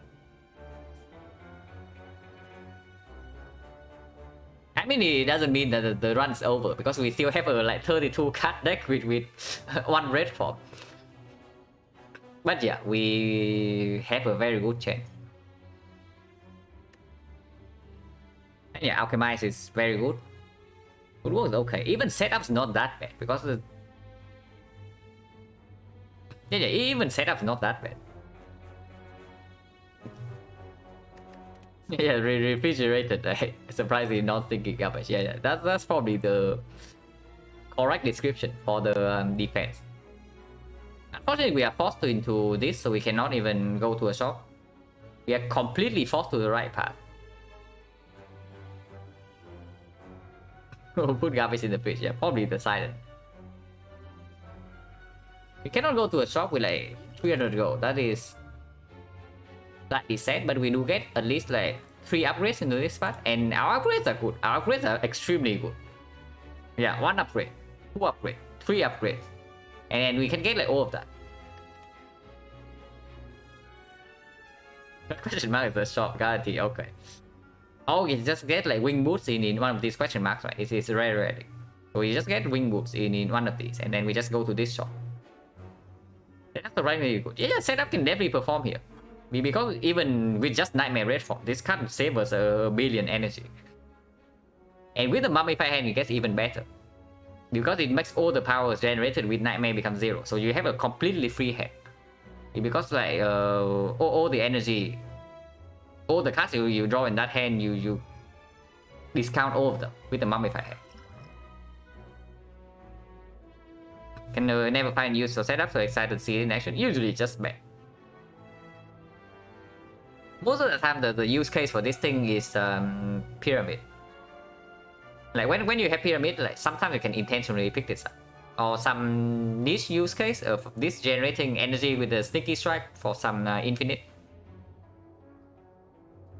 But here we just transform into it, and it's not that bad, so we don't remove this thing over. Yeah, probably this. This is like hot garbage. It should be removed when we had the chance. But yeah, here putting is kind of false, and we're probably more interested in question mark, even though question mark also honestly not that good, but maybe it can give us like duplication even. We don't have red marks, so that instantly makes question marks worse. But with that range, I guess the sensory stone gets better. It's fine, and we already have like enough cards anyway after the P-box. With the red form now, we don't even need to see more card rewards. Yeah, setup is just better than strike. That's definitely clear. Also, hunting for rare relic is good because we get like bird face earn and suddenly we heal to full every single fight.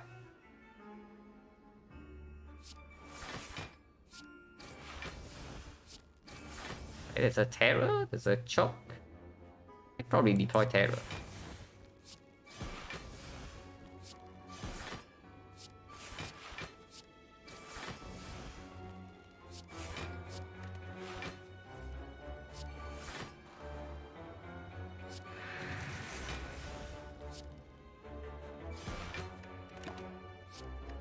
Only hold 1 card because Branch gives us another card, and we need hand space to also play the Echo. And yeah, we also have the Alchemize. Honestly, with the Nightmare Red form and all the defense being transformed, the extended potion gets like a fair bit worse. But this potion is still as good as ever because we have After Image now. So we probably just pop this and then try to reroll this. Quick potion is like fine, it's not spectacular, but it's fine.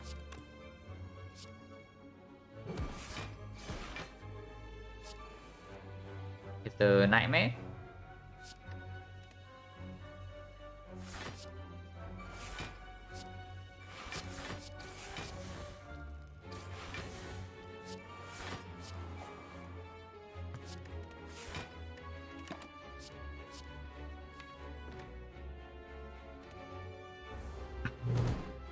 Yeah, it gave us a lot of masterful stuff.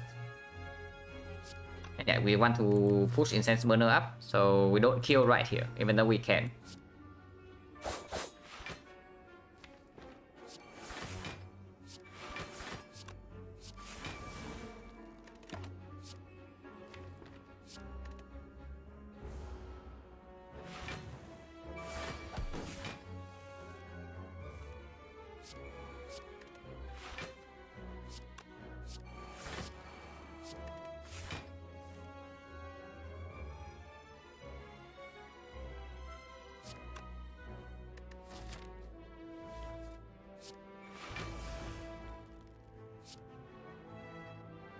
It doesn't kill, right? Yeah, it doesn't kill.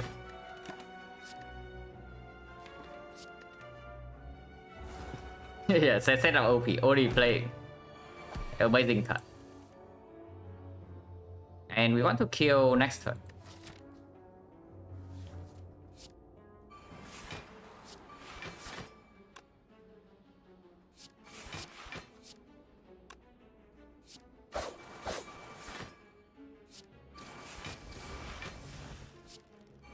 So we can make setup happy.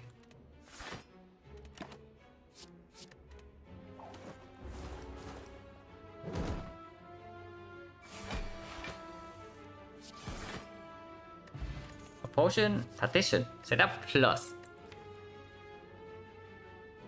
Yeah, partition has to be good, right? With 2 acros, a prepare, count gamble, and one dagger throw. Unfortunately, we do not have an upgrade for it because we need to upgrade red form, we need to upgrade after image, we need to upgrade nightmare. So we don't have an upgrade for this yet. We can upgrade it in act form.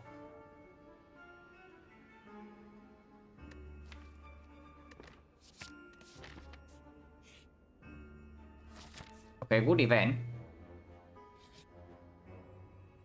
Actual good event. No shop, so yeah, no normalities and upgrade all cuts that screws the lizard tail, and we don't need that.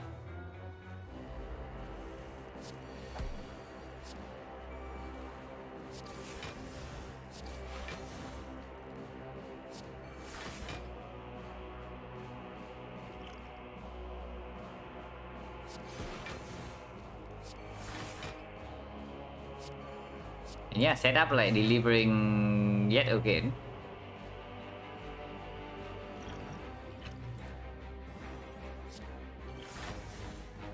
Unfortunately, it means that we actually cannot draw here.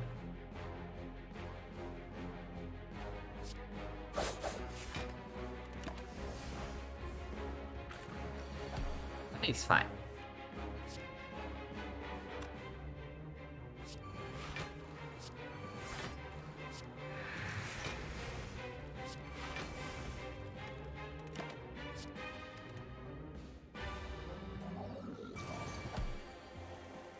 Not Nightmare Alchemist. We did not have Nightmare in hand before drawing, but whatever. We don't need to reroll potion like that difficult. To be honest with you, like my brain's kind of like turned off at the moment with how the dead branch is like performing. It's probably not going to be back on until we get close to here. Well, at least the only thing I'm like slightly concerned about right now is to just keep setting up Incense Burner. So we still need to for it to be 5 here, and we need it to be 4 for this fight, but that's about it.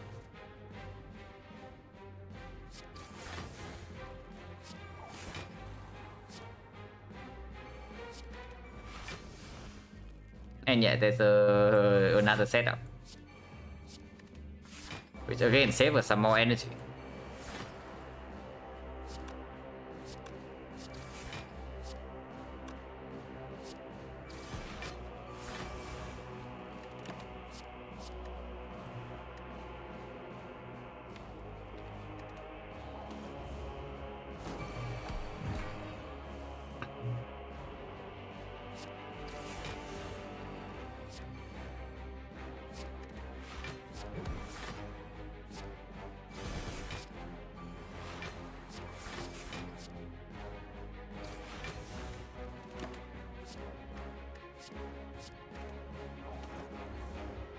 You'll be careful not to let our grass kill, but that is like easily done.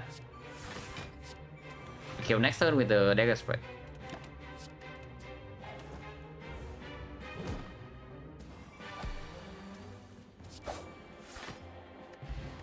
Just fine, it's not insanely good. We can pick a blind catalyst with no poison. Not interested, right? Because first of all, we have like no real poison in the deck, so we only rely on the branch to give us poison. And then after that, we don't have an upgrade for this. So it's doubly bad. Yeah, bird poison would be good. Bird poison would be amazing, like for sure. We just randomly get powers and we heal to full every single fight whenever we need to. And of course, we have like 9 mana to powers. This is just skip.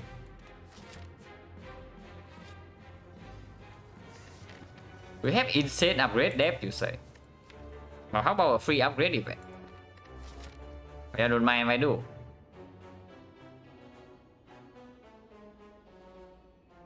And And we do not take the tongs because we cannot remove it.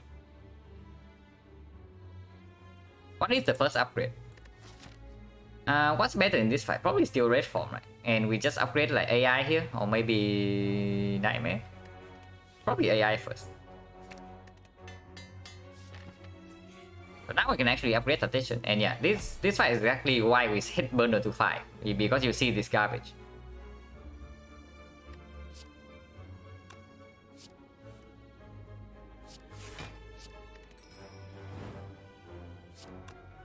Spikers can be dealt with later after we deploy AI and red form. So we don't need to care about that. But this guy attacks every single turn, so we need to kill him.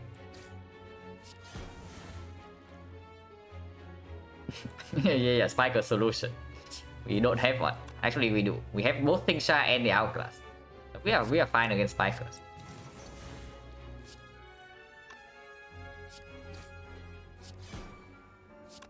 And yeah, this guy dies to Hourglass, so we can do this.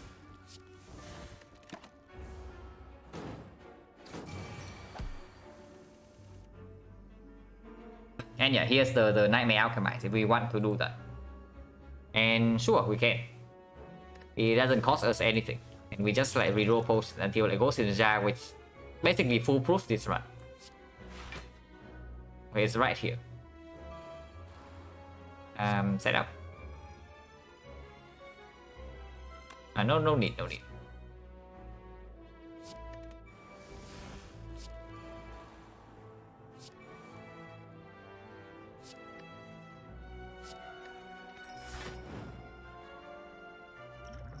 And Power Potion versus Shift. Now Power Potion can be Nightmare and it gives energy with Mummified Head. Shift Potion is Fun Load, which can be useful in this fight, and it gives like 3 random cards.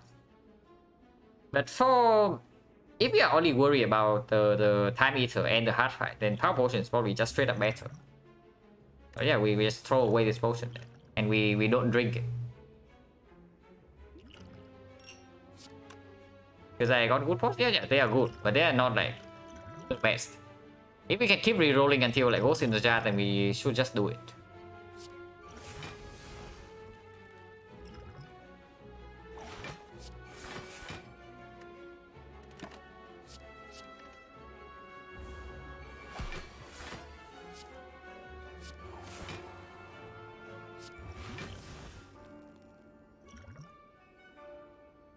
Want to kill this on 4, so 2 turns from now, so cost is fine.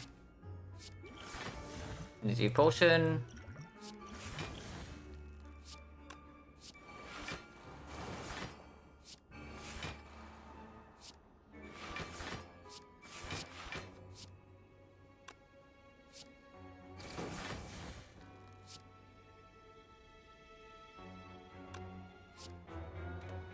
I don't know, should not attack it.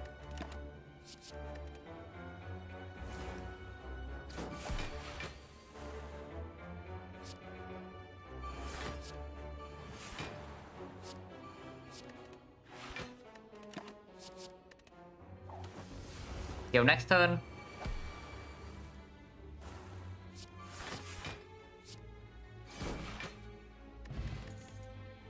Blade Dance. Do we really want Blade Dance? I mean, it's good.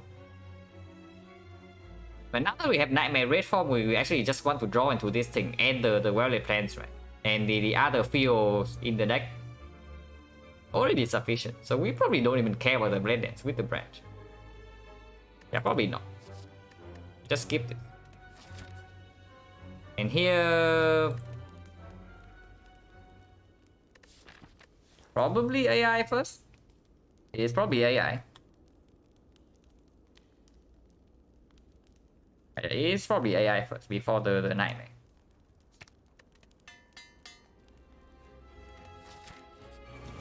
Retromancer, so good thing we set up the thing.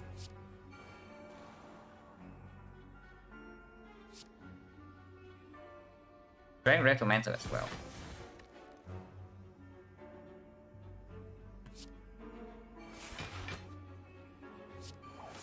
And And yeah, we do not have a Nightmare in hand now, or well, Red Plan's also not in play, so we can use the Alchemize right away. Popot's fine.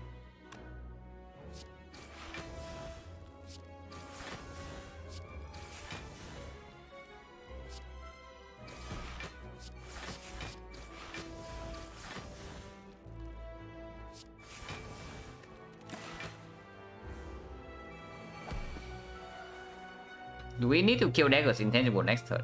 I mean, not really, but wounds are not exactly the super casting.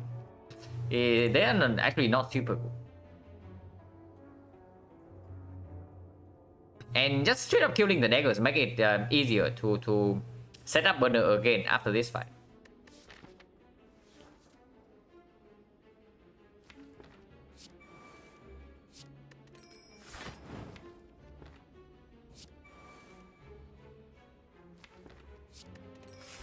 And yeah, set up saving the day yet again.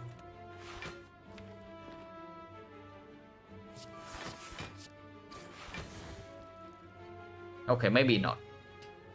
Maybe setup did not save the day. Hit 25 next turn? Yeah, these daggers hit for 25 next turn. Apparently I want the Nightmare in hand right now. I guess if that's the case, we do... It's not in play and there's no card drawn here, so it's actually dangerous. Yeah, it's actually dangerous here. I go first to see one card.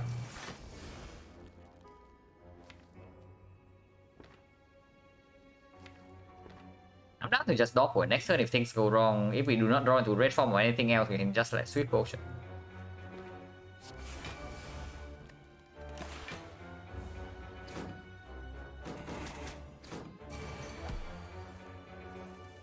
And yeah, we drew into red form, so always fine.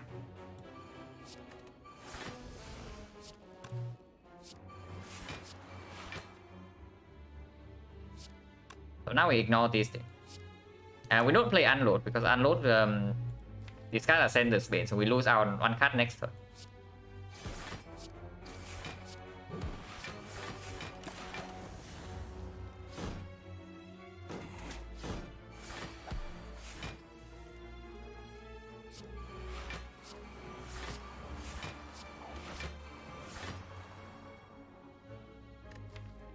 We want Burner on 5, right? Just because of triple jaw wounds. Besides triple jaw wounds, and all the other fights are more dangerous on turn 2. Like the spy growth, and potentially the maw, the baseball, and then 2 exploders. And then things that they are more dangerous on turn 2, but the jaw worm can screw us. And if we have one turn to set up with the Dead Branch, then we are also like kind of fine. What's up, Mer? We lost a really set run like right before this, but this run we are chilling with the Dead Branch. So this one doing fine. But last one was like really set in a lot of ways. But this one's only fine because of Dead Branch. Like without this relic, we are just like completely dead in Act 2. Instead, we are like stomping the run.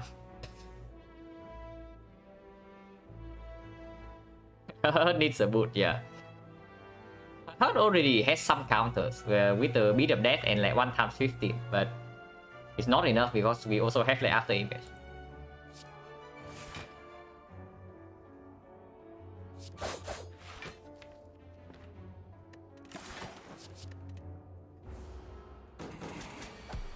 Yeah, Branch is very silly.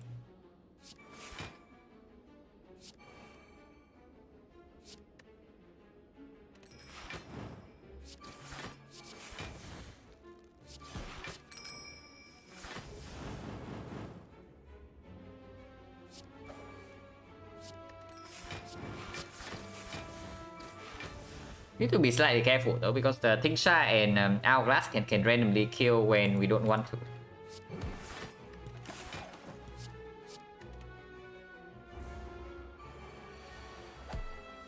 I want to kill next turn.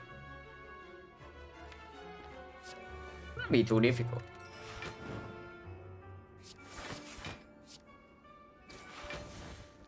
Definitely not too difficult with this.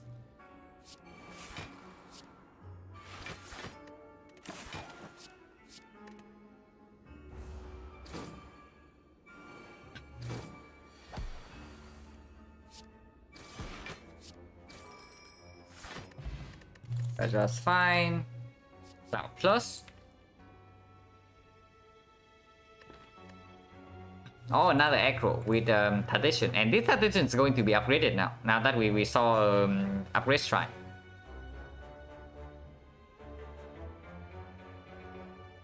Honestly, I'm just down for another aggro just to draw into this thing like earlier.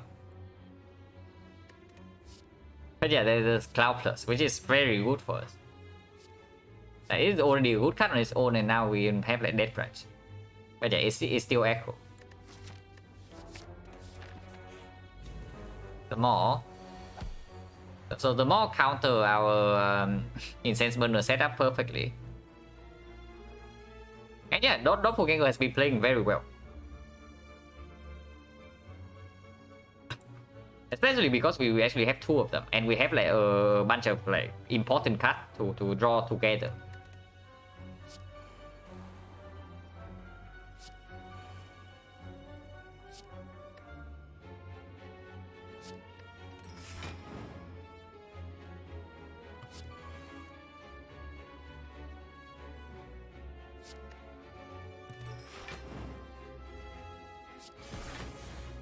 Okay, Storm of Steel.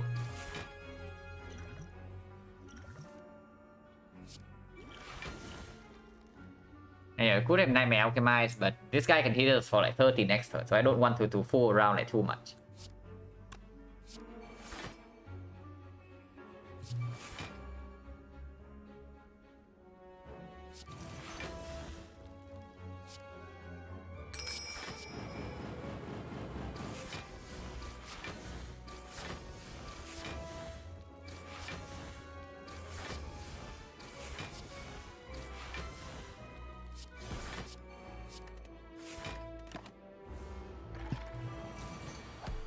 And yeah, he hits us for 30.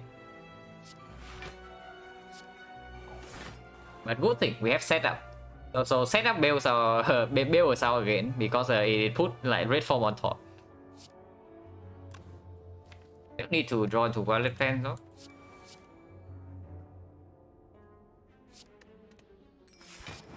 Don't even need the red form, because we block for like Obedient. Oh, honestly, we block for like a ton here, even without the intangible. Apparently, we just don't need the red form.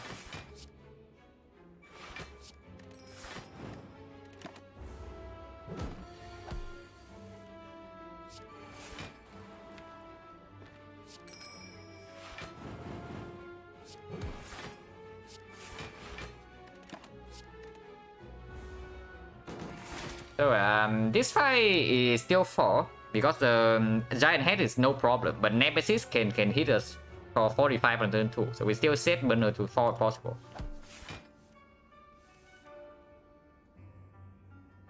So ideally we want to kill next turn, if that's a thing.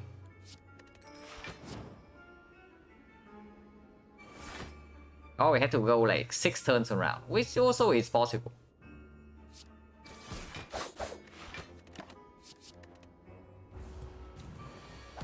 We can definitely like wait for 6 turns after this.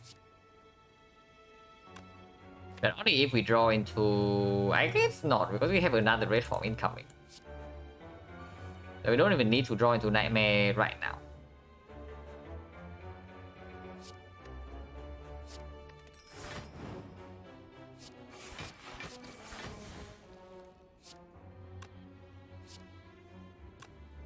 It's not lethal, right? It's not even close.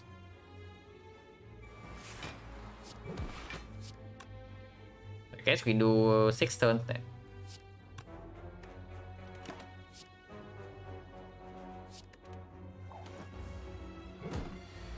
Have I ever picked it up? Yes. I picked it up not too long ago actually on a run with yeah, the same as this, like Nightmare Redfall.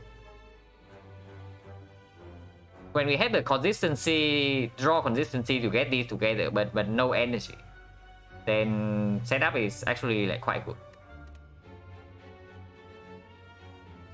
Yeah, we want to wait for 6 turns from now, so do this.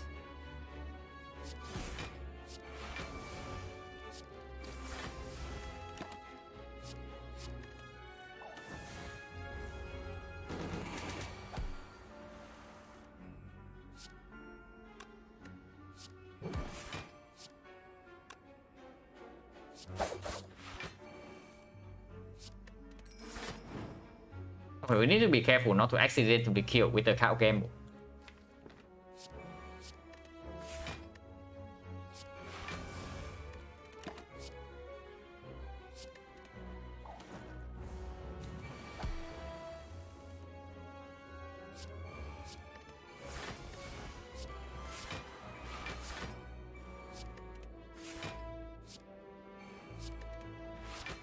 We are just setting up like all over the place here.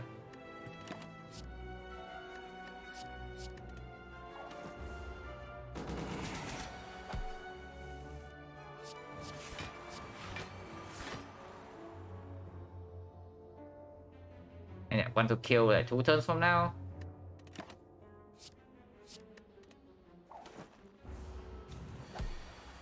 That's 5, not a problem.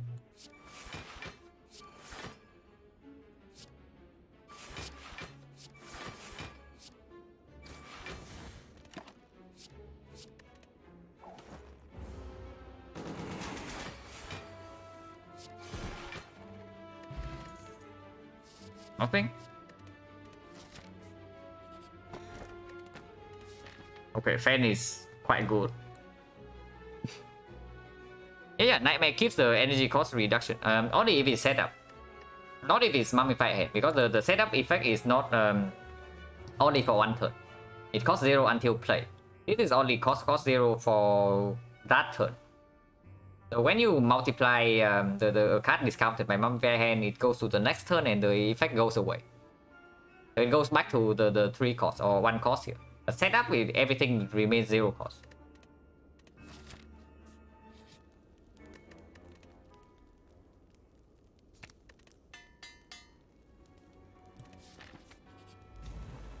And yeah, it is the Nemesis.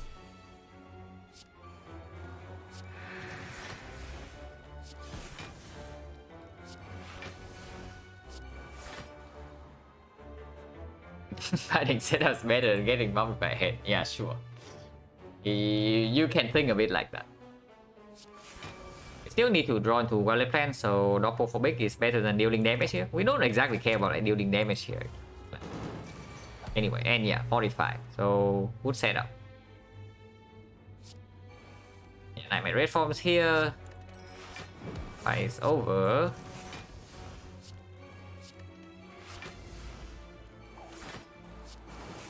Again, this fight we set up to 5.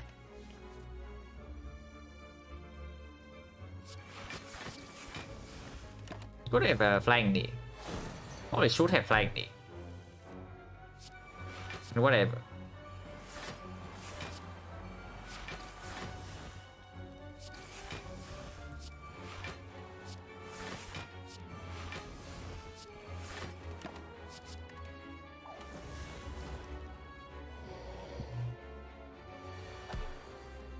This guy is trying his best, but unfortunately it's not good enough.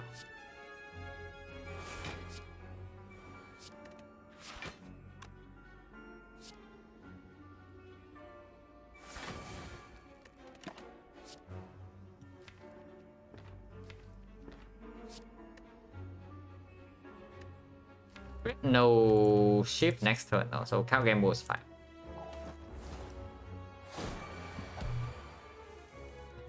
Strongest encounter enemy relative to spy progression? Probably Red Slaver and Medium Slime in Act 1. That's why it's honestly harder than an elite. Or at least as hard as an elite. And you can like, encounter it on floor 4. And that is not fair. That fight is definitely not fair.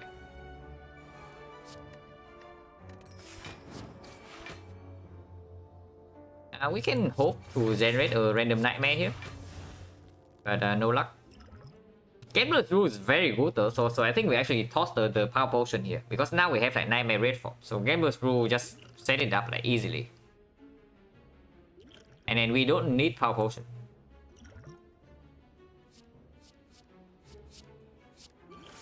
The OKS, not really one. Want to kill in 2 turns from now. So this kills immediately, which is not what we want. This also kills immediately. Apparently we just deal way too much damage. Deals 30. Couch shot deal 9. Okay. So we should stop attacking. Yeah, we should stop attacking.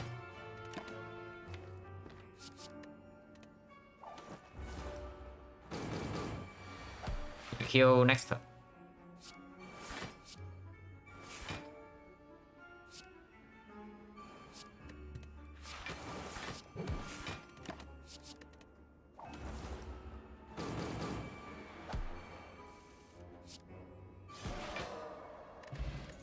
Calendar is here to actually deal some damage. The fight is probably going to last more than 7 turns.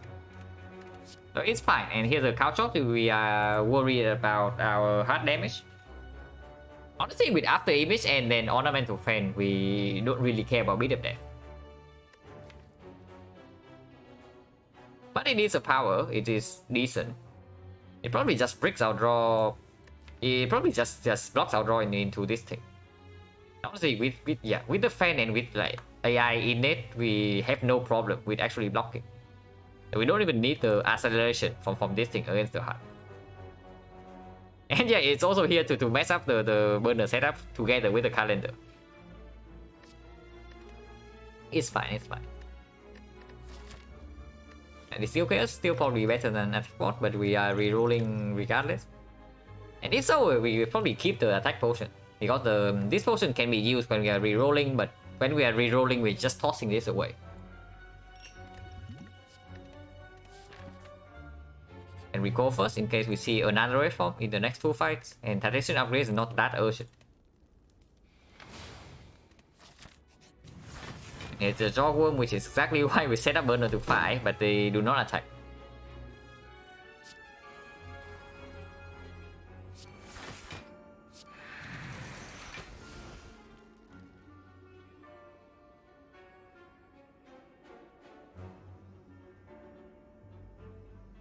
Up early? No. I mean, technically, I was up early.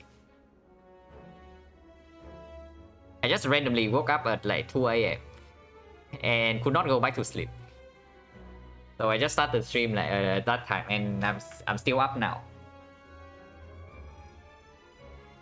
Okay, slightly problematic here. Yeah, that kind of sleep schedule. I slept for... I went to sleep at like 11, right? Then 2 AM I just randomly woke up and cannot go back. So here I am.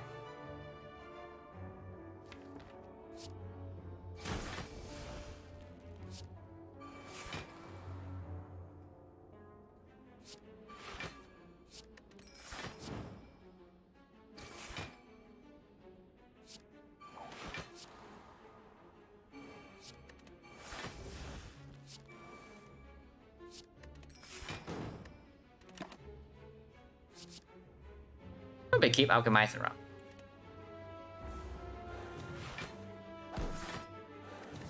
Now this is all going ready, so burner should probably be on 4. Yeah, burner should probably be on 4, because the besides Jawworm, the more dangerous turn is turn 2. And if we run into transient here, right, then burner is stuck on 4, and burner on 4 is also better against this fight, because turn 1 we are only being hit for 24, and we have AI in our hand. So blocking for 24 on turn 1 should not be like super difficult. How many cards do we have right now? 9, okay.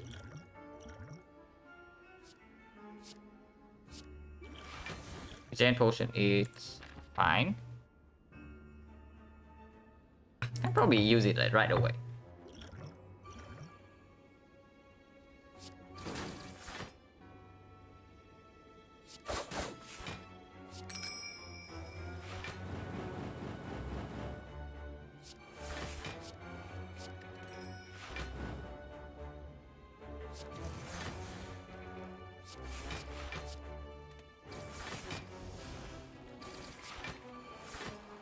Yeah, want this on 4, so we don't kill yet.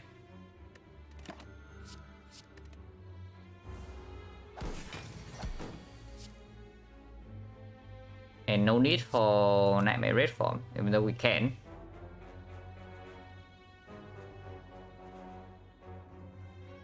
Yeah, I think things are gets louder the more this cut. And also the sound effect is like very nice to listen to.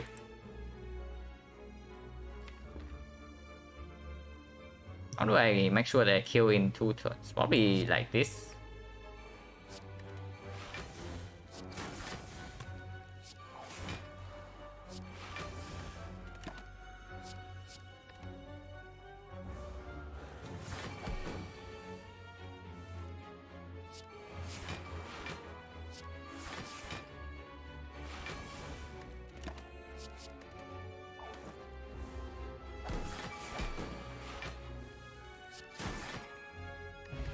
Second Gambler's Brew.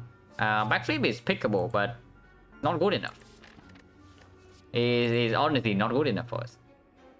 We have like 3 aggros already, and we only have Tactician to refund our energy. We don't have like Concentrate or anything like that. So backflipping means that after drawing we only have like 3 energy. That's not good enough. And these Jawworms are identical to Act 1. They start with 5 strength. So slightly different, but besides that they are the same.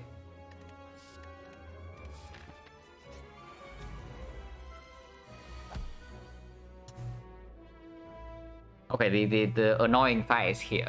Hopefully we don't get cursed.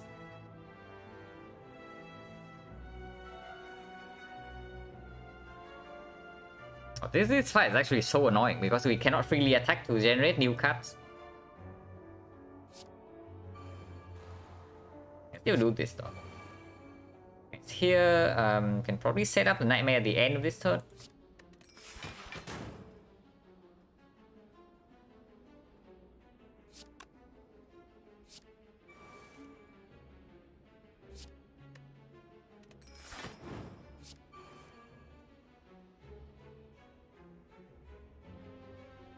We're taking some damage here, I guess.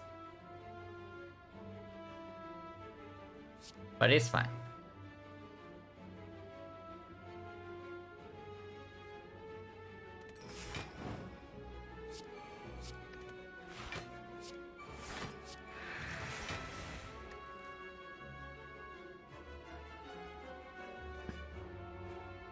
The way the deck was looking before P-Box, we would never think we would get this shot. Honestly, it was like this strong when we get Mummified Head. Or maybe even before the P-Box, because we got actually no, we got red from the P-Box, so I guess P-Box like, help a lot. Before that, we're just relying on the branch. But no, this turn, unfortunately, no red form here. So maybe we can do with the, we can make do with a substitute like Nightmare Footwork instead. I guess Nightmare Footwork is fine.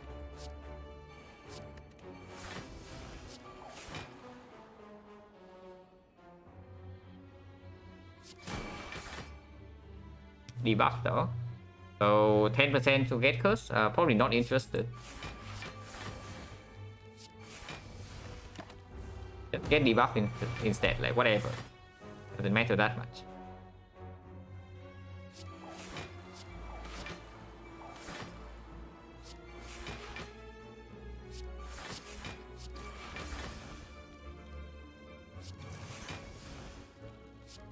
Well-Fenced still not in play. Okay, Well-Fenced is here.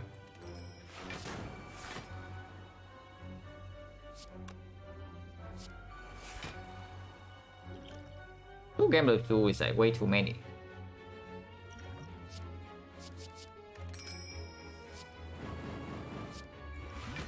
Cult Explosion is fine for Time Eater, I guess. Probably not necessary.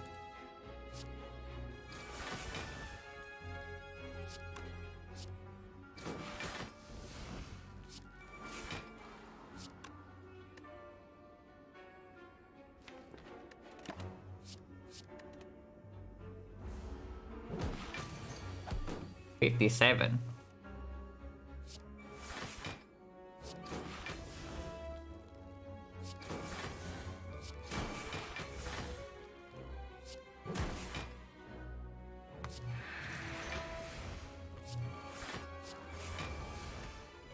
Okay, I guess like we run away from it, but Nightmare Red Form just comes back eventually.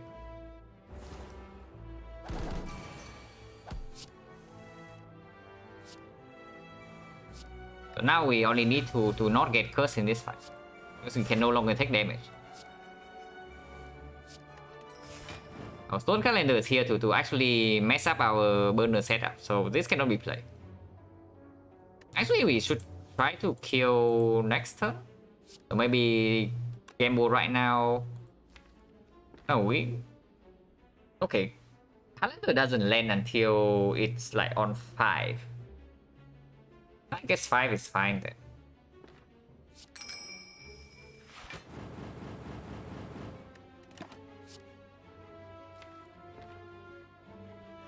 Yeah, I guess 5 is fine.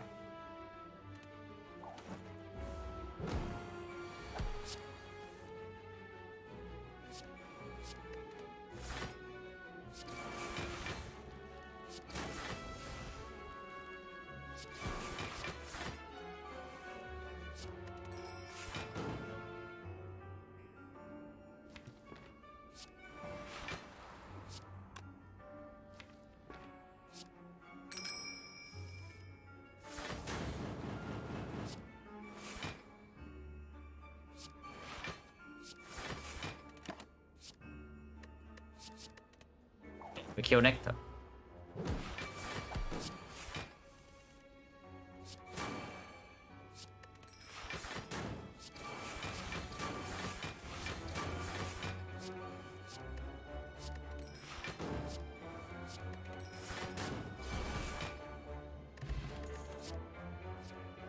Another branch card? Not super necessary.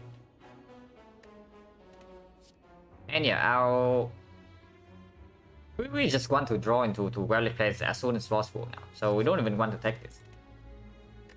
Counter is probably still slightly better than Essence of Steel. And yeah, poor Calendar. It got like shafted at the very last second. It's not even true. Maybe it's not true. Because whatever potion we keep here, we are just going to pop immediately in the Domineka fight. Because we reroll potion. So out of these two, maybe Stone Essence of Steel is just better than Cultist. But at least it's blocks, right? We don't need the Cultist damage.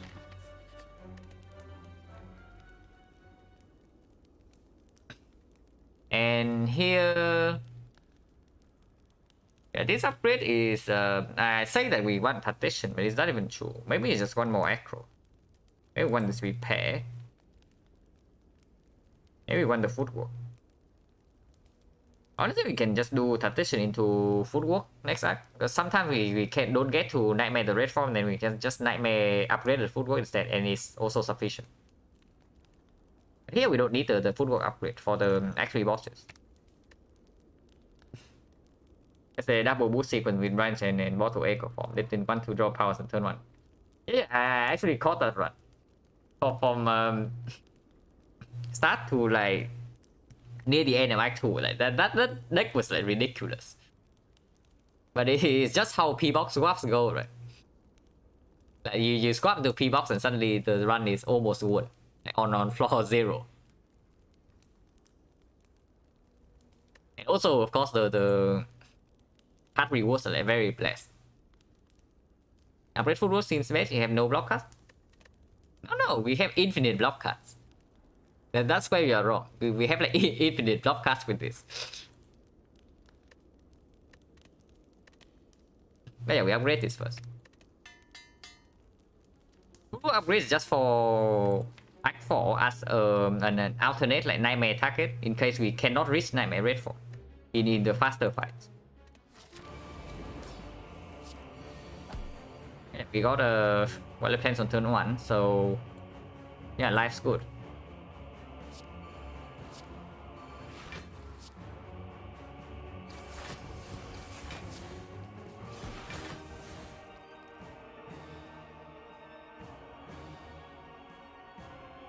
People so damn especially was that good. We had block damage and scaling almost perfect proportion. Yeah, of course. That P-box is definitely one of the much better ones. Like usually when you have P-box, you don't really have a functional deck on floor 0. Like you still need some adjustment, maybe 1 or 2 removes and 1 or 2 more addition, and then you are very strong. But that deck felt like it was like overpowered on like floor 2 or something. And it never stopped.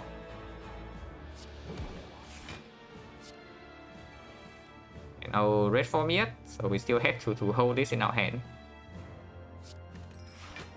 I mean, I say yeah, we can still keep drawing.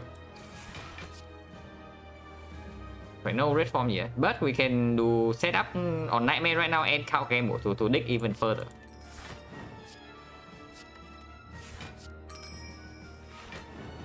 Still no red form.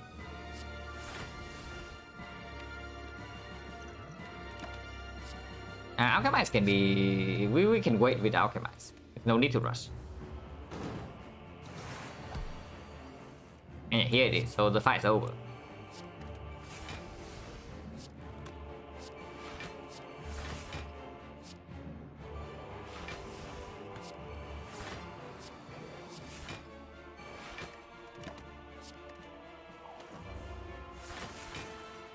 Okay, so now we only need to set up burner for the next fight. It's probably on... I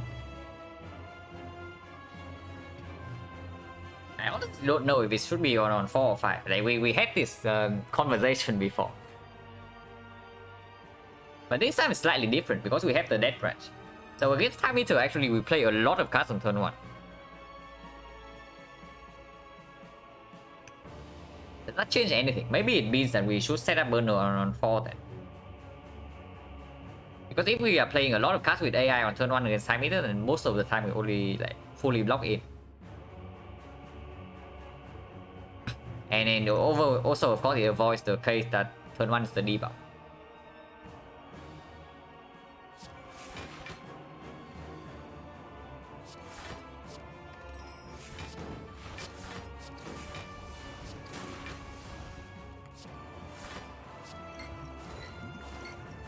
Okay, good bouncing flash.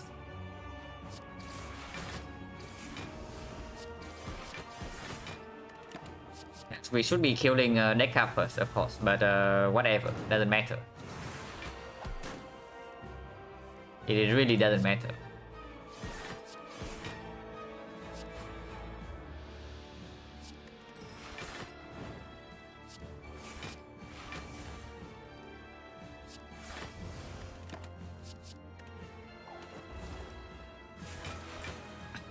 We can leave Dodo alive for calendar to feel good though.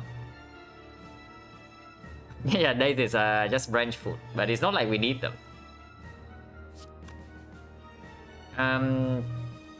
So 6 turns from now, right? Yeah, burner should be on 4.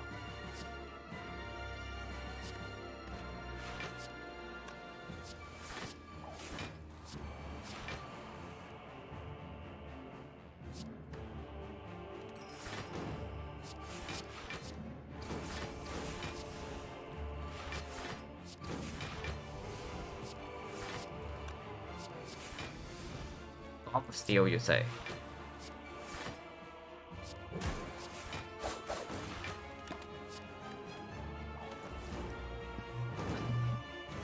And yeah, we are making the calendar happy here. Unless Tingsha has something to say. Because Tingsha can definitely kill Dodo right here. That's what's fine.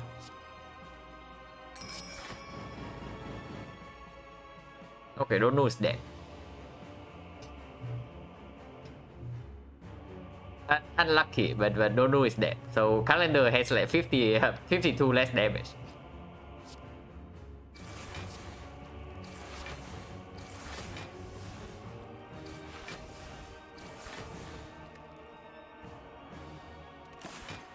We need to kill in like 6 turns from now, so we should chill a little bit.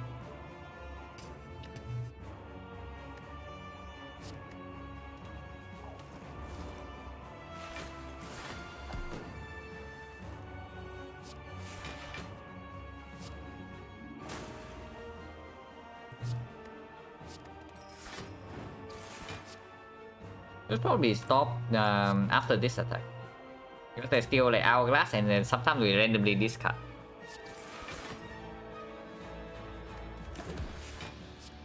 And yeah, we don't have the couch off deploy yet.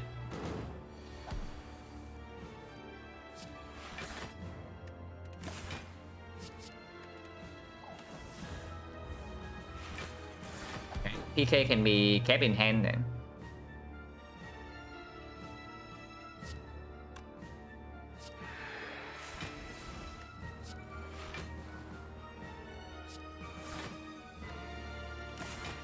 Still need to deal damage at some point. Okay, we want to kill next turn and Storm Seal is in our hand with the PK, so that should be sufficient.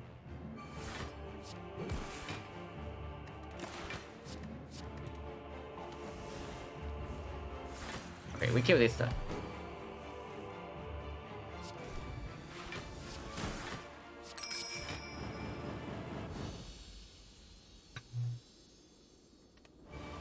Not even Time Eater.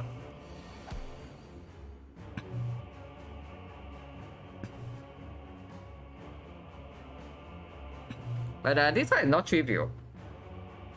Because we need to get Nightmare Red Form in play, or otherwise we are having a little bit of trouble here.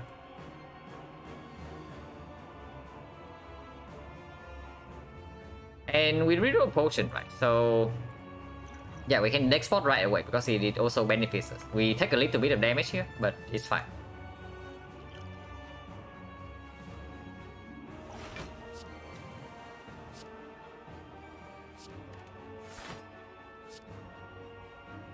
And we still need to kill this because it is not guaranteed that we actually get Nightmare Red Form very early on.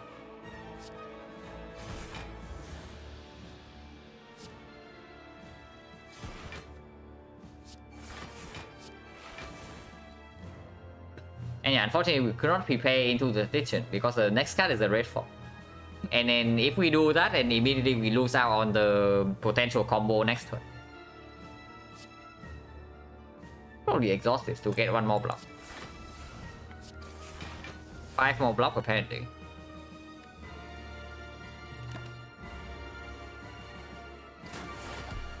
Partner here. Nightmare is not here yet. Nightmare still not here yet.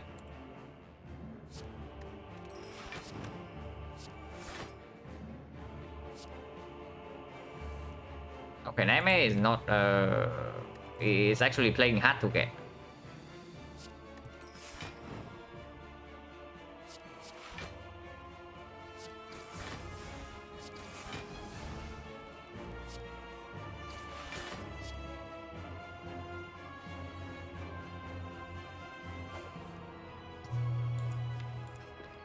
Okay, it's fine. We just draw into Violet Plains and then Nightmare and we hold it in our hand and we wait until we draw into this again. It's fine. Apparently Nightmare is just at the bottom of our deck. And we have Shackles to block in against the multi-hit, so it is okay. Not be a problem.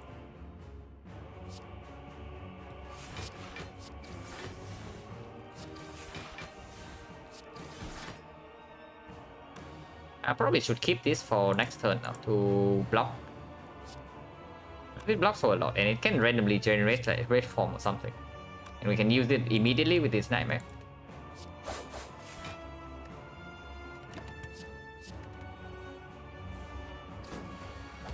Yeah, Terror Sounds 4, scary.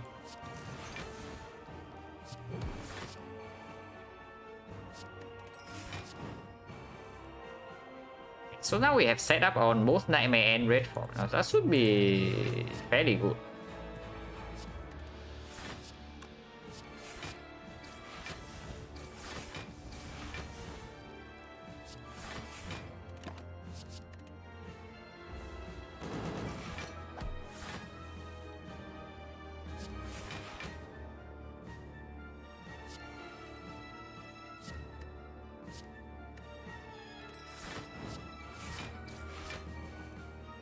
Apparently it's like really difficult to actually draw into Red Fort.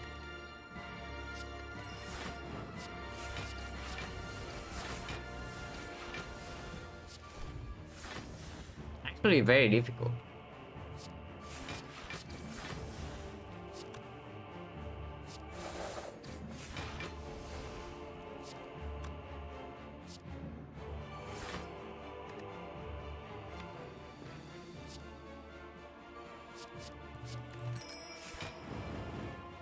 Feels not even worth playing because we are not intangible yet. So we still need to block in against this guy like normally until we actually draw into this thing.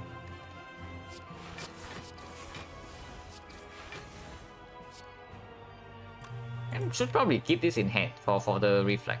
This one you can play.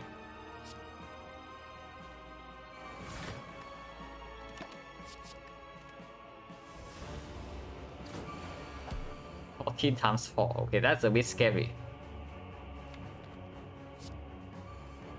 And Red Form's still not here.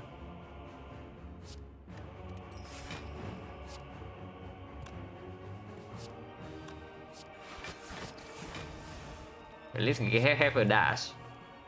And yeah, exactly for the reflex, right? And okay, Red Form finally shows up. So we can actually play the... Play our powers. 3D.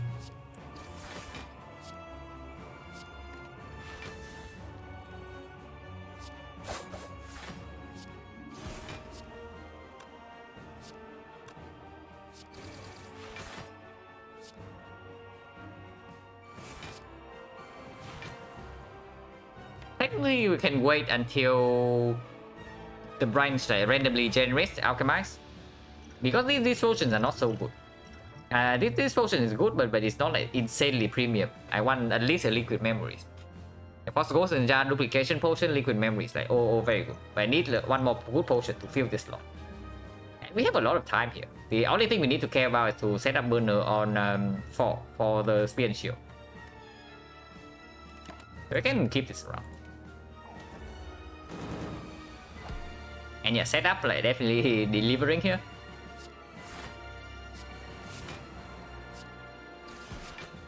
Almost misclicked the card.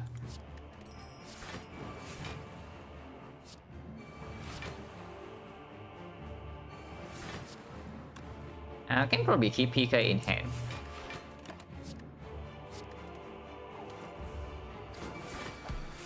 Calendar is coming in hot.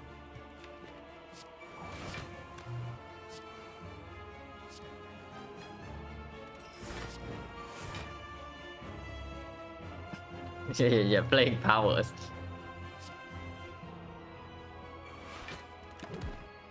Where'd Calendar go?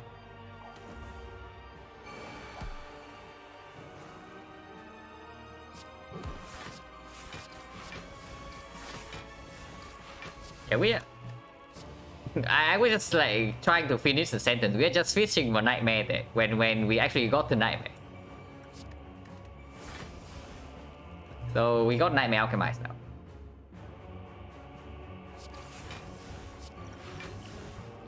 And now we just need to maybe try to kill this in 4 turns. We can kill it in 10, but we can probably do it in 4.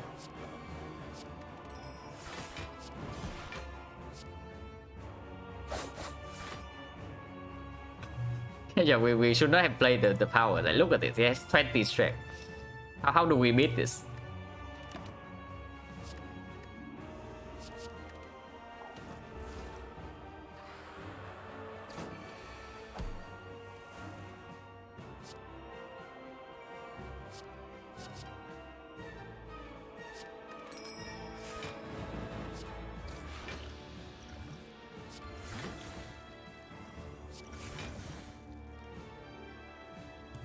Okay, maybe we are doing it again. Like we are fishing for more nightmare.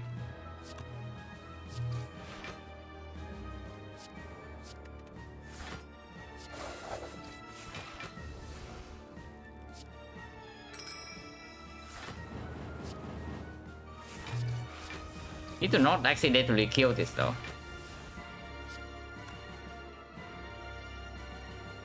And fumes is online, so we need to also be mindful of the fumes. But for now it's okay. Because this guy regains like 15 per turn.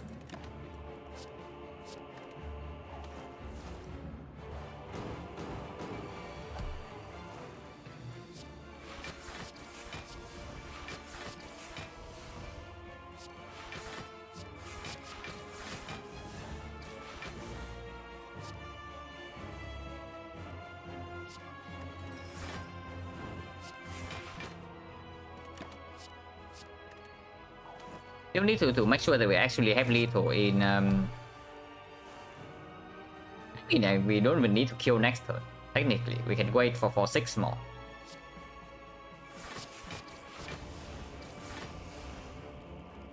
I guess killing next turn is fine. If we don't get a nightmare immediately, then just go.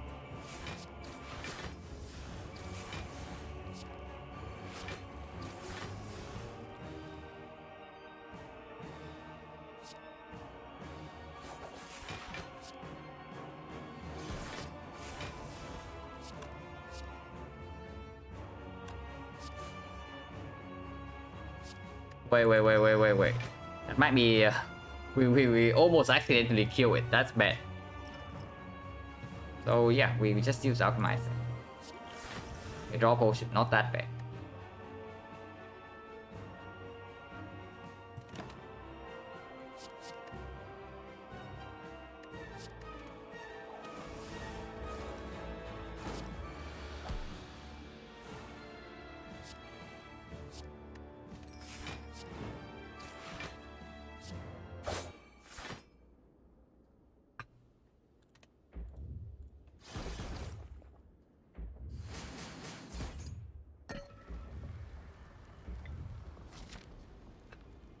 What is the upgrade here actually? Yeah, we talk about it, right? It's footwork.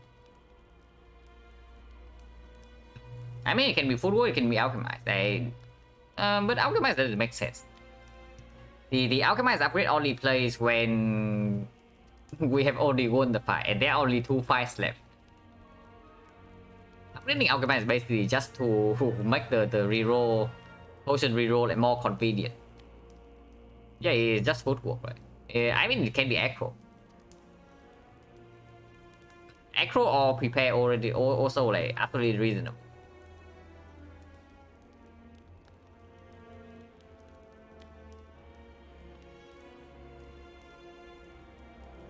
But yeah, basically when we upgrade, when we do not upgrade this footwork, when we upgrade like any of these other things, it basically says that we are 100% waiting for Nightmare Red Form, and we cannot block like otherwise. And maybe that's bad because you saw what happened in the Awaken 1 fight. We actually took quite a while to draw into Nightmare Red Form together. And before that we were blocking normally for like 5 turns. It was probably fine. We have like at least a game boost.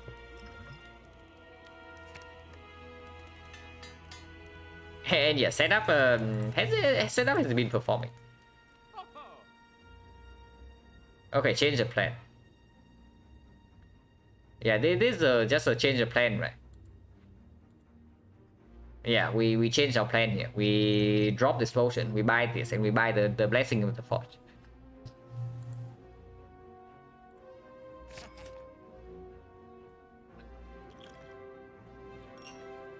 Okay, we have to upgrade the red forms now. And yeah, it's probably a card remove then. And yes, setup is here if we want that. Yeah, so no more alchemized reroll. We keep these 2 potions until the heart. Card remove can be Bane, can be Masterful Staff. Yeah, bandage also allow us to end the run at full HP. But it's a card that actually bricks out draw, so maybe not. Remove is still stronger than Puzzle, right? Because the Puzzle can overdraw us like immediately on turn 1. Because there's no guarantee that we actually draw into block against the heart on turn 1. We only guaranteed to have after image and backstab, so that's only 2 cards. It's probably Bane over Masterful Staff, because Masterful Staff can play sometimes into Spear and Shield. This card doesn't play into like anything, basically. So it's just the Bane remove.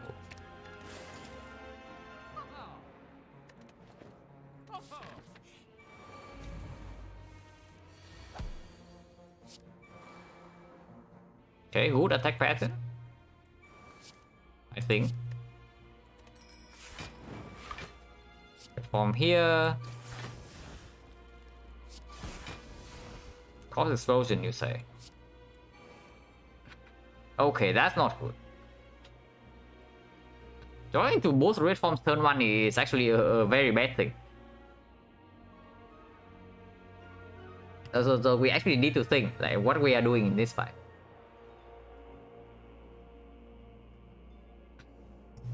I mean, I guess we just do double red form into to cause explosion and try to kill the next time burner reaches 4, but it's not always possible, and then we just mess up burner for the hard fight.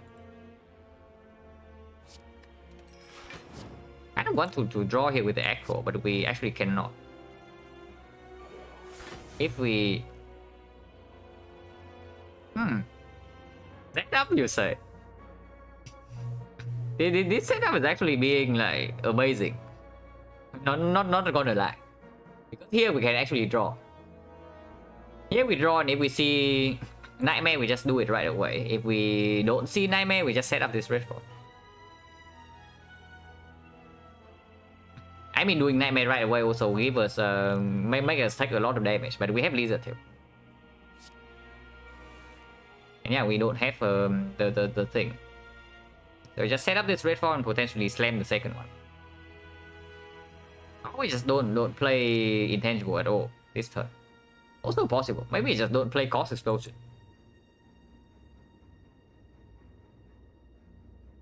I just Corpse into Will, right? Yeah, Corpse Will set up. This never play. Can draw first.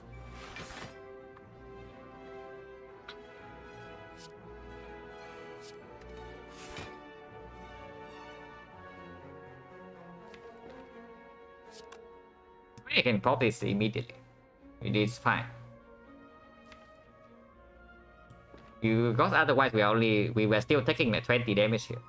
It's not like we're taking nothing.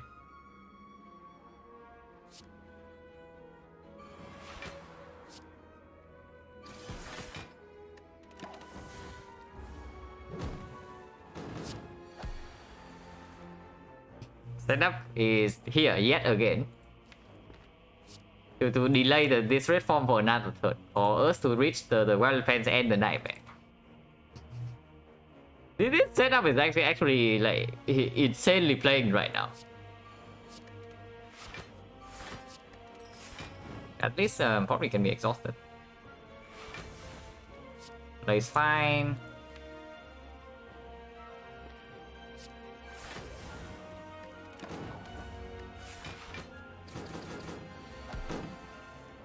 And we still do not reach both Wild Plains or the Nightmare.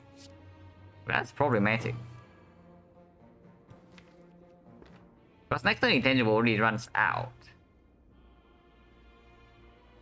Now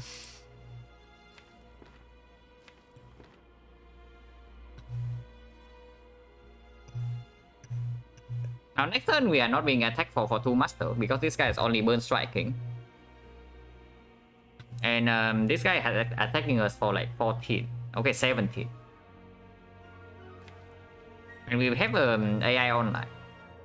The problem is after that, the turn immediately after, this guy is hitting us for like a billion. So what are we actually doing?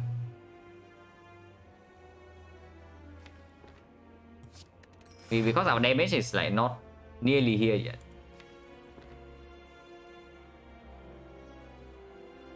Cost is also not down, so trying to kill in 3 turns is not like super good. I definitely do not want to use the campus pool. I guess we just can just slam this red form here and cycle back to the cost explosion with this. Say this first, in case it's nightmare. Okay, never mind. We have well plans. Apparently we just have well planned. Good job, Alchemize. Amazing job. I'm gonna play this, but whatever. To have weakness. Yeah. Okay, fight's over.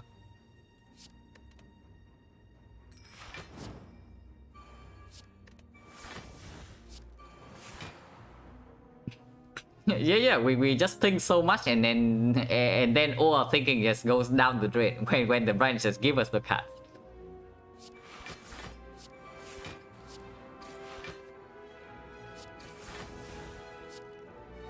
Do not want to play cow chop. Now we actually want to draw into the cost explosion at some point.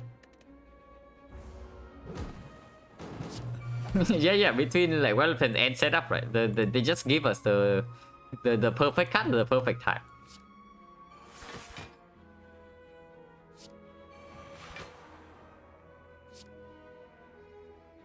Okay, calendar is coming in hot 2 turns from now, but that's not when we want to kill. So we need to be slightly careful.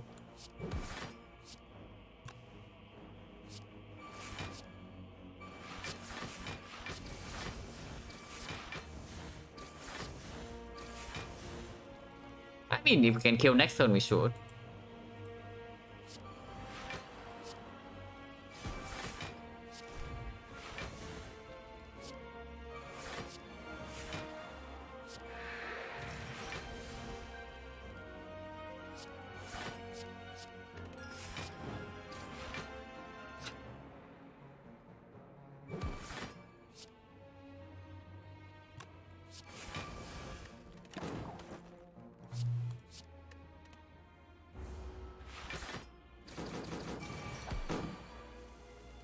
Yeah, corpse is in our hand and flechettes.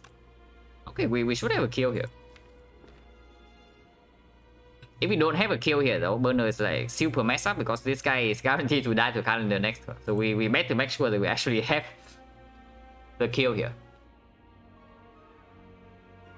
So 36, go to 37, 20, and draw first. No, drawing first makes this deals less damage, so maybe not. It's fine, we have like plenty of damage in the deck. And Tingsha also deals damage.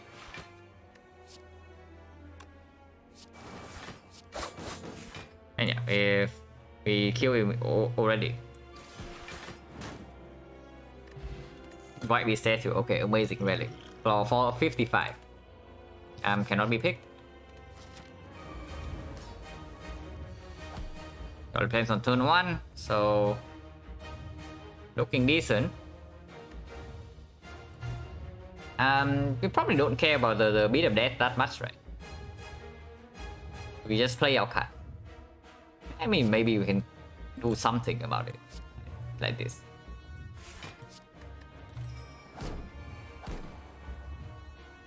Yeah, the beast is here. The beast is here to provide some moral support.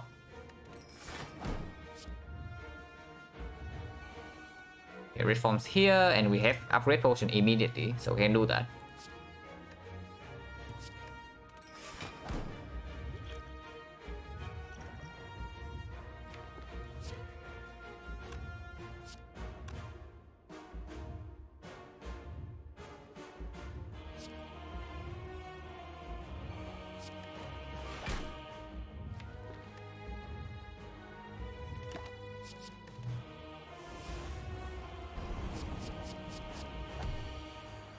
Yeah, okay, the wrong turn for the intangible, but we still fully block.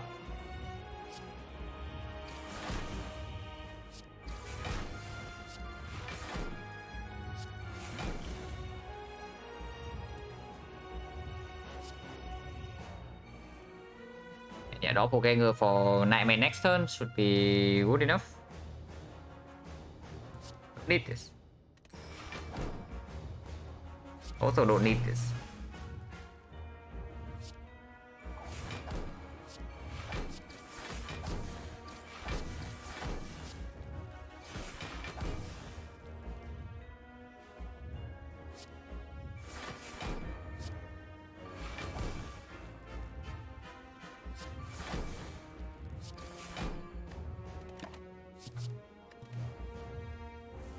Because yeah, we don't even need to nightmare this red form. We can nightmare the other red form. But yeah, we nightmare the 0 cost. So the fight should be fine from here.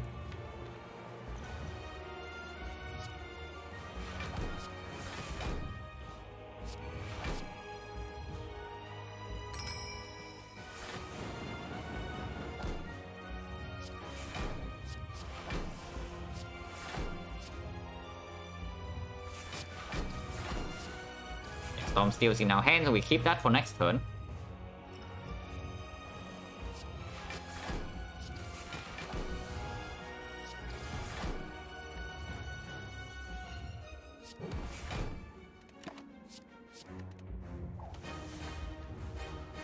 Okay, we get another Storm Steel.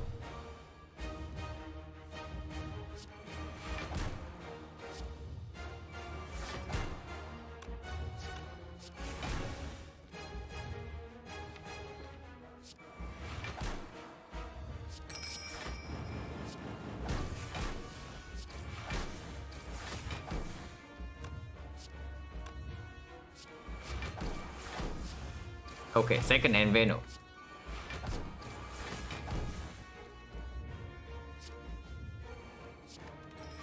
Now the nightmare.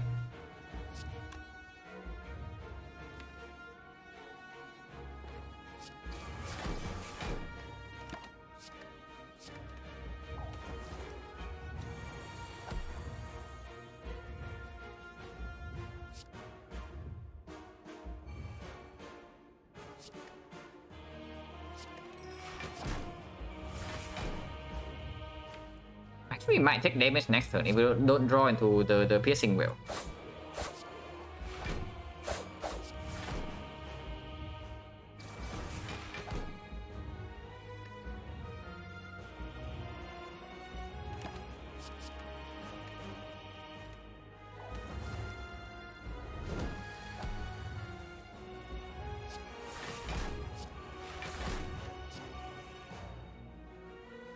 Okay, we get a decent amount of block here. Burst not necessary. I mean, burst can be fine. PK not necessary. Doppelganger not necessary. Okay.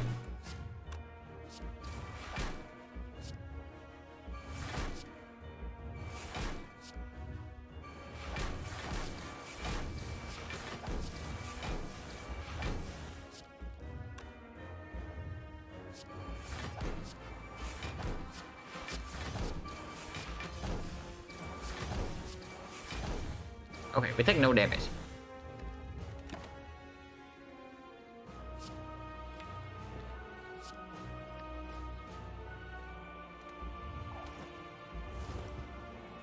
Yeah, 10 turns of intangibility. Looks like it will be a nail biter. Yeah, this one is like... That run definitely needs some work this run. Any shifts? No shifts really, so... Nightmare accuracy also doesn't play. Oh, wait, hang on.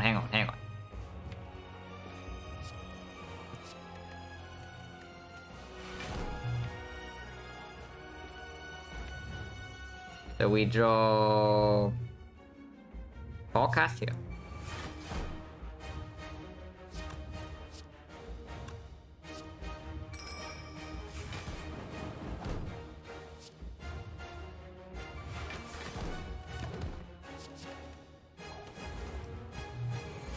yeah, definitely a change that the Dead Bench carry this run. Yeah, grand finale.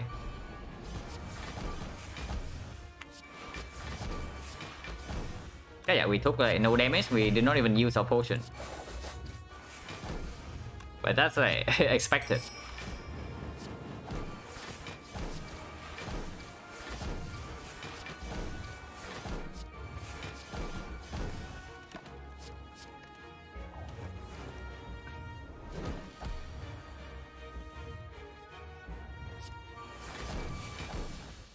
But yeah, this run just like dead ranks being a dumb relic.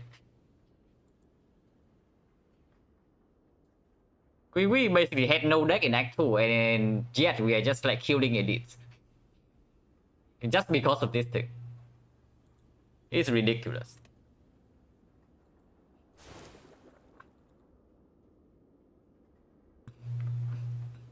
So yeah, we are 56-19.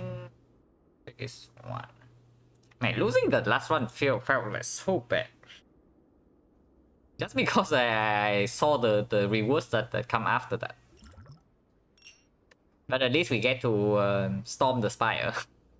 With Dead Range Mummify Hand yet again. And yeah, Incense Burner leaves the tail unused.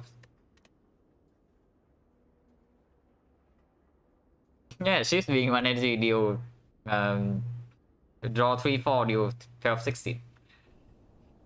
Honestly, with the Dead Rank, there are like only 2 fights to worry about in the whole run. There's the Time Eater and there's the Heart. But I think after Act 2 in this run was not a nothing deck. We actually have like real cards after this P-box. So even if we see Time Eater there, like it has no chance. And of course we have After Image as well. And yeah, we also have like +4 block for more ornamental fan. So we have After Image, we have like the fan, we have the intangible. So this run honestly cannot lose like, after, I don't know after what, but after this P-box it was probably, we get Incense Burner into red form P-box, it is probably when we can no longer lose this run. But yeah, this one was set. This one was especially set because if we won this fight, we would have won the run. And yet we die with 1 HP. So now I'm like thinking, did we misplay 1 HP in Act 1? Or did we misplay 1 HP in any of the fights in Act 2? Because if you have 1 more HP in this fight, we win the whole run. We die by exactly 1 HP. And yeah, here it says that we won the fight because we replay this fight with hindsight knowledge. But in the real run, we died here at 1 HP. And he just dropped like Lizard Tail question card. And afterwards, we have Nightmare Red for Pyramid. Okay. Amazing.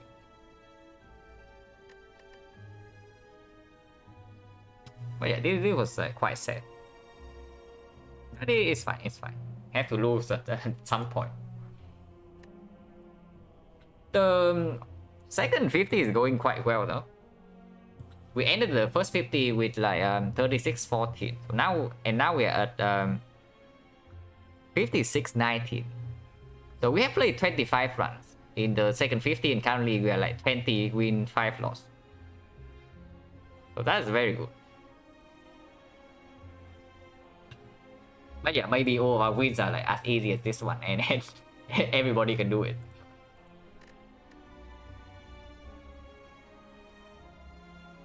But yeah, it's now 8 AM, so definitely not playing another run. This hour is unusual, so there's probably a bunch of people I have never read it before, like maybe streaming around this time.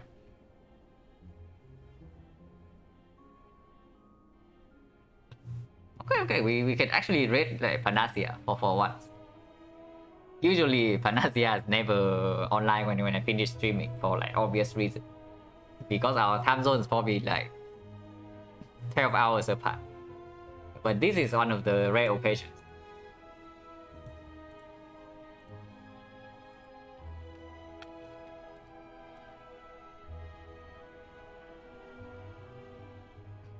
Yeah, good night, good morning. But I'm actually going to sleep now. So technically good night is probably correct. But yeah, as always, like thank you everyone for hanging out and watching. And probably not streaming later today though. So probably see you in maybe 30 hours.